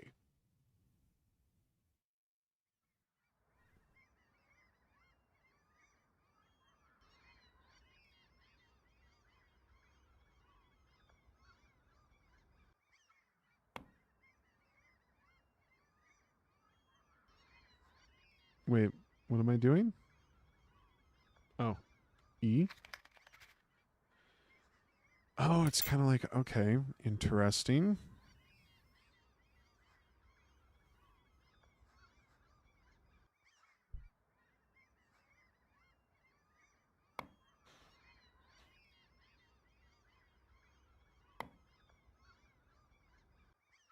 Wait, why did that send me back there?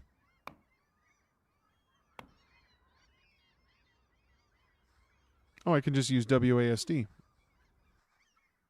That's so much easier than the clicking.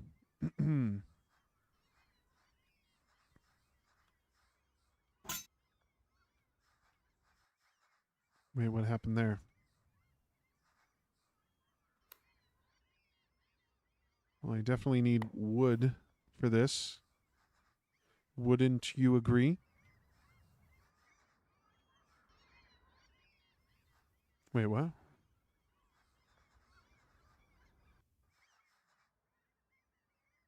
We're back here. There's like another plane of existence on the back here? Oh, look, it's wagging to indicate to me that I can use it. Okay. Use it. Remarkable. Amazing. What was the point of that? Ah, it's a entryway. That, I wouldn't say read the clearest because it also blocked my path like in the other direction. Anyways. Click, click, click, click, click, click, click, click. Wait, what? Up here. There we go. That's weird. E. Oh, cool. Nope. Why is clicking... Oh, that's weird.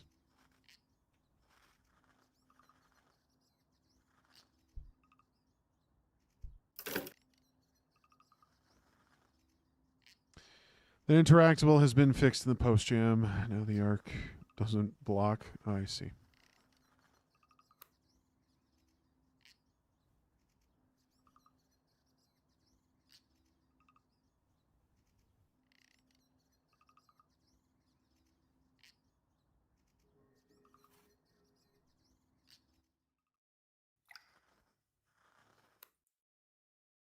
Oh, I have one of these things. No, definitely here. Maybe it's here. There are 3 more. Oh, timer. Definitely need timer. I'm actually looking at the time now. I said at the top of the hour. That is happening. But I would be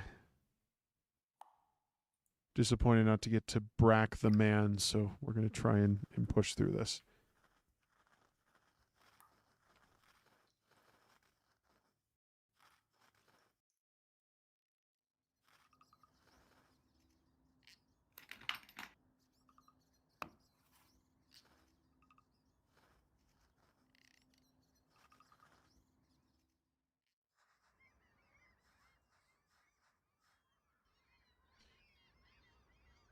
That bush shakes in the fixed version? What bush are we talking about? This bush? Oh, it does shake.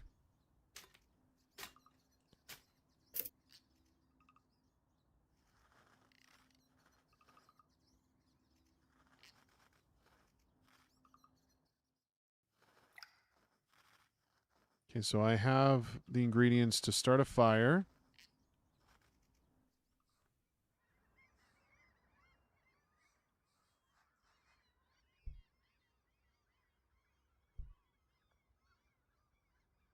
Oh my god, really?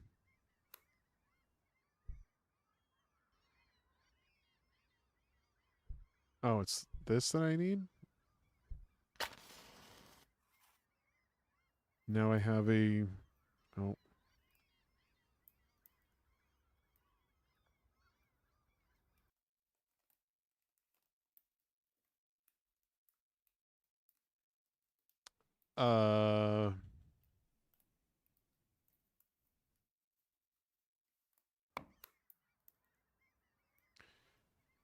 That was weird.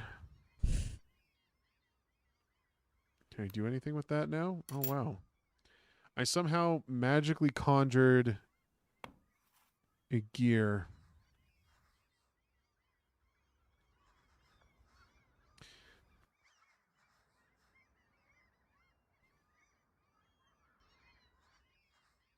Huh. Why does it have to load like that? It like chokes when you enter this scene now with the fire.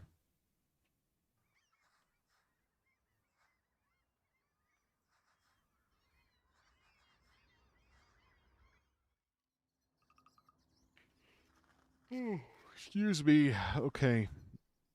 Gear goes in here. Definitely not there. Maybe here or here. Cinematic? Was there a cinematic? I didn't see a cinematic.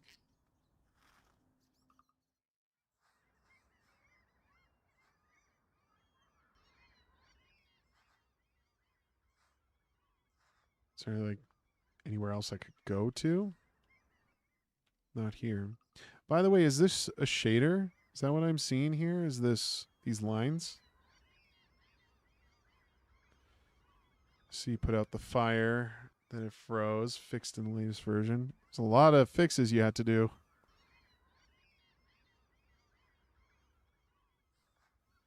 Okay, so I have a rope.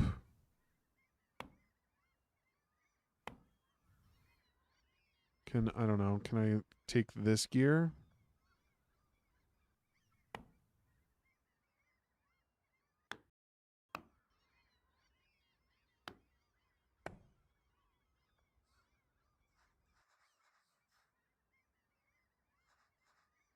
Whoa, what happened there? Hold on.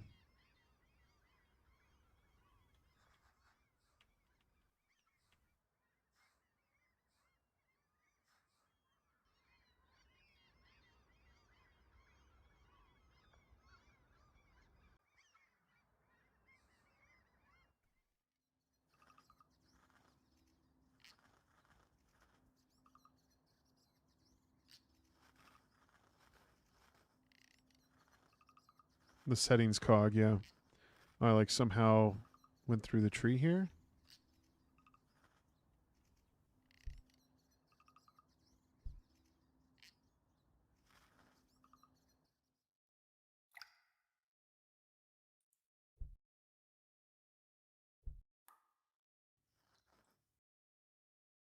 I see this here. Is there anything I can interact with otherwise? No?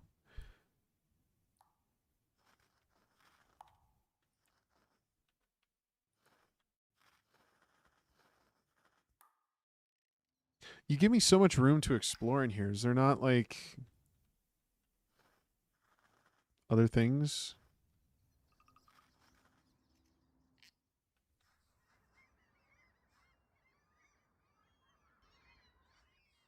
This one looks pretty prominent. Can I use anything on this?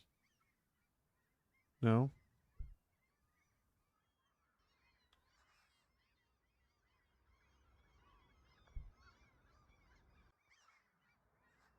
Anything with this guy?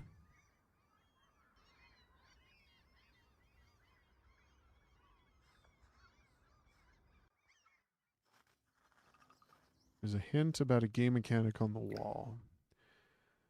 Oh, we have to make a ladder. Okay.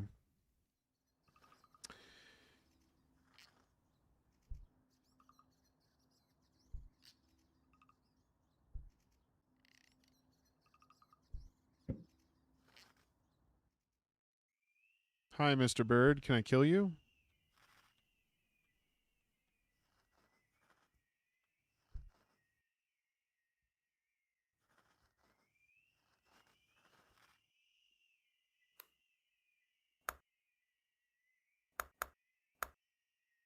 Well, yeah, I need the cogs to do that.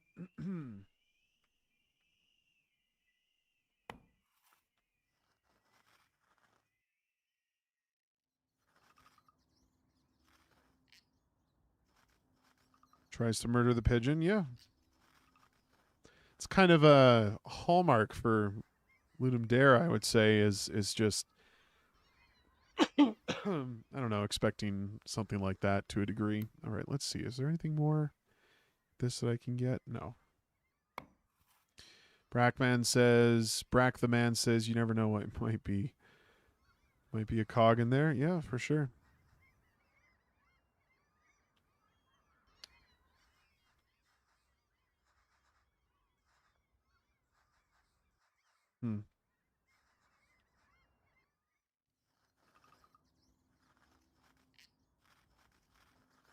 So we still have this little lock box, which is probably containing a cog. But the symbols don't really make much sense. Is there anything I can do with the clouds, maybe? No?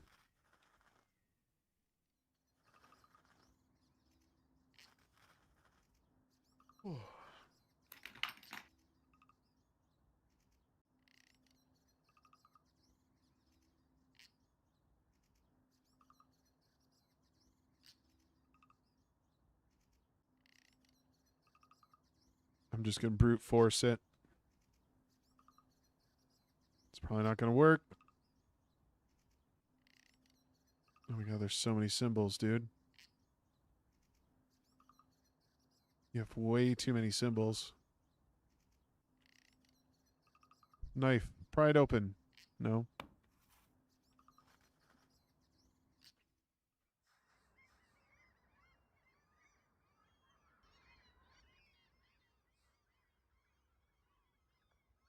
The way my computer has to fire up for that moment is concerning. Is there... Can I take whatever this is? Oh, it's just a shell. I haven't actually tried, like, going down.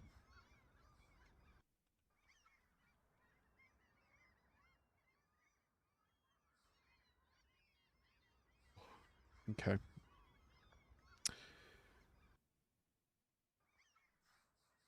Okay, well, I think we're kind of approaching the end of our allotted time for this game.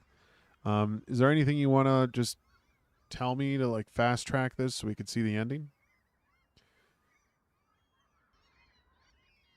Fire has the code.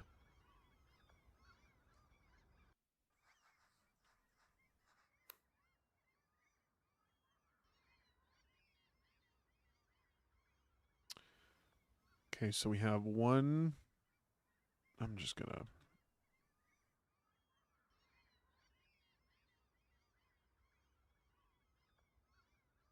Screenshot.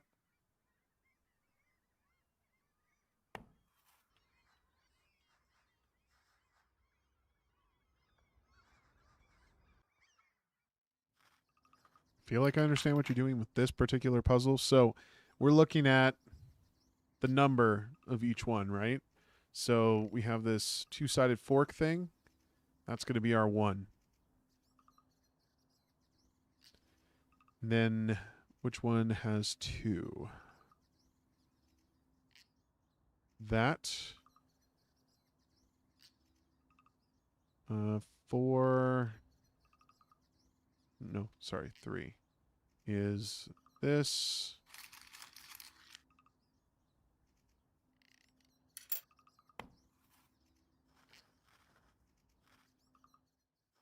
I don't even think this is the last of the cogs. There's still one other. Unless it's like, no, it's like this. That seems correct. Pigeon wants a message. Okay. I guess I'll go talk to the pigeon who stays alive.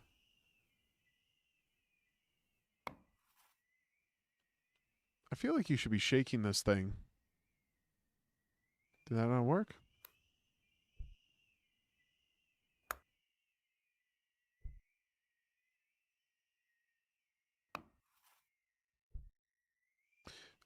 You gotta write it with the match, I guess. Cool. Amazing.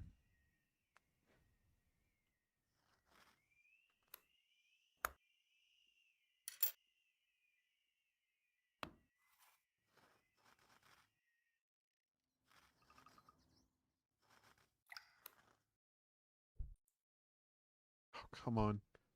Get on there. Beautiful. Excellent.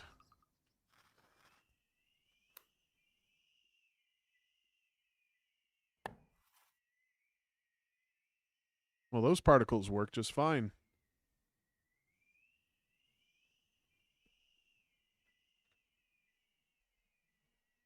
Oh my goodness.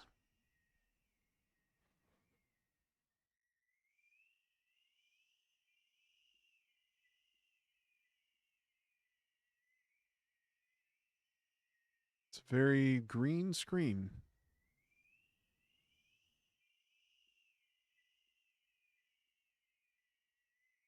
Excellent. Okay, cool. All right. Thank you for the hints. You know, we're just trying to get through it. Now we can sort of talk about it. You're just asking for feedback, nothing too major on the criticism. UFO is made from a trumpet mute, an apple cutter, and a pocket watch protector. Hey, interesting. Um, Aesthetically, I think you guys do have something interesting here.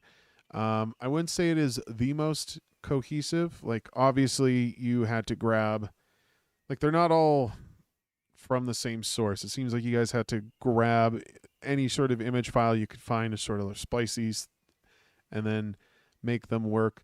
By all things, how am I trying to say it? By all accounts, it seems like you guys did a pretty decent job with that. Pretty good.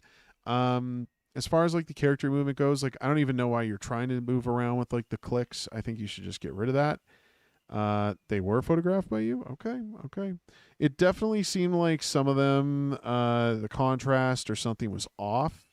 So maybe there's something to that. I don't need the explanation for you or from you. I just all I'm saying is it seemed like there was a few things that kind of stood out that didn't quite fit in this world. For me, the core component of just moving around was confusing. You kind of just have like extra planes that I can move along without really having an indication that they're there. Like, I understand I can go like to one side to the other, but that's in one of the areas. Okay, maybe there was like more like three, but then you go to another screen and it's like there could be four or some other thing. Like, I don't know. It just didn't seem all that consistent. And like around where the motor is, like I don't know why you have me exploring in the cave. Just like get me in to do the cog thing and then get out. I just don't know why you needed to give me all of that kind of stuff. Um, I mean, it's got like an interesting charm to it. Have you ever played a game called Platypus? It makes me think of Platypus. Let me see here. Can I find it? Not the animal platypus game. Oh, it's on Steam. Okay, maybe it's not like the best example, but I feel like you can see my point. Okay, no, this is a bad example. It's got like pre-rendered stuff. It obviously hasn't aged the best, but I don't know, it made me think of that for some reason. You know, the puzzles I think tried to provide a certain layer of complexity that would favor well if I think there was just a little more cohesion with just a few things like interactions and stuff like that.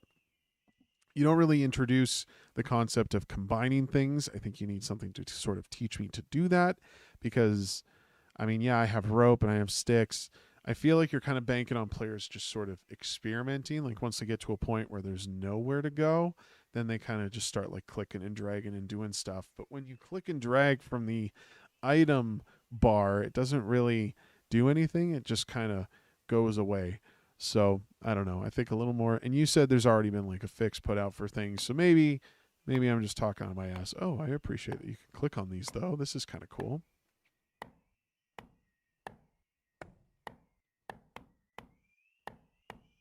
Anyways, that was Beacon of Hope. Maybe make the casing painting larger. Case painting. The case painting. You mean the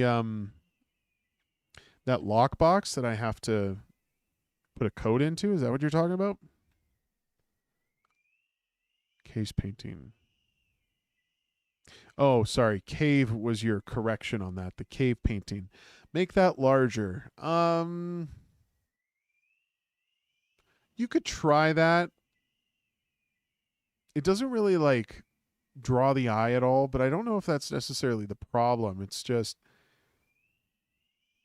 I don't know. Would it have to be? I guess it could be in the cave because you have to like block the progression to get in there to find it. I don't know. I don't know if I have a solution for you for that. Um, there's just a few elements there where, I see the inspiration. I kind of understand what you were going for, but um, I think if you're going to have me do something like combine a rope and sticks to make a ladder, you need something smaller or insignificant to like kind of help reinforce that. And now that I'm thinking about it, we sort of did that with the fire pit, but you don't combine those objects together. They kind of just get put together in the pit itself. I'm trying to sort of recount the last 10 or 15 minutes of playing, like what else we could be doing that's actually sort of reinforcing that behavior. It's just, I don't know. I think you have elements of it being a point and click, but then it's not completely point and click because I have found it much easier to just move around with WASDA than actually like clicking and stuff.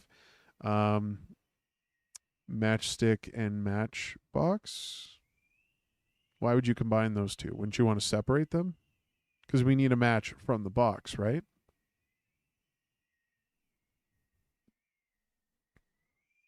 Regardless, we're going to move on to one more. This is the final one. Very final one. To tech interaction. I don't think I fully understand what you mean.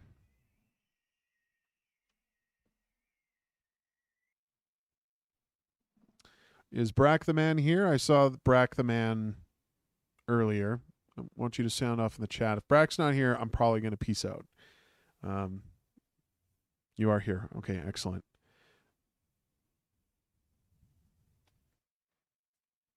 Kahuna, I don't necessarily, I don't know if there's like one specific thing that I can point to. It's just kind of, everything's just sort of everywhere.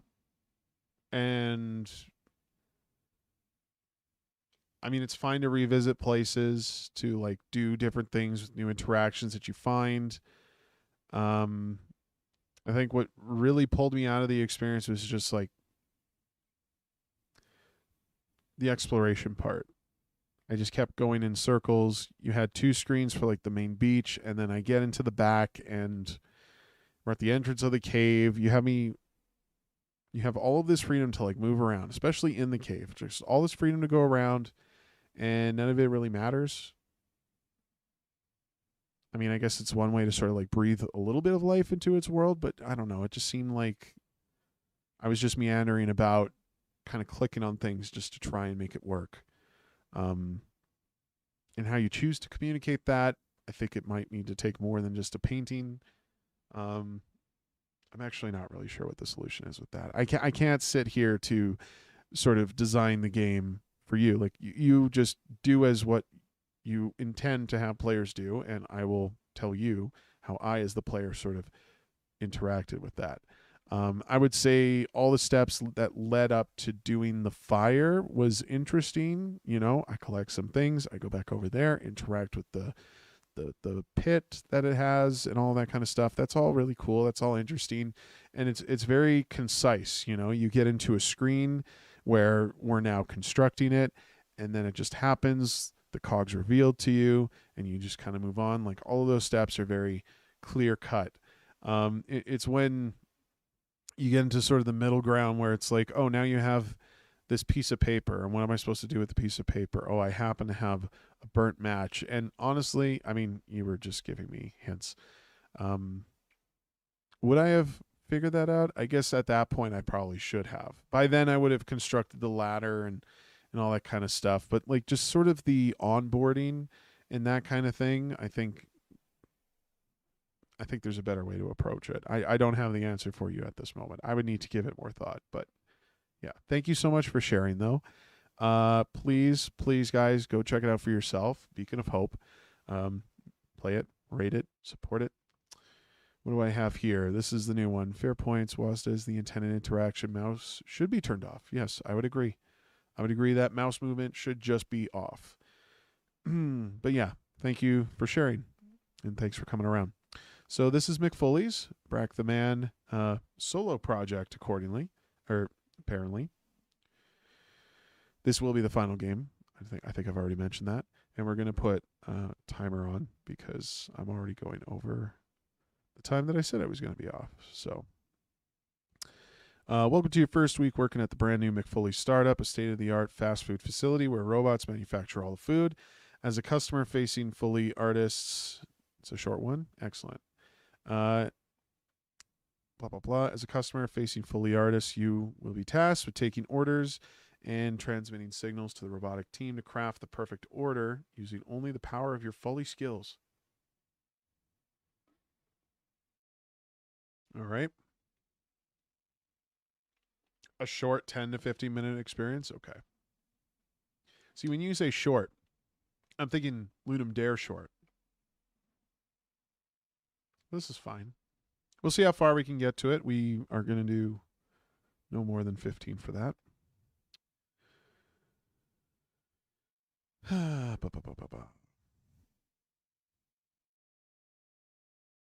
Godot. Man, I think I played one Unity game today. Do we have music? No music. That's not. Doesn't really fit the theme. This is good. Let's do this. Okay, submit to start the day. Yep. Today I shall order a hamburger. Okay. Bun. Patty. Cheese. Did that work? Bing. I don't understand. Bing. Bun, patty, cheese. Oh, I have to record. Bing. Bun, patty, cheese. Yo. Bing. Bing.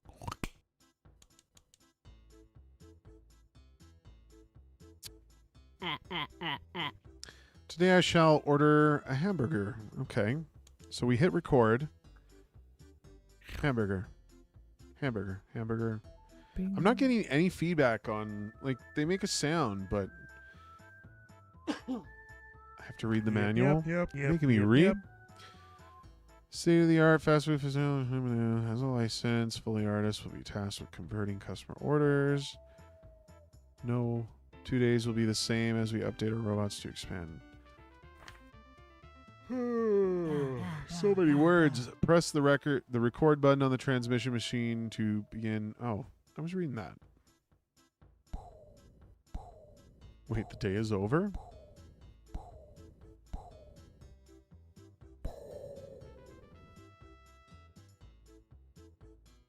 Press the record button to begin your customized creation experience. Okay. Oh, we have to hit submit. I wish I could test it on this screen before actually submitting. So you don't want me to hold back on the criticism? Okay. Just to know, kind of where we stand on that. Once a recording has been initiated, it can only be reset by ending the recording via the record button and starting it again. Okay. Add ingredients via recording mouth noises in the correct order as specified by this manual. Okay.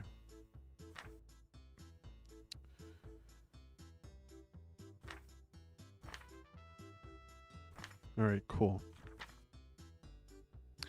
Oh, yes. Okay, I need a bottom bun and a top bun. I see. So we shall start. A double hamburger. Bing. Bun. Patty. Bun. Bing. Submit. Why didn't that work? All ingredients are added in the proper order. Click the submit. Yeah. A sloppy double hamburger. Bing. Bun. Patty. Bing. Bun. Submit. Why? Is there a sloppy? Oh, sloppy style. Any burger can be offered with our signature sloppy sauce. Oh. Wait, why do I... Oh, am I on day 2? That's probably why. I feel like I'm spending half the time just cycling through your thing here just to Bing. go for it. Satisfied. So I'm noticing that I don't want to stop the recording. I just hit the submit as I'm recording. Craving for a hamburger. That's bun, patty, bun.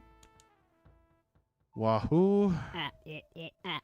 Sloppy. So how does that work? But what order does the sauce go in? Bing. Bing. I was wrong?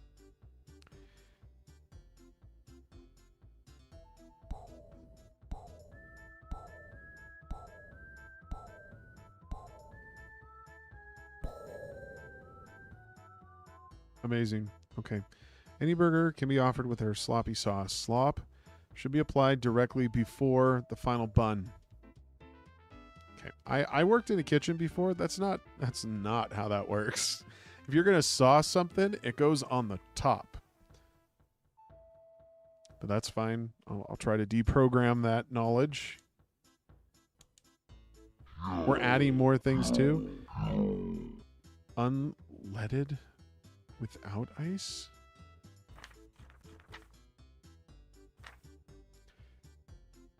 What the hell? Syrup? Why is unleaded drink? Beep. Beep. Beep. Is there like a... Oh, this is cup? Why is this filled? This should not be filled. This is going to be just an empty cup. It should not be filled. Okay, we have cup. Leaded soda. Beep. Beep. Cool. Real craving for a cheeseburger. Bing. Cheese patty Bing. bun? No? Why not? Again, the order. I guess I understand. Okay, I understand. I have to be pressing them in the order that I would be placing them. But I read it as like they should be arranged in the position they would be. So like the assembly of a burger, you have bun, patty, cheese, bun. That's kind of how my mind goes to it. So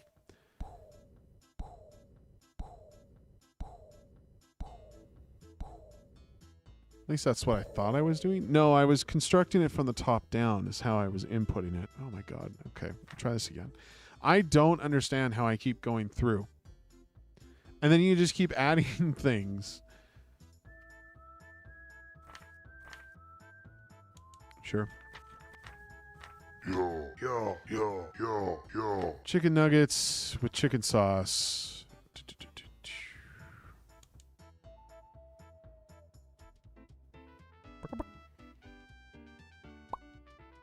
What, he went so quickly. A sloppy burger. Okay, so we're building from Bing. below. Bun, patty, slop, Bing. bun. No? Oh, right. Slop goes on the bottom? No. Before the final bun to maintain integrity. Okay, I'm starting to understand it a little more with your direction here. Large leaded soda. Okay, leaded was 2? Bing. Beep. Beep.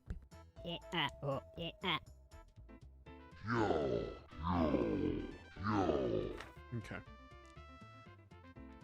I mean, I feel like I'm already kind of hitting like a state in the game where I'm not going to be able to do anything. So we'll start fresh. Okay. So I'm going to read this top to bottom. This is the order I input. We shall begin. Yep, yep, yep, yep, yep, yep, yep, yep, yep. Bing. A hamburger. Bing. There you go. Yo. Bun, Bing. patty, cheese, Bing. bun. Yep. Okay. Oh. Bing. Bing. You're learning lessons about pacing. Yeah. Yep. Bing. Bing. Important lessons for sure. Yep. Really go for cheeseburger. Bing.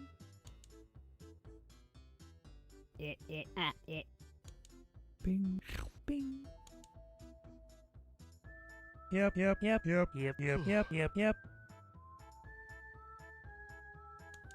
Bing.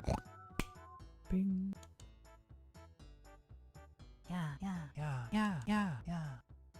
Bing. Bing. Look at me.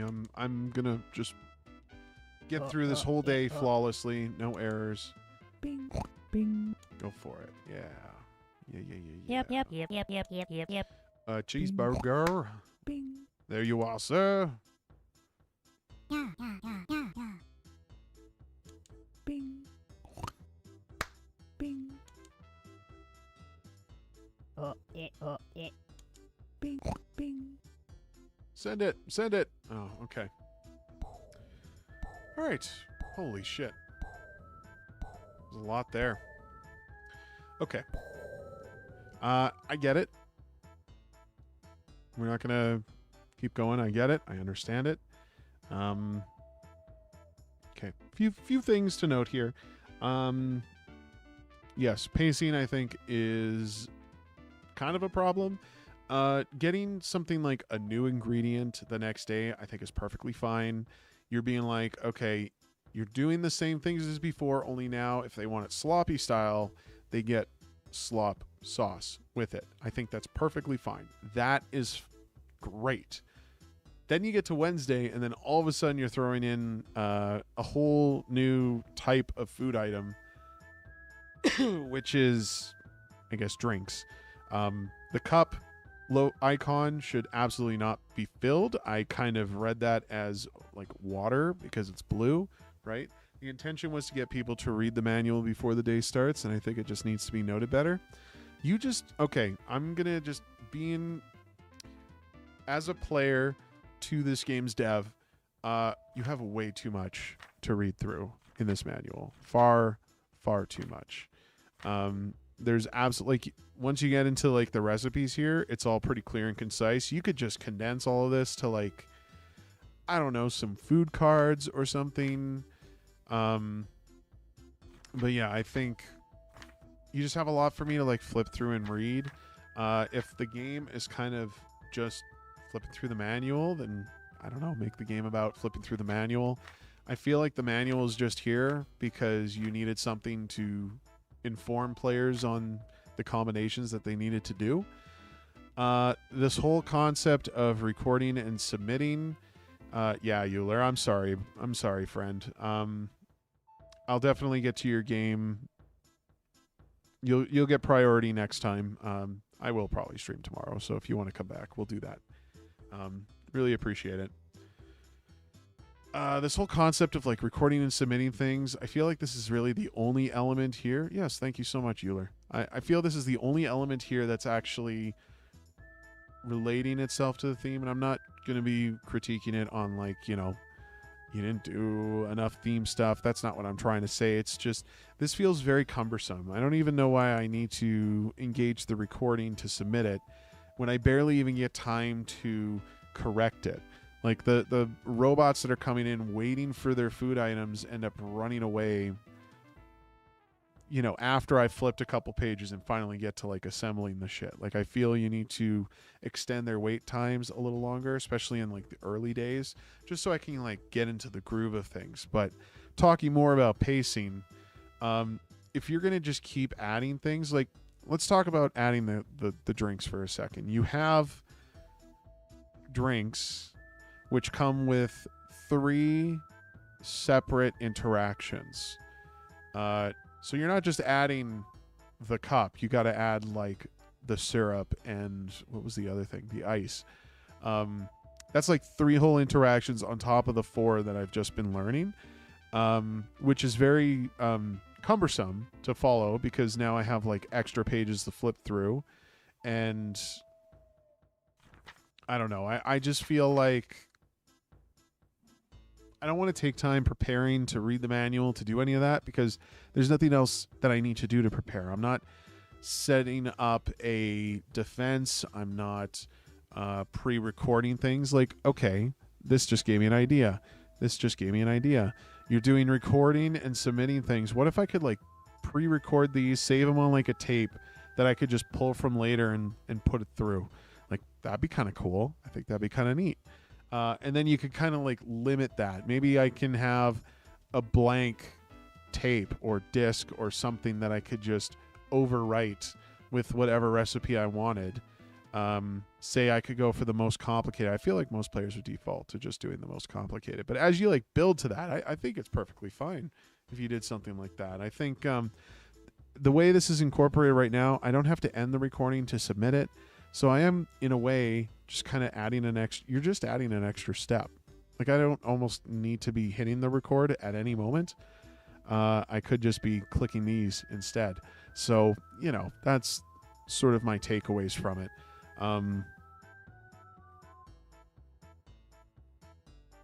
Yeah, I don't know. I don't really have much else to really touch on with it. Visually, like, it's certainly got like your touch.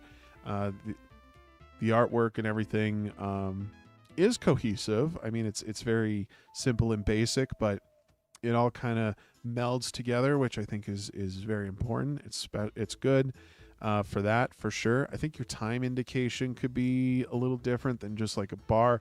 These are all just like nitpicks. I'm not trying to be too meticulous with this stuff, but just some very minor like details in here that could make this a much more pleasant experience. Not that it wasn't already, but there is a sort of a flow state you can get into when it is just, hey, I need the patty, or I need the hamburger, I need the cheeseburger, like all that stuff. And we were just getting into Tuesday with the slop. So let's see. Today I shall order a double hamburger. So bun, patty, bun, submit. Satisfied. Love to order a sloppy double burger. Cheese slop bun. Submit. Cool. Yeah, like all of this up until Wednesday, I think, is actually a reasonable amount of progression. I appreciate all the feedback. Missing a little bit from the ad break. Oh, I'm sorry. Check the recording for anything I missed. Okay. Well, yeah, I appreciate it. And for anybody who's still kind of waiting, this, of course, was my last game for today, but I will be back probably tomorrow to do more of this. So if you guys want to check it out, I encourage you to come back. And of course, if you haven't done it yet, be sure to follow. Support is always appreciated. And I am broadcasting this on YouTube and Twitch as well. Trying to find a fun little track to close in on.